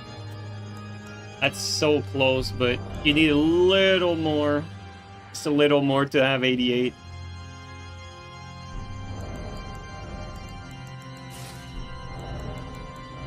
Oh my god! You can. No way, dude. Oh no. Look at this shit. Oh my god. That's brutal. That's fucking brutal. That is a brutal setup. Dude, you have stamina for days. And you're not even compromising stats. And you have 88 poise. Can you blue feather? Probably not. No, you can't blue feather with that. Okay, you can. Never mind. Insane, dude. In-fucking sane. Wow. Just wow. Yeah, not even a specialized build. Like, I have literally same stats as I always run. Also, Hosier, thanks for the gifted to Usurper. Dueling Shield is still better than this.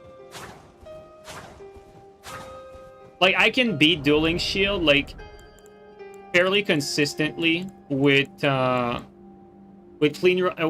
Rot and Rod bundles. Against Dueling Shield. Against this, though, the dagger is much harder to fight against than Dueling Shield. Dueling Shield shuts down a lot of things, but so does this.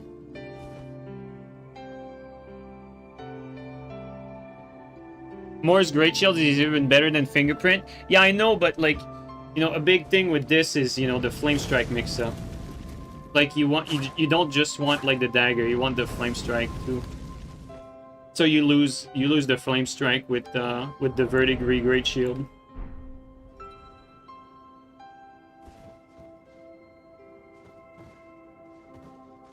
It does nothing. It's not gonna do it.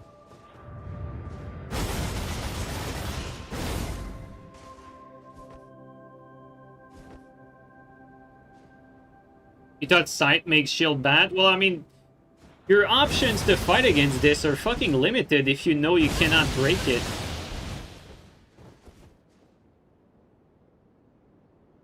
Shield Dag, try Shield BHB. Oh yeah, I mean that too, but... Jesus Christ, man. Like, that setup with BHB would be fucking brutal as well. And we can do it too, that's fucked up.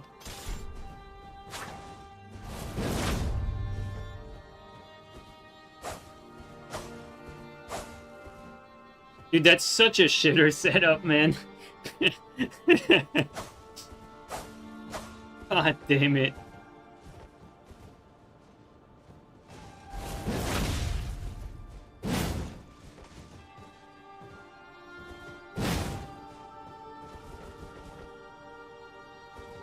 It doesn't even do much.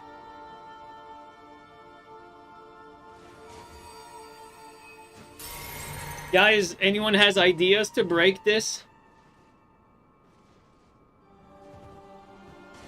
At this point, like, this is changing my perspective on Great Shield. Like, it feels pointless to fucking even attempt to break it. Like, yeah, like, break hammer RKR, but, like, good luck landing that.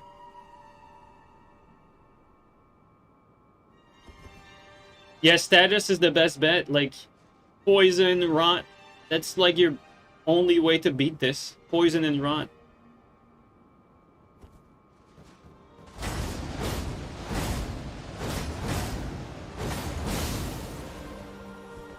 And I mean, like, I'm staying there, like, in a real fight, like... In a real fight, I wouldn't stay there. How is RKR Militia Shuttle? It's not going to be able to do much, Clay, because we tried Great Lance, RKR R2, and it didn't break.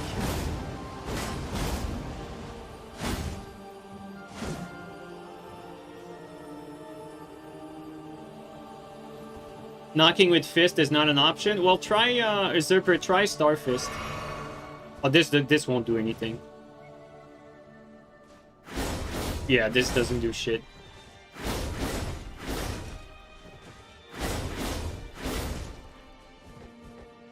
I mean, Sight, yes. Militia Shuttle, no. That's... Militia Shuttle is just bad, really.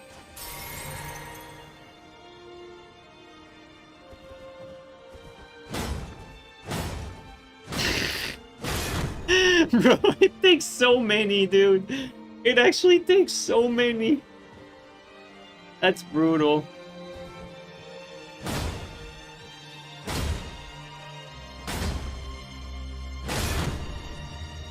This is crazy. It just puts things in perspective to, like, everything we're trying is like... everything we're trying does so much stam damage that the stuff you think that does high stam damage doesn't even do shit compared to the other stuff.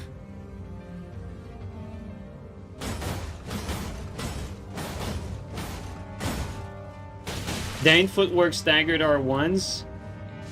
I don't think so. Like, basically, like, your best bet is doing, like, a Dane's Footwork, running R2 into the Ash. Or, like, R2 into the Ash. That's, like, the best thing you can do. Try that, Usurper. Like, Dane's Footwork, R2 into Ash. Either running or... not this one. Running R2. The running R1's bad.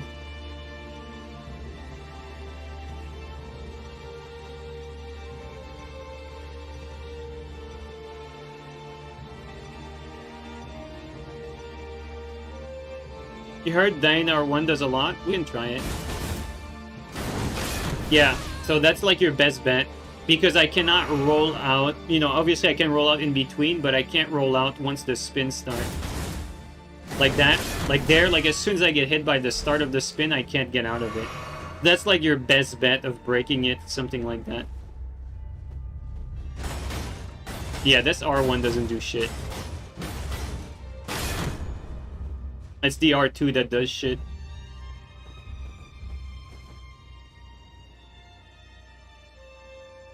That's Dry Leaf, though. Dry Leaf does more stam damage than Dane's Footwork, but they have different spreads, so maybe Dane does more. I don't know. I know Dane did less with the R2s, so there's that.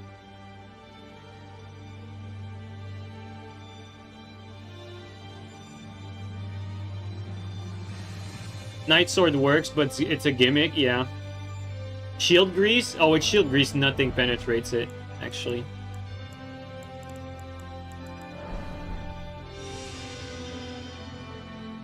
Okay, good luck now.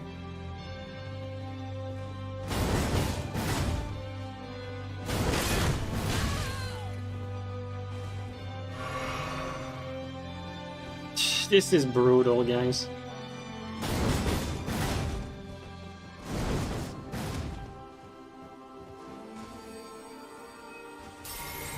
This game is so busted.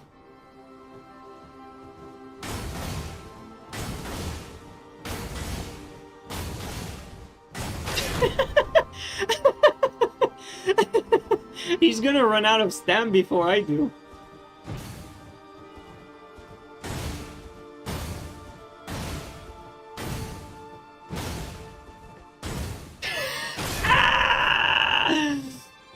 Oh no! Bro, that shield grease is busted, man. Fingerprint shield grease, dude.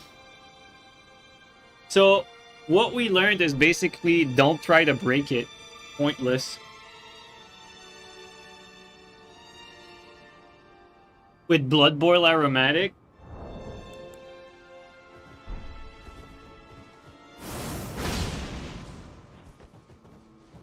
I don't even have the grease and it doesn't break. Try it again. Try to roll catch me after that. Like do the full Ash of War, okay? One sec. There you go.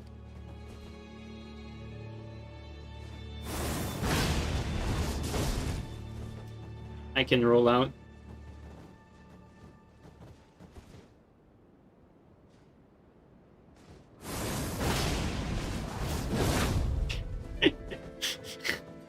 I got cheeky there for a second.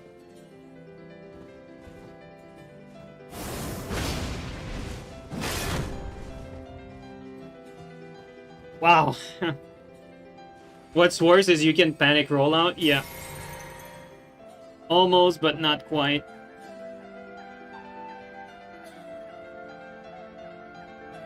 Yeah, I can panic roll twice too. Man. Well, fuck. Okay, one sec. Try this.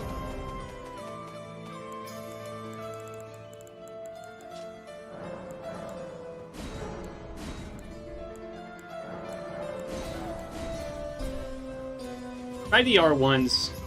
Let's see how that does.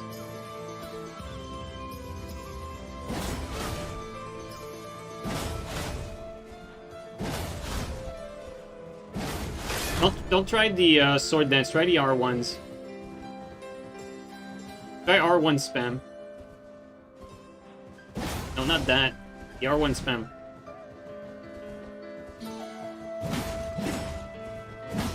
Ooh! Okay, that's almost in 4, though. Almost in 4?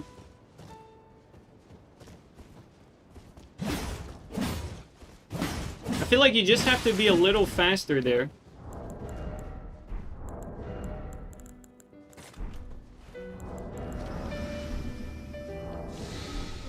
Try to be faster.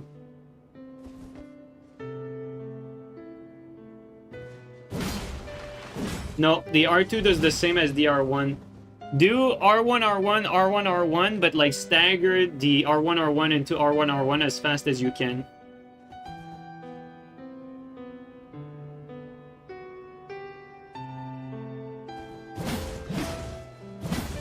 Yes! Okay, there you go. Okay, so, you know, not that bad. Well. He tried the dead angle.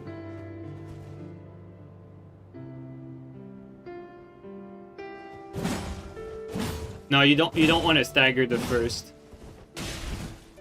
Usurper is so laggy though. Crazy. Said he was on his phone.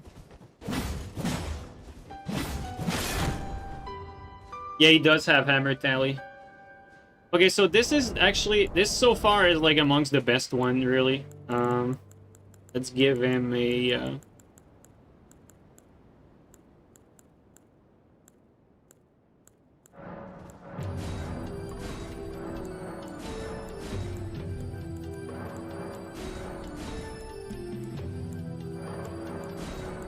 Alright, let's give him some weapons.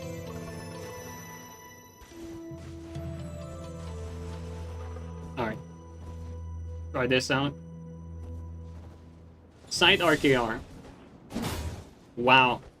It did decent damage, but not even like extraordinary, really.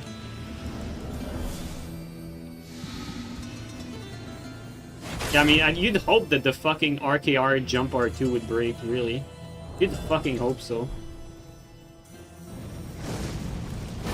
Wow, that did nothing. Just decent chip.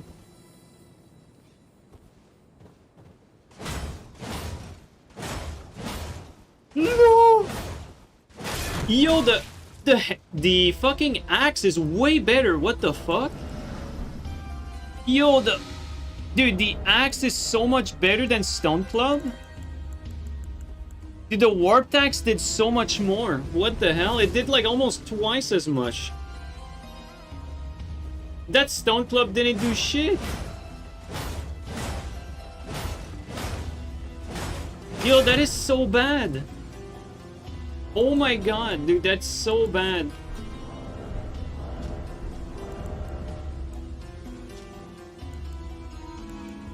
One sec, let me,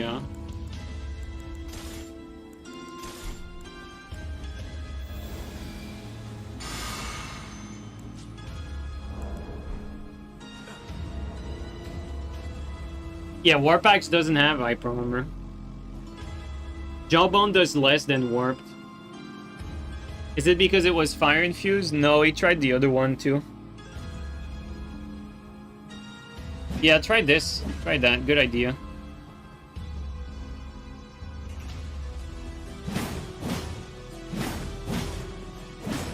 So the hand axe is fucking doing like pretty much as much as the club, dude. It's so weird.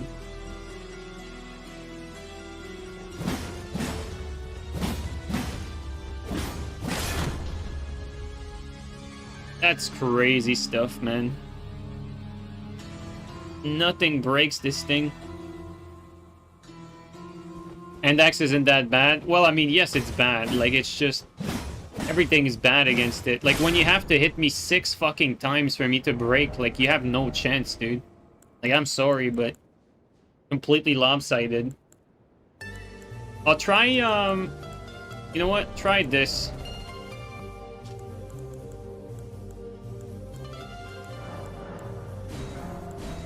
Try staggered R2.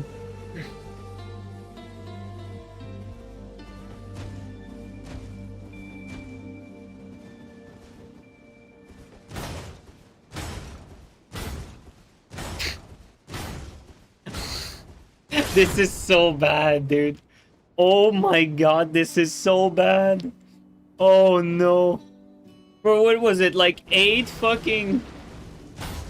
2, 3... 4, 5, 6, 7. 7 fucking staggered R2s, and it does not bleed on top of that.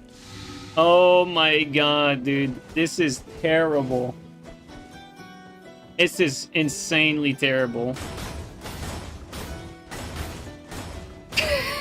He goes through his fucking full chain and doesn't do anything.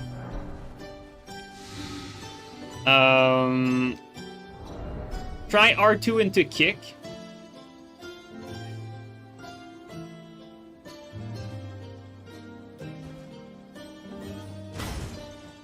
Okay. R2 into kick is, you know, at least more doable.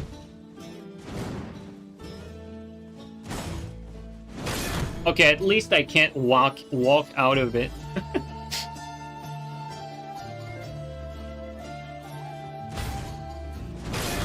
Yeah, at least I can't walk out of it. Can you tank a single kick? Oh yeah, for sure.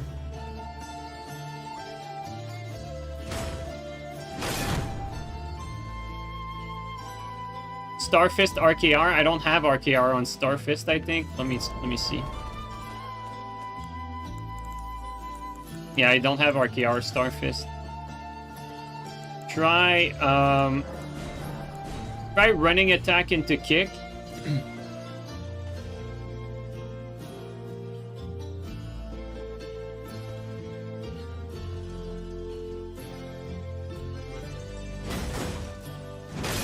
Okay, at least that works, but let's be honest, like, this is not ideal.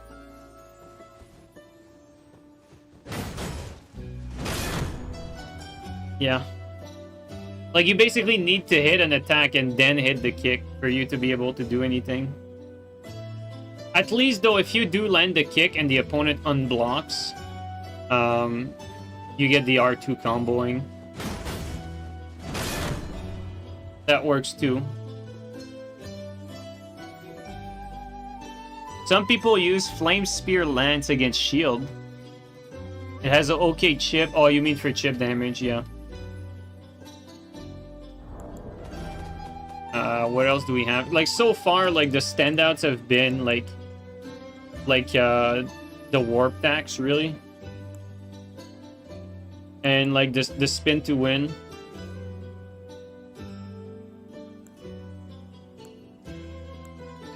You know what? Let's try Twin Blade.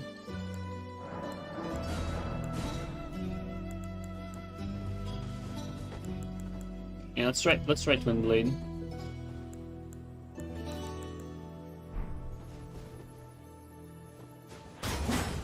Oh no, never mind.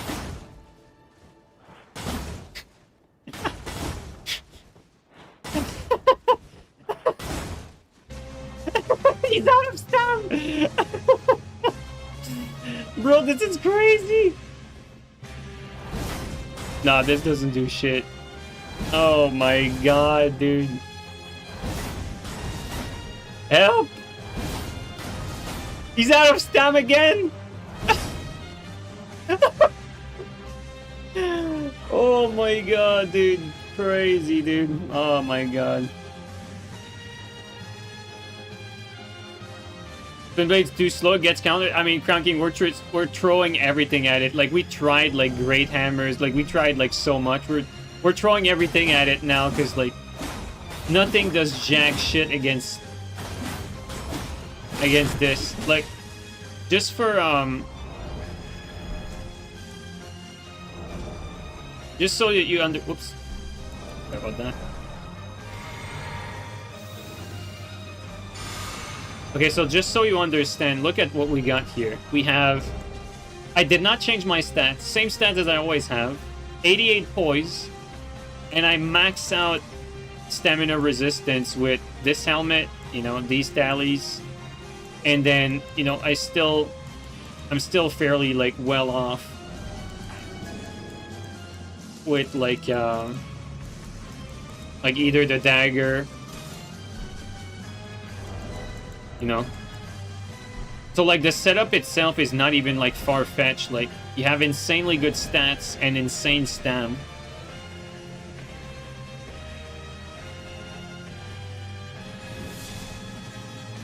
Look at this shit. Look at this shit. This is insane. This is completely insane. Oh, no! Not even a jumping or two RKR sword lance can break it. Oh no. This is horrible. Oh no. This is so bad. Oh my god. This is actually so sad.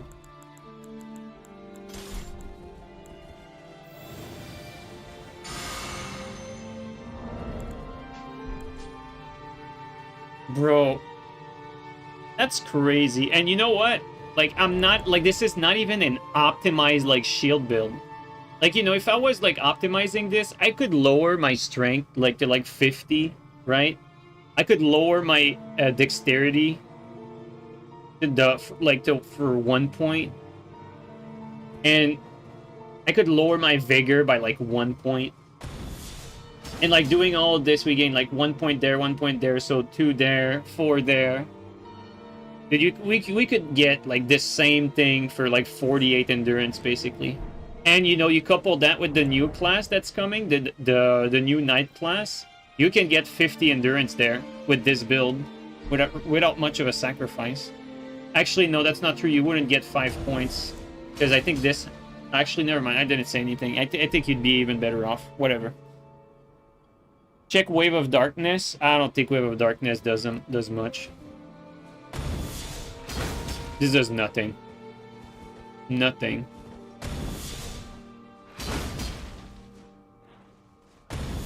Thank you, Miyazaki. Zerber's sitting there like, what the fuck?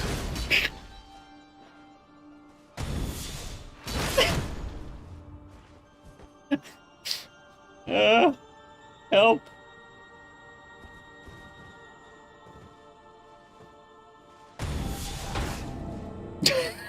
I get wrecked. This is a little better. But, I mean, it's still really bad, basically.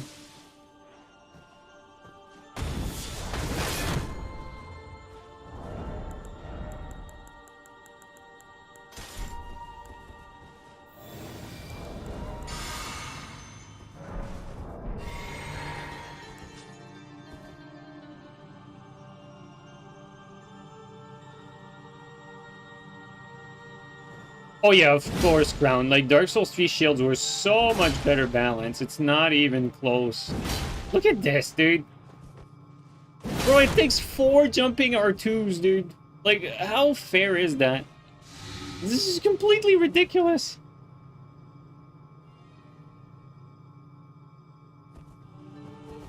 This is the... 2, 3, yeah, 5. Man. The ash for this, though, I'll say that the ash for this sword is one of the best we've seen. Not even 2 Giant Crusher jumping R2s, dude. How much do you have to work for your fucking break? Crazy. Crazy, crazy.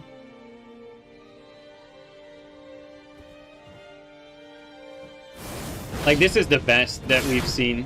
Like, this Ash legit does a lot. I think this Ash is legitimately usable. It does as much as a kick, really. I think this Ash might be a better kick, actually.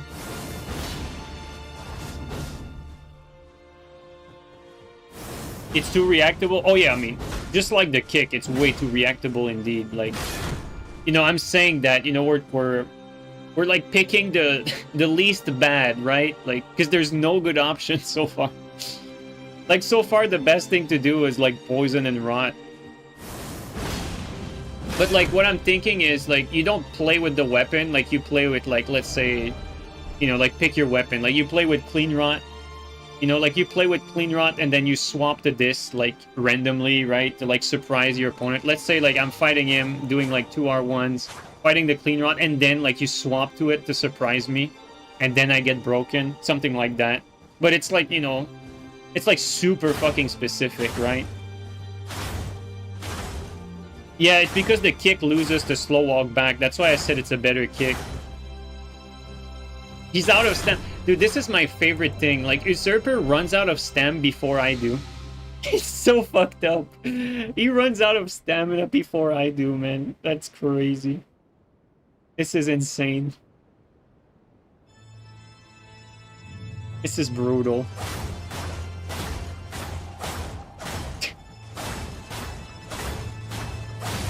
Dude, 12 fucking hits. It takes 12 hits to break me. This is not even fair. You try LGS? No, we did not. Let's try LGS. 1, 2, 3.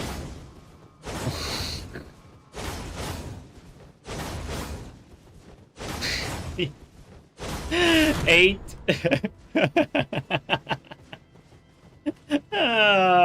Help me. Try to jump R2s, maybe.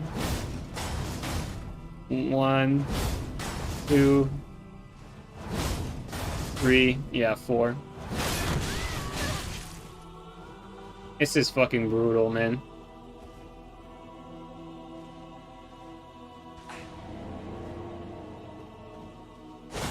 Yeah, 1, 2.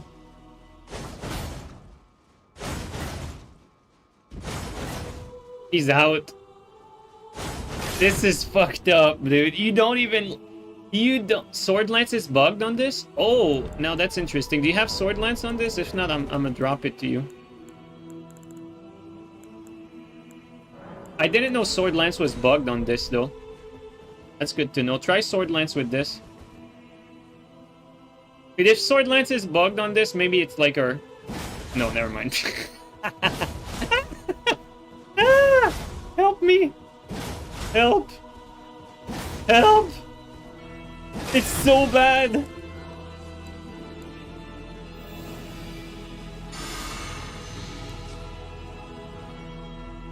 It's so bad. I don't even know what he can do. Yeah, sorry, dude. He's lagging right now.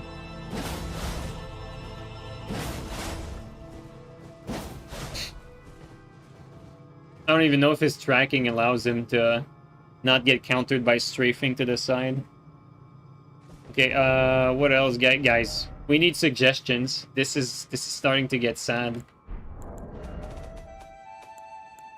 And at that point, let's throw anything.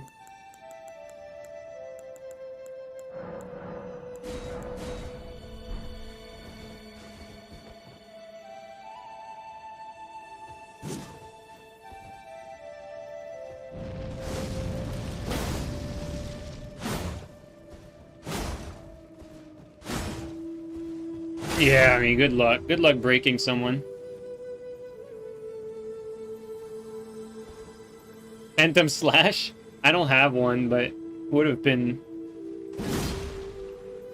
2. It's gonna be 4. You need 4 jump R2s! No! No, Red Bear Hunt is like completely useless against shield. It does nothing.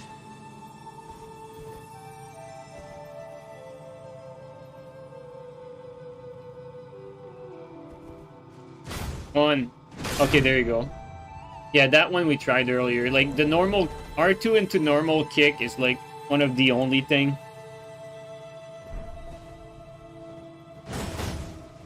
And like this running into normal kick also works, but I mean, a lot has to go your way, right? To land this full sequence.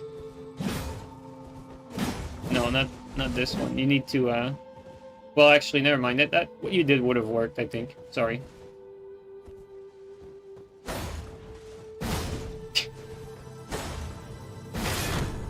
Yeah, you're not gonna do much with that.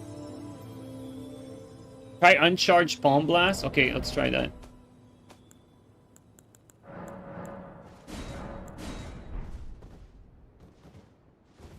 Try Uncharged Palm Blast. Oh my god, bro. No! It does nothing! It does nothing! It's so bad.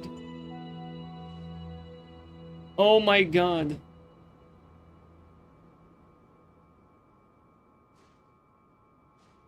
It's so bad. Oh my god, it's so bad. It's worse than the R2 by far. Look at it.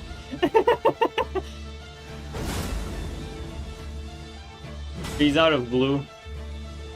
Oh my god. Guys, we need suggestions. I'm starting to be out of ideas. Like, I don't know how to do this.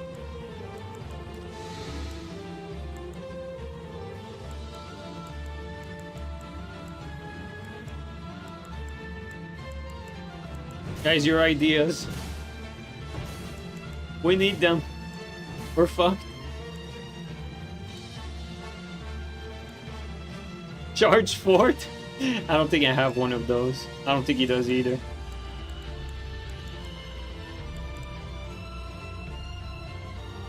He has Great Axe. I mean, it doesn't hurt to try.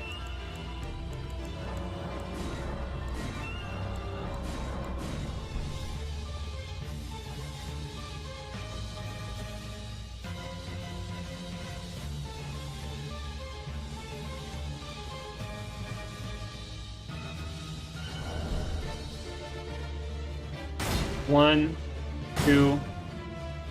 Oh, well, this is a lot more realistic than landing like 3 fucking jump R2s, but it's still extremely unlikely. 1, 2, which is lag. 3. Alright, 4.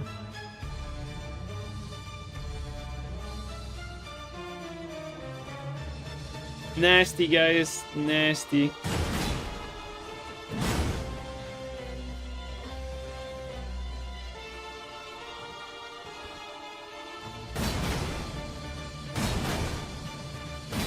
And I can just walk to the side. Look at this.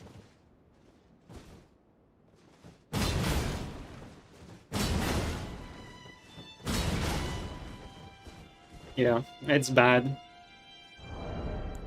What else, guys? Feel like we went through anything I couldn't think of. Oh, you got charged for it. Super bad, completely pointless. Completely useless.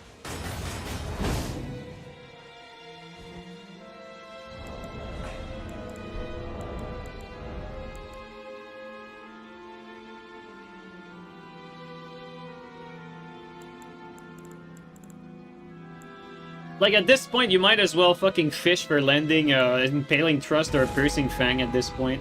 Like, seriously.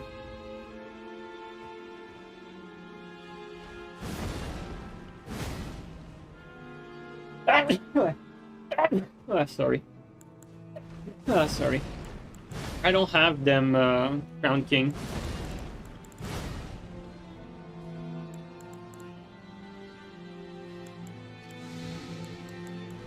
Yeah, I think I'm out of weapons. Yeah, it's so bad. He's out of stamina. Dude. Like, you're never landing that. You're never landing any of that.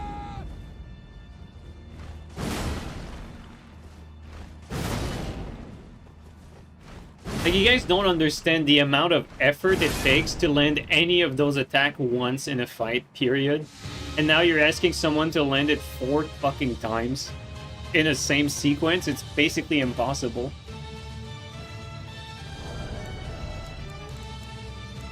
So the moral of the story is, like, the only way to fight it is status. That's really what it comes down to. The only way you beat that is with status. Or maybe like a, the lag is brutal. Maybe like a running attack into a kick. That's really it. An attack into a kick or like status. That's the most realistic one. Against Shield Dag, just use BHS Clean Rot with Rot Grease. Well, the shield doesn't need to have fingerprint. Like, you can swap like something like this, right? And actually try fuck, I don't have the. Do you have a Dorito shield, Usurper?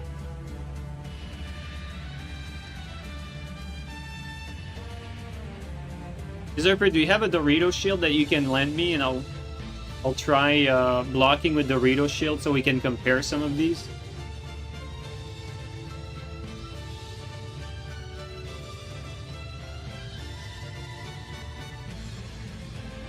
You don't? Okay, well. Where's the Grace at? I feel like we strayed from the Grace by a long shot. The Grace is like back there. Look at how much we moved, dude. From the start of the testing, like we moved so far back. Look at this. Did we started testing all the way over here? That's kind of funny. We actually started testing like right here. And we moved all the way back there. Alright, Usurper, let me I'll resummon you. I'll grab a Dorito shield real quick.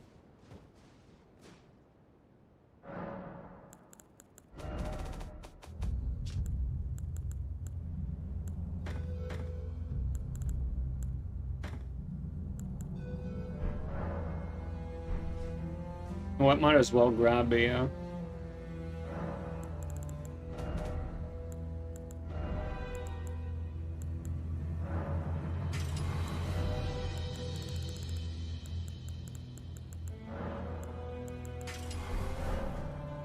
Phantom Slash. Alright.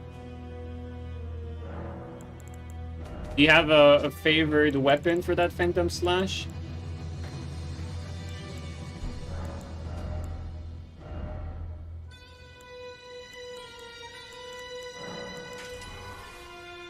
On site?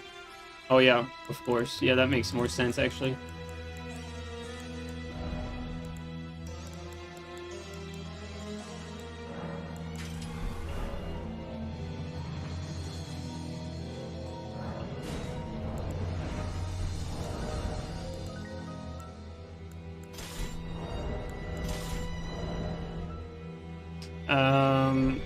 Even Phantom Slash.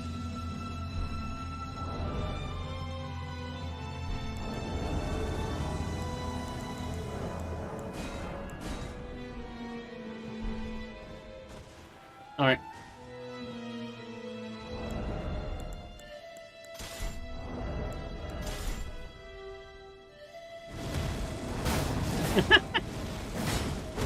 It's so bad.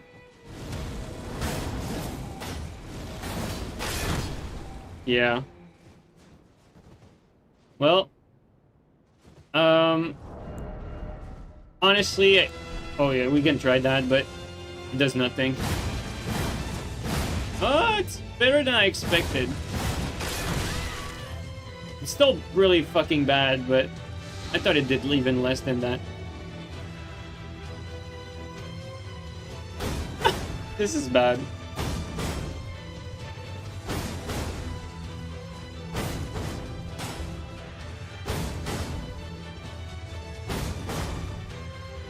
Holy shit, dude.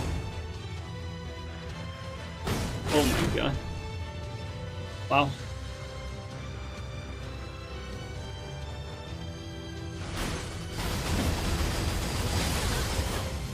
He ran out.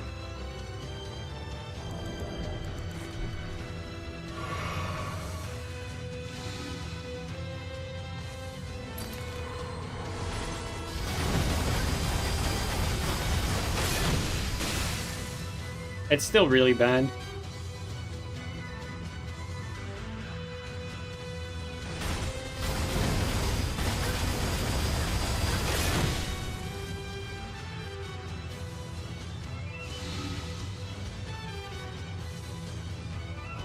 Okay, well guys, I think we tried everything against this. At least now let's move on to this one. Try no, not this. Like, this is useless. Try warp tax.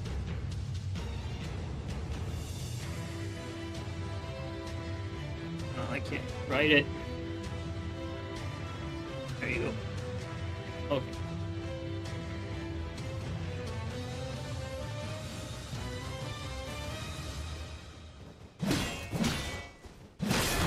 See, like, that's realistic. That is realistic to beat a shield if you do that much stam damage. That's realistic.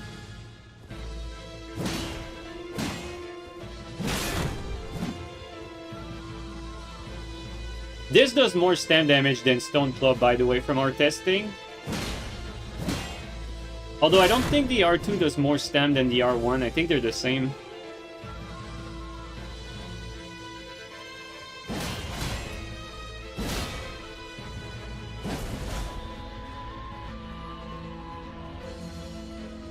Oh, baby turtle, this is it right there. Okay, try, see, yeah, the R2 and the R1 do the same amount of stam damage on warp tax.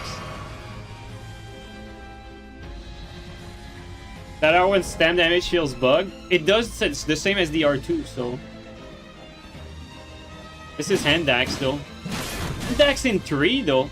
Two-handed hand axe might actually be half decent. What the fuck? Yo, that's actually not bad. 3R1 for hand axe?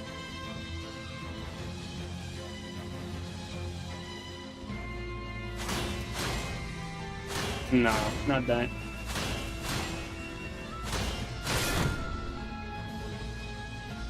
The 3R1 for hand axe is not that bad because you can like sort of mix up your timing a little bit.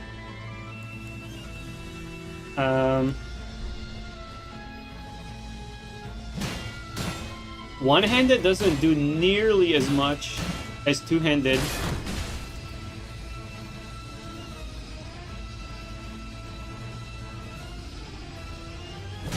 Yeah, two-handed is bad. Sorry, one-handed is bad. It needs to be two-handed. Okay, try dry leaf.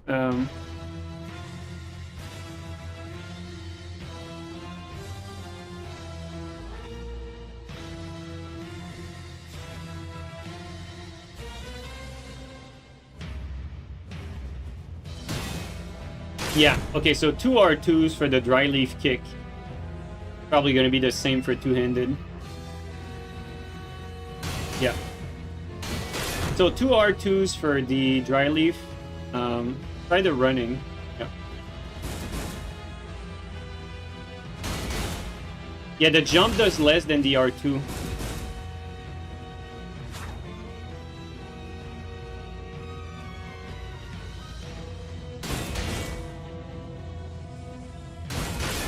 Yeah, either two R2s, two running, basically.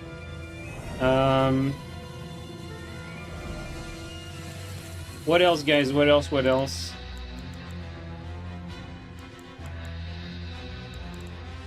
Yeah, the dry leaf spinning ash will for sure break it. It's not. There's no point in testing it. It breaks. It breaks the fingerprint too. Like, see, it's like.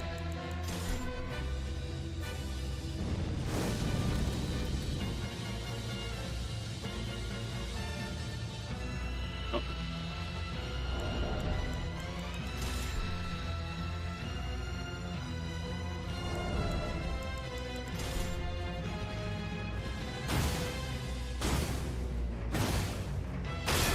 It's 4.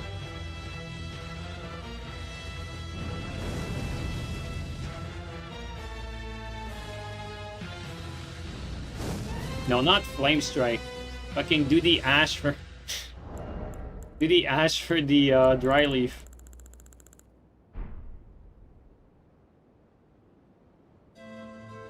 There you go.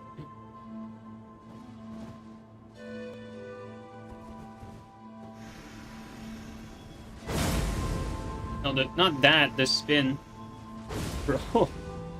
We're gonna get it, guys.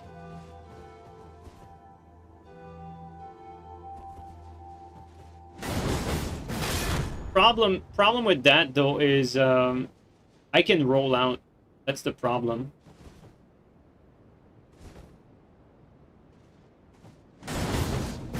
Well, he lagged there on top of that. Try again.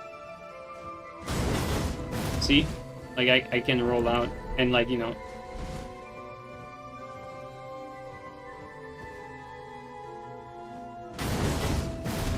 That's the issue. So it doesn't actually like work, but of course it's going to work against this here.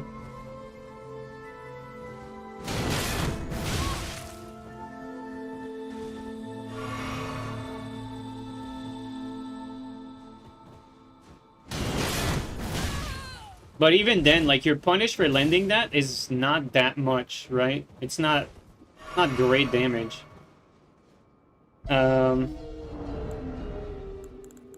After that, what were the highlight for highest stam damage, guys, that we tested? It was the axes. What else was there that performed decent?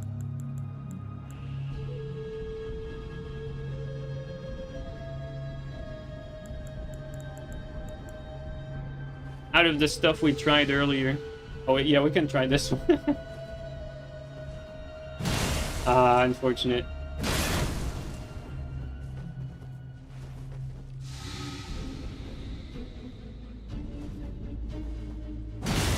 Yeah, it takes 2. Oh yeah, Solitude Ash will break, probably. Try... Okay. Okay, that works.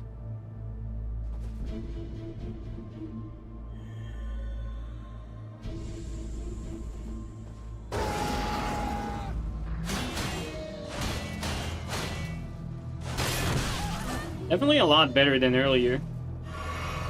This is gonna break.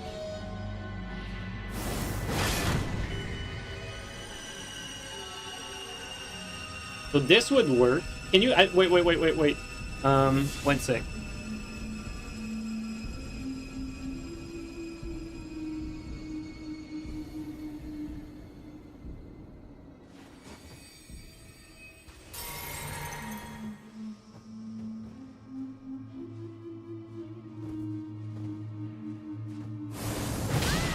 Is it parryable, guys? Oh, it's too late on that. 1 sec.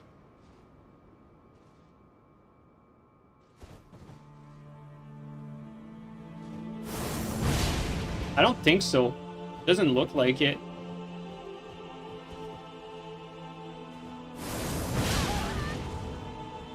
I don't think it's parryable.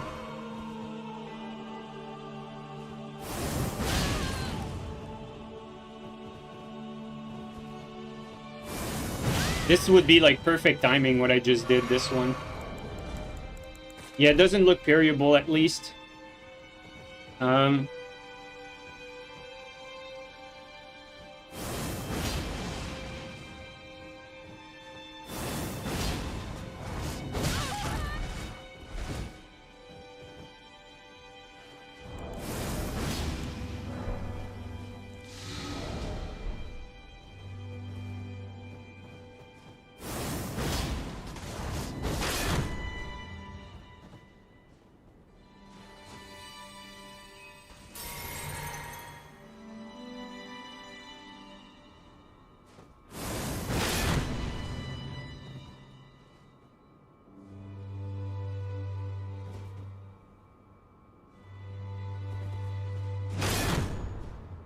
So the kick cash actually does break into one against this. Interesting. I didn't know that. That's crazy. Maybe it doesn't if I have like. This is a lot more realistic to land too, but.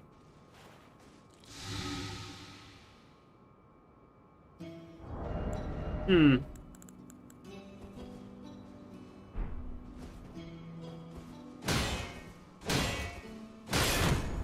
R2 is like probably harder to land than the warp axe or the hand axe.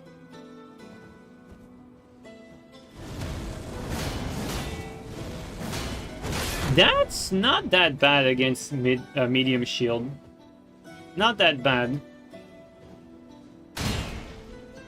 It's really the fingerprint that shuts down every fucking thing. It really does.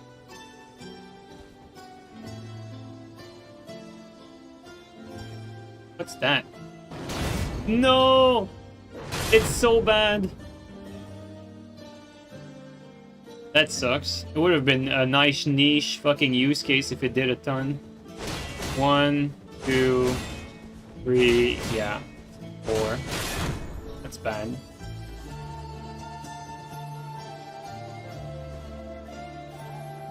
One, 2, 3. Still not great.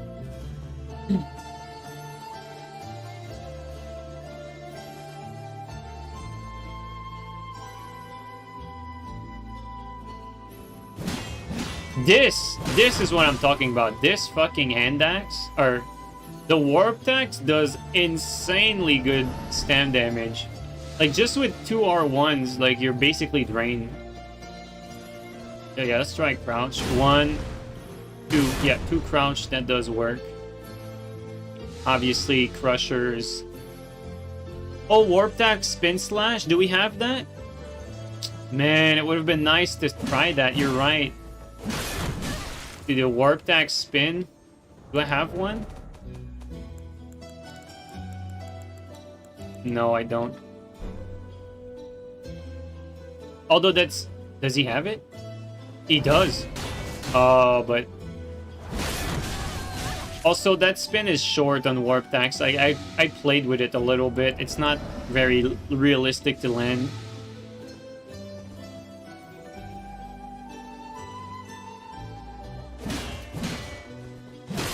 This is more... Yeah, this is more realistic, but... Even then...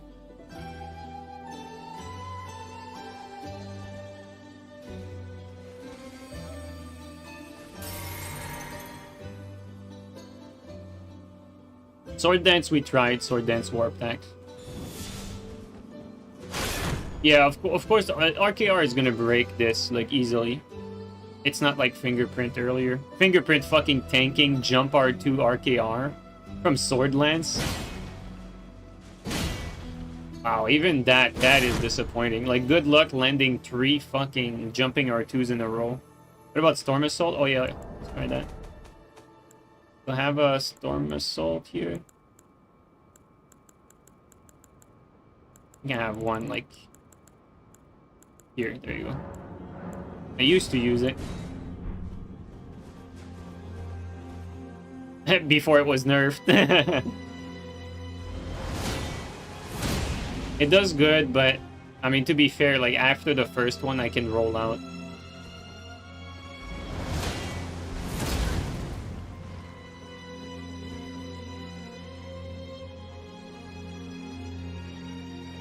Do it again. Yeah, you can roll out in between. So it's not great. And also, like, I can backstab that. If I time my roll, he gets guaranteed backstab afterward.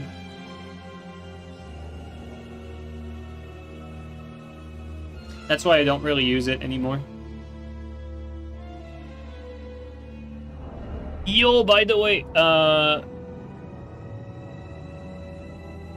I don't even know if I thanked you properly for the raid earlier. Thanks a lot, dude. And Bale, thanks for the gifted to Donut and Kayobe. Thank you, guys. Thanks a lot, Bale.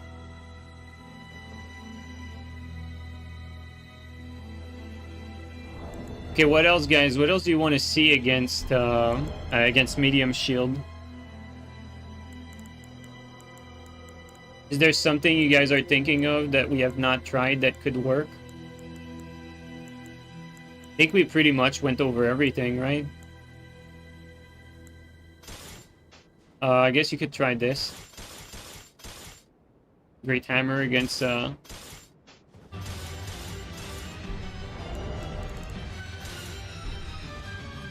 1, 2, 3. Yeah, try the R2 and the running R2.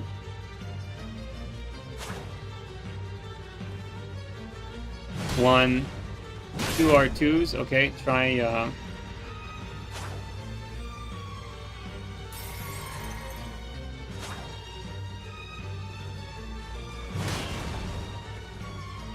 yeah, so running R2s and R2. If I jump. Almost, but not quite. Almost in 2. Brick hammer would be better here. It's just that rot hammer is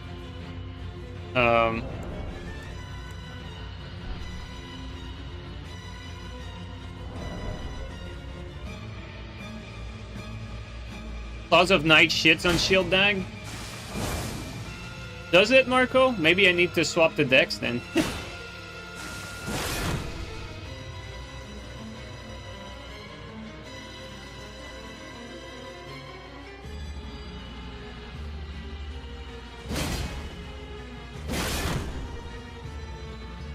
Because, man, these fucking shields are hard to break. Let's just put it that way.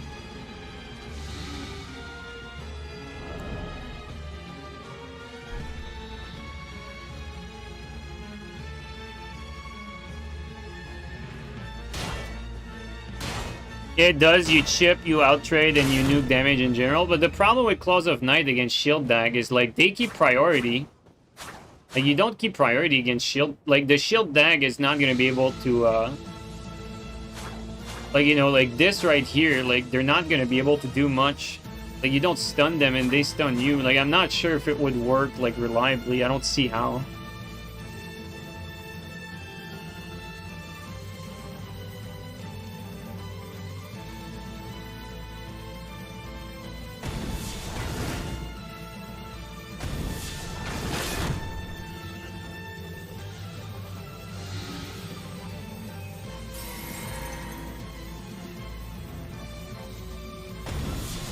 This is so bad.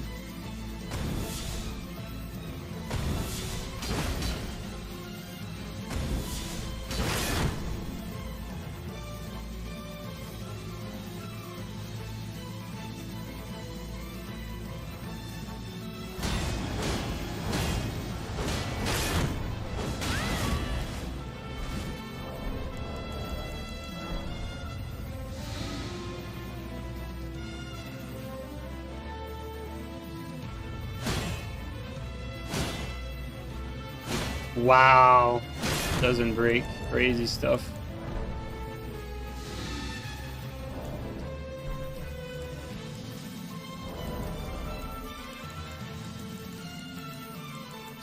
Forgot that I dropped so much stuff, my inventory is not in the same spot anymore.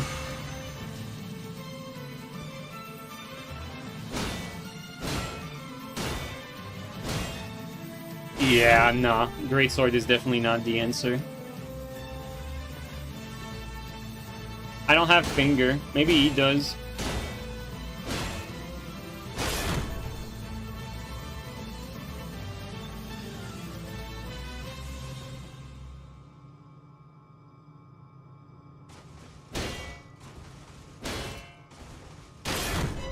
Barely in 3. Barely.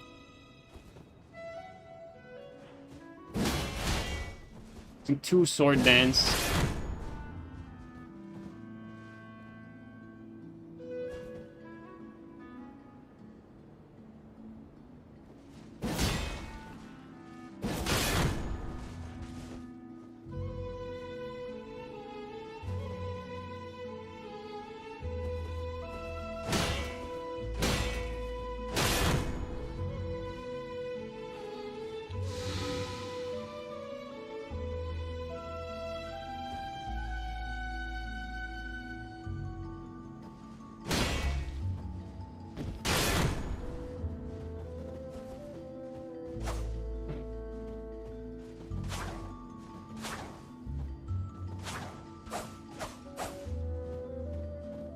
Or like a running into an R1.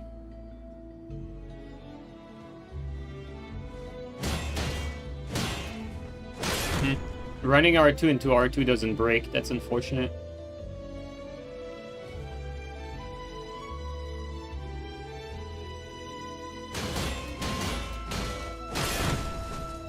Because he lagged, it's hard to know like what actually supposed to break there.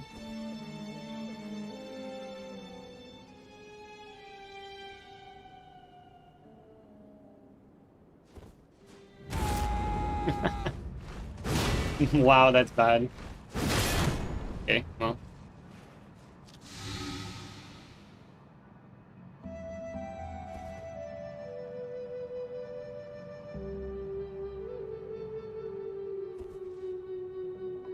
Yeah, most of these you'll never land against someone decent in the real fight. Yep, I agree. That's interesting, though. Spinning slash on this, like 2.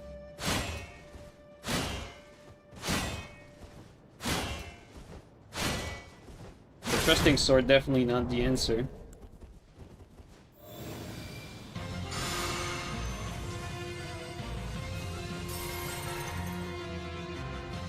One, two. So basically, like, running attack into R1, R1.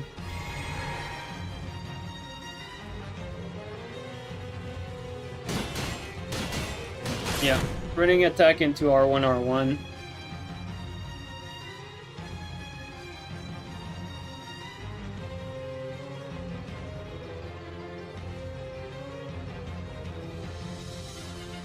No, Storm Stomp doesn't do anything. 1, 2, 3, 4. So Stone Club is worse than Warp Axe and Hand Axe. I didn't know that. I thought Stone Club did more stam damage than the Axes, but it doesn't.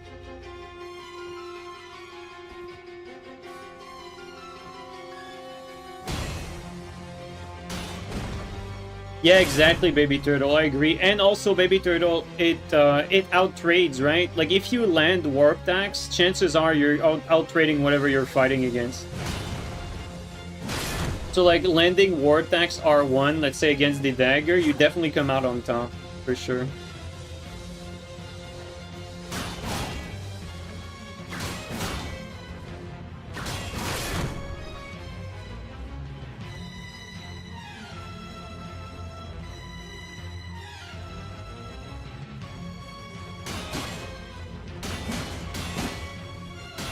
The running R2 was not so bad, but the rest was. For Twin Blades. Now the R2 is the same as the R1, Baby Turtle. R2 on Warp Axe does the same stam damage as the R1. That's probably why it does so much. It's probably they probably like mixed up the numbers. Okay, well, the full thing, but good luck landing that. But I guess it works. Oh, that's bad. Holy shit, that's bad.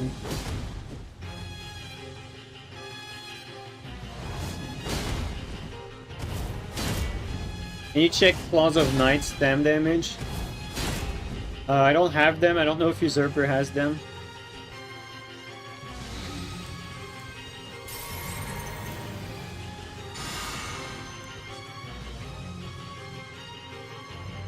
Oh, oh, never mind. I thought you did. 1, 2, 3, 4.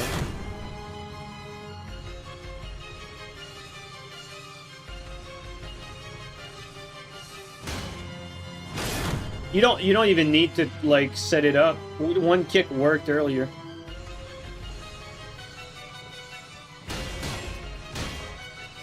You don't need to do a kick after all of that. Like just one kick would work.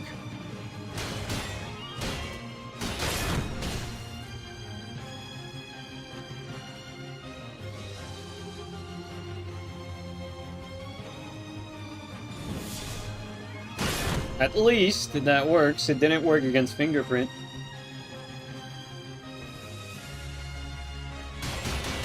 So bad.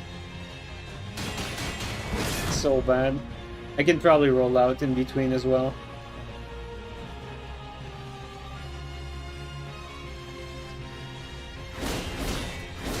So bad too.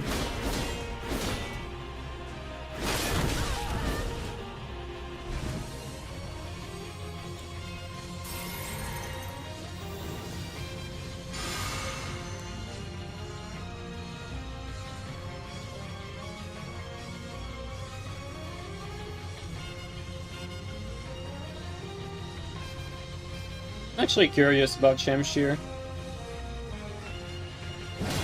Maybe not Sword Dance. Never really expected Shamshir's Sword Dance to do any stam damage, but okay. Nah. Yeah, it's bad. Bad stam damage. If you have like an infusion, maybe with the status you can do something, but I don't know.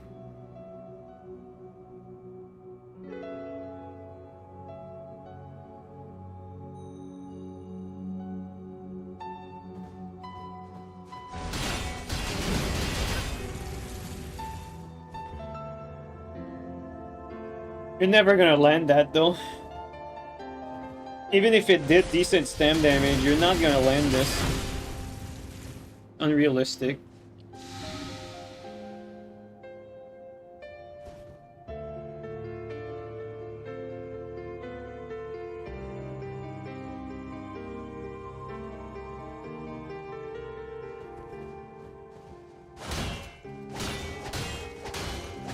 Man. This is sad. No wonder this setup is so dominant. It just shields shut down everything. Look at that. Crazy.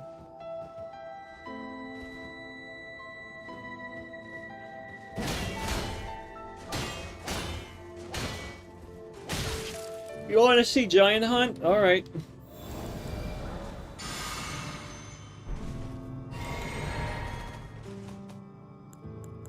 Telling you it's pointless.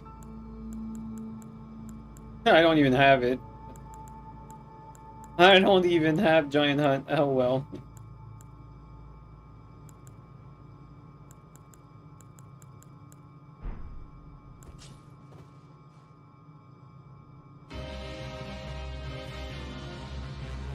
Shield Bash breaks in one. It broke. It did not break Fingerprint, but like barely, unfortunately. So it's gonna break this in one for sure.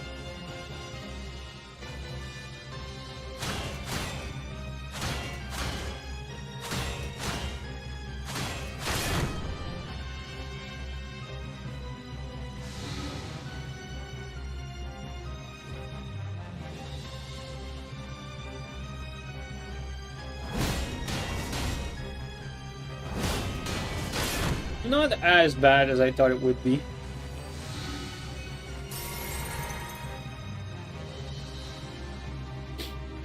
You don't know if you can even riposte after Shield Bash? Yeah, that's a good point. Maybe you can't.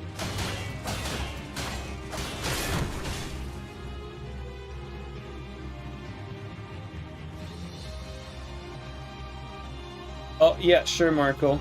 Let's do that.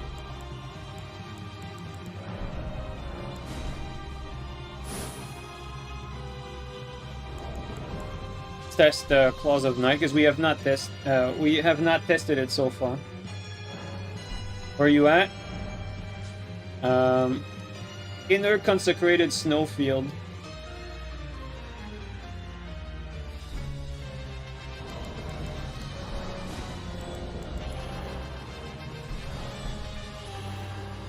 I'm gonna get off after that. Yeah, password Marco is 99.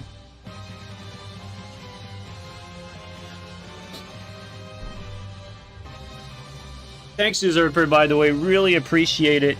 Thanks a lot for testing all of these. It's very useful to know, like have first-hand experience, like look at a stamina bar and see like what does stamina and what doesn't.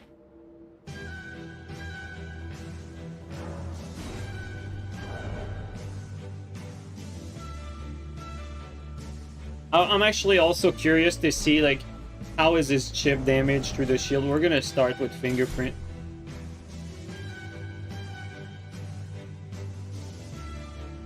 Yeah, use hammer talisman, Marco. Don't use anything without hammer. It's pointless.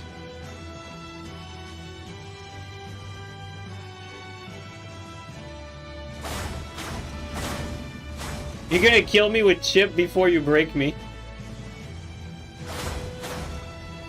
Yeah, you're gonna kill me with chip before you break me. So stamina damage is non-existent.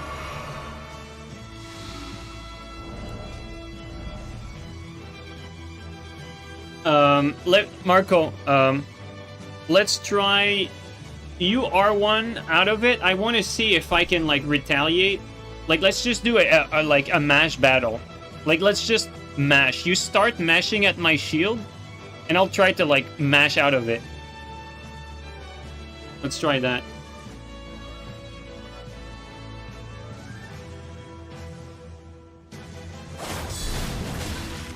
No, don't roll. Well, I guess that's representative.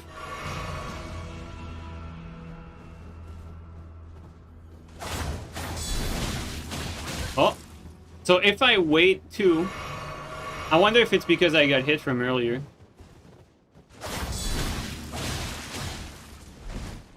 If my poise is damaged, one sec. Let me reset just to make sure.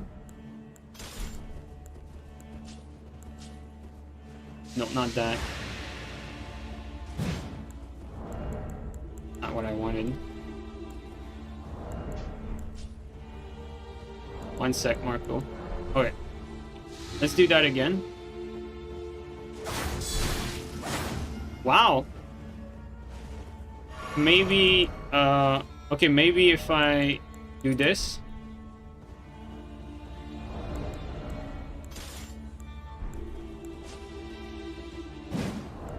Let's reset poise just to make sure. Alright.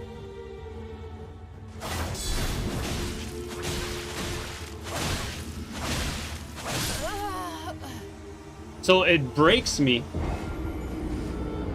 It breaks me in 1R1. It did like 3 times. It actually does look pretty good. I think you have a point though. It's like obviously right now like we're mashing, but ultimately a lot of it, like even though this is not like how a fight would play out, a lot of these interaction would happen in a fight basically. Like it ultimately it almost comes down to that, like whoever can mash like probably wins the battle. Like that's how I see it.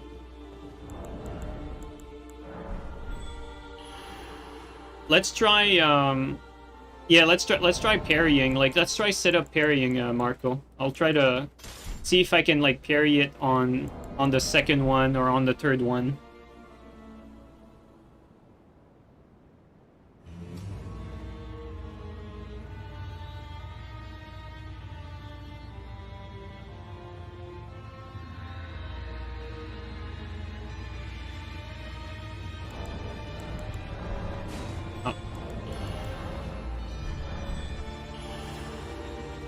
You'll parry through the spam?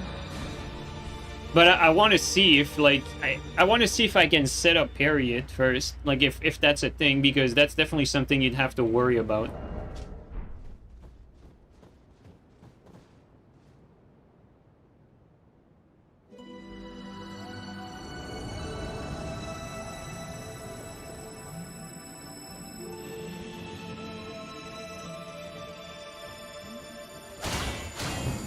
No, it doesn't look like it. Let's try again.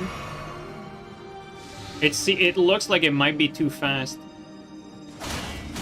Yeah, I cannot parry fast enough for 2, so that's good. Yeah, that's guys, that is as fast as I can do it. Like, I am not blocking for as long as, like, right now, like, way before, like, you know, it looks like I'm parrying late. It looks like I'm parrying late, but the game forces you to keep blocking, basically. So that is legitimately as fast as you can parry out of this. Let's try this. Try again. Just mash.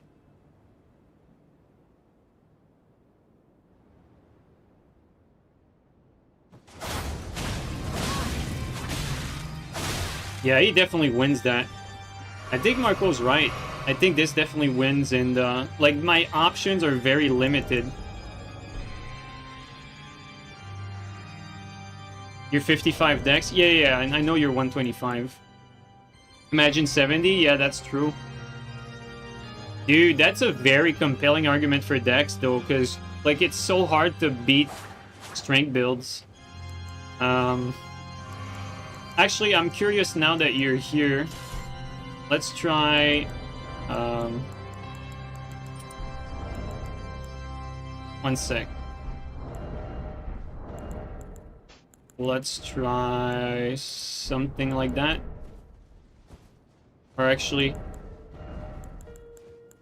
something like that, alright.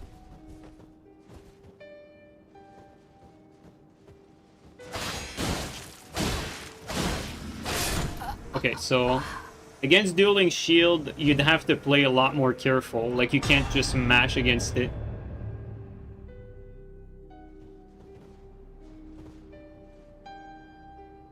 Too slow there? Well, I mean...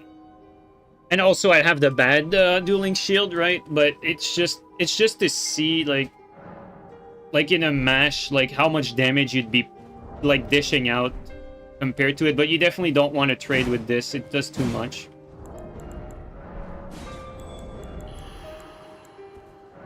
Yeah, try that, Marco. I'll spam it. Try the, like, I'll basically do that. And, like, try to R1 and then roll out. Or, like, do an attack and roll out. I'll just, like, try to spam it.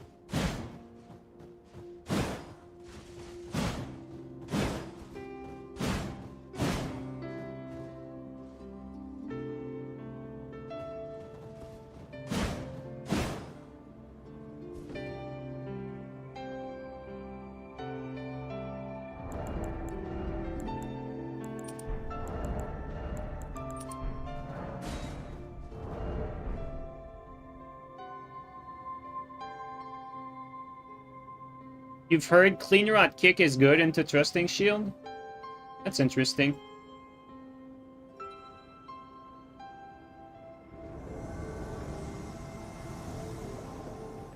Alright, so what I'll do is I'll spam and just try to, like, get a hits in there. Oh yeah, you can.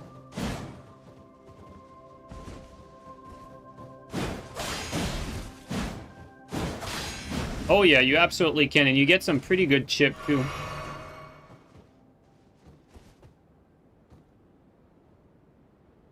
Yeah, it's not bad damage for sure. Marco, where are you going? Let's go here.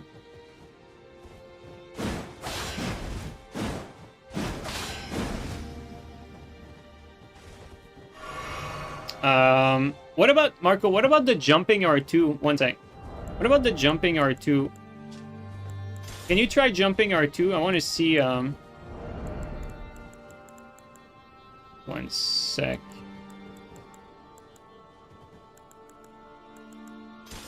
I want to see how much stam damage this does.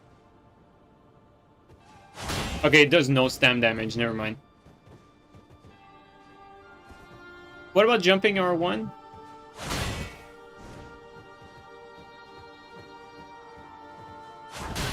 Oh, okay. Okay, never mind. It doesn't do anything. It's just chip.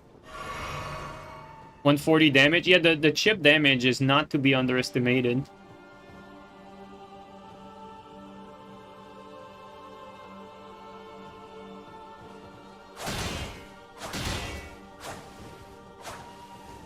Okay, guys, what did you want to check against this?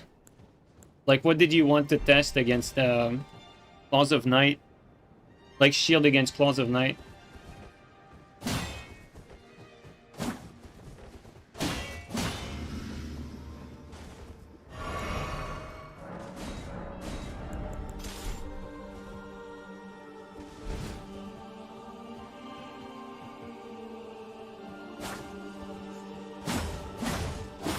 See how much chip it does with fingerprint grease? Okay, one sec, Marco. Let's try that again, but instead what I'll do is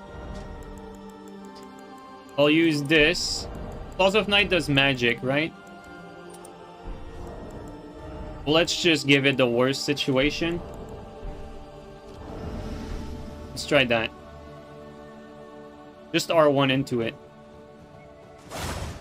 It's still good chip. Like, it's still very good chip. And this is with this, and this.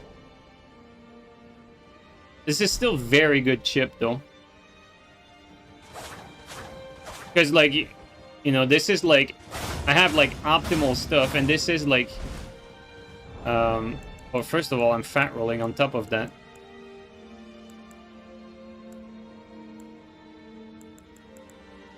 Not sure why, but... Any idea why I'm fat rolling, guys? Did I forget something? Oh, it's because this is usually very light. Oh, it's because... Yeah, it's because I don't have favor. Never mind. That's why. Yeah. So, even then, I would have to sacrifice this one to get here. Yeah. Okay. Yeah, the chip is still nasty, even in, like, my best case defense scenario. Because you have to keep in mind, like, this is the armor you need to wear, really, for this setup. Yeah, shield grease. Let's try shield grease. To be fair, though, the strat against shield grease is to wait it out. It's still good chip, though. That's the thing. Like, you can't just forget about it. It's still good chip. Like, you can't ignore that.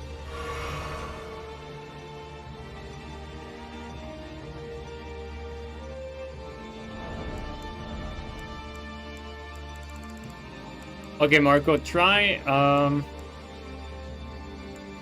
one sec. Let's try... One sec.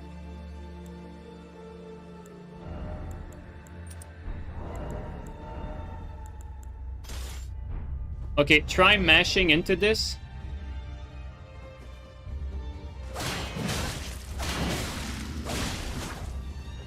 Actually, let's both heal to full. I want to see the HP difference.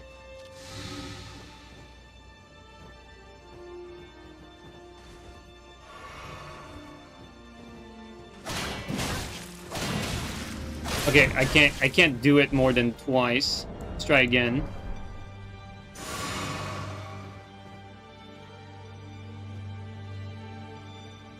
Can you heal up? Let's see. Okay. Let's try again.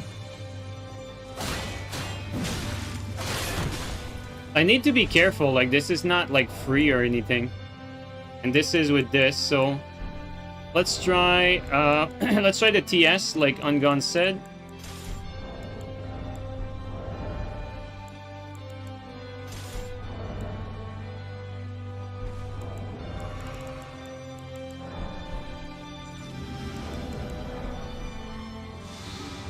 Alright. Oh, thank you.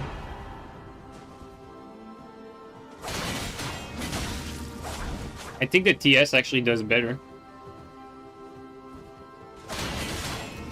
Maybe not. It's risky. Yeah, I think Claws of Night is onto something. Oh yeah, with Fingerprint. Okay, let's try with Fingerprint. I think with Fingerprint, I think I would be able to out-damage it. But we need to try it for sure.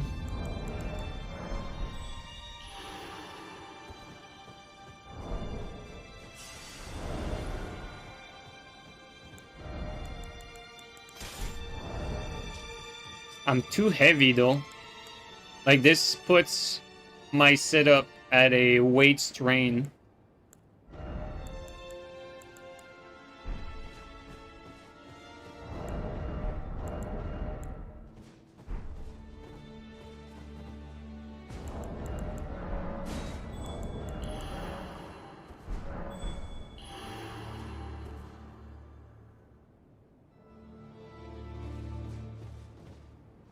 If you see TS and you know you can poise it, you'll sort of night swap. Yeah, that makes sense.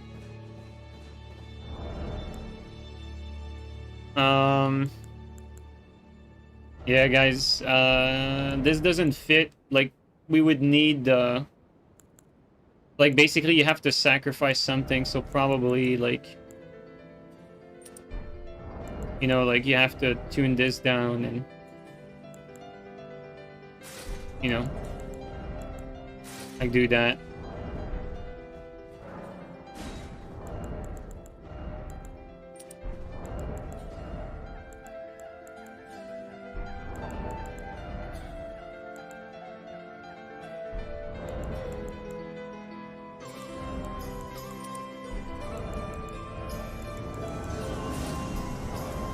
Something like that.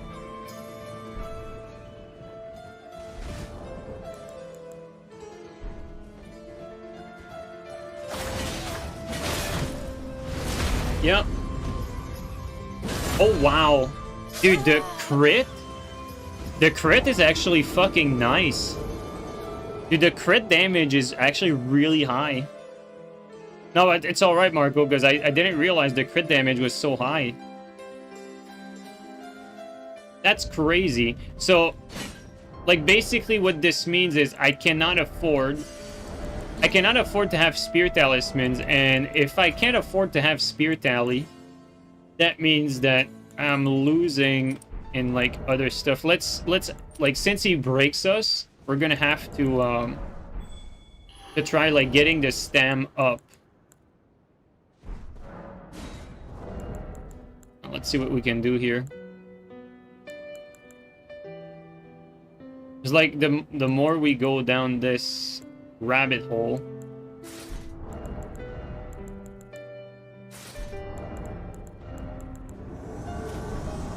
we start to get pretty squishy at some point.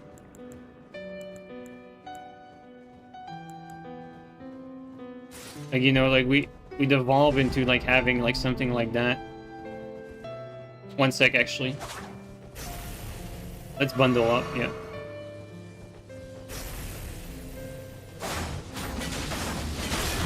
Yeah. Wow, okay. So you can only do it once. And he wins. Like, look at that. He wins the damage race if we do that, I think. So, like, I would need to have this. Let's try again, Marco. 510 here. All right. Check again, Marco. Let's try again. Let's check again. And even then, like, you get a roll catch. Okay, so I think it's fair to say that Claws of Night probably is an answer. It definitely looks like it. I think you're right. I mean, I think you've been proven right with this testing for sure.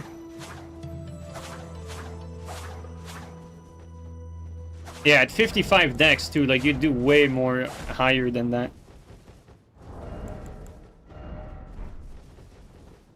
That's crazy, honestly. That is crazy.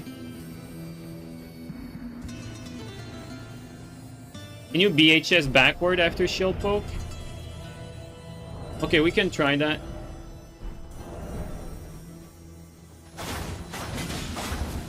Oops, I DHS inward.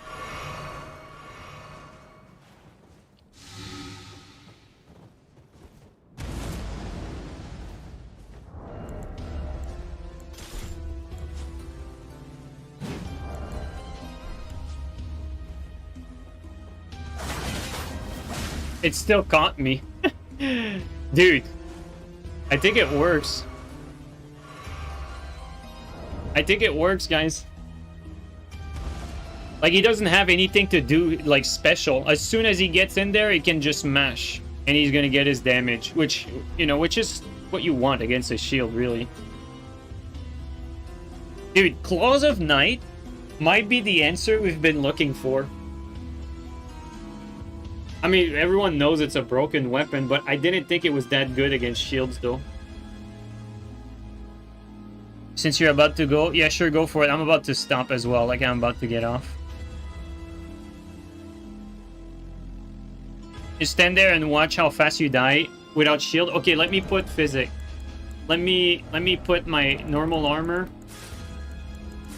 Let me just do my setup, just because I want to see how fast I die, like, given, like, usual conditions, right? Like, where it'd be like this.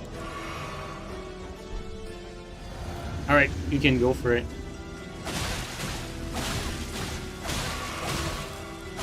Yeah, I mean, it is pretty fast. You almost tier skipped me, too. Yo, Marco, thanks for the testing. Guys, I'm gonna get off. 7 hits, but almost way less than that, because he almost tier skipped it. Alright, guys. Marco and Usurper, thank you for the thanks for helping me test this stuff. It's very useful info. Yeah, I'm sure you're gonna get tons of views, Marco. Alright guys, that's gonna be it for me though. Thanks everyone for coming by. Enjoy the Nightreign DLC, everyone, and I hope you enjoyed like the whole stream, like the invasions and the testing. I'll catch you guys up next time. Let's see who we can raid. Alright, take it easy everyone. Have a good night. Alright, who's on right now? I mean, I'm sure everyone is playing the Nightreign DLC. Okay, let's raid Steel. Steel's playing the Nightreign DLC, obviously, like everyone. Dude, everyone's on that Nightreign DLC. You know what's funny? The fact that we're not on the Nightreign DLC and we have views is probably because everyone that doesn't care about Nightreign is here. And there's still a lot of us. That's funny. Alright, let's raid Steel. Because, you know, we still kept, like, a decent amount of people, even though Nightreign DLC just came out. And I think it's probably because there's still people that don't care about Nightreign. Alright, guys. Have a good one. Take care, everyone. Yeah, men of culture. Not Nightrainers, but I'm about to raid a Nightreign streamer, though. Alright, take care, guys. Have a good night.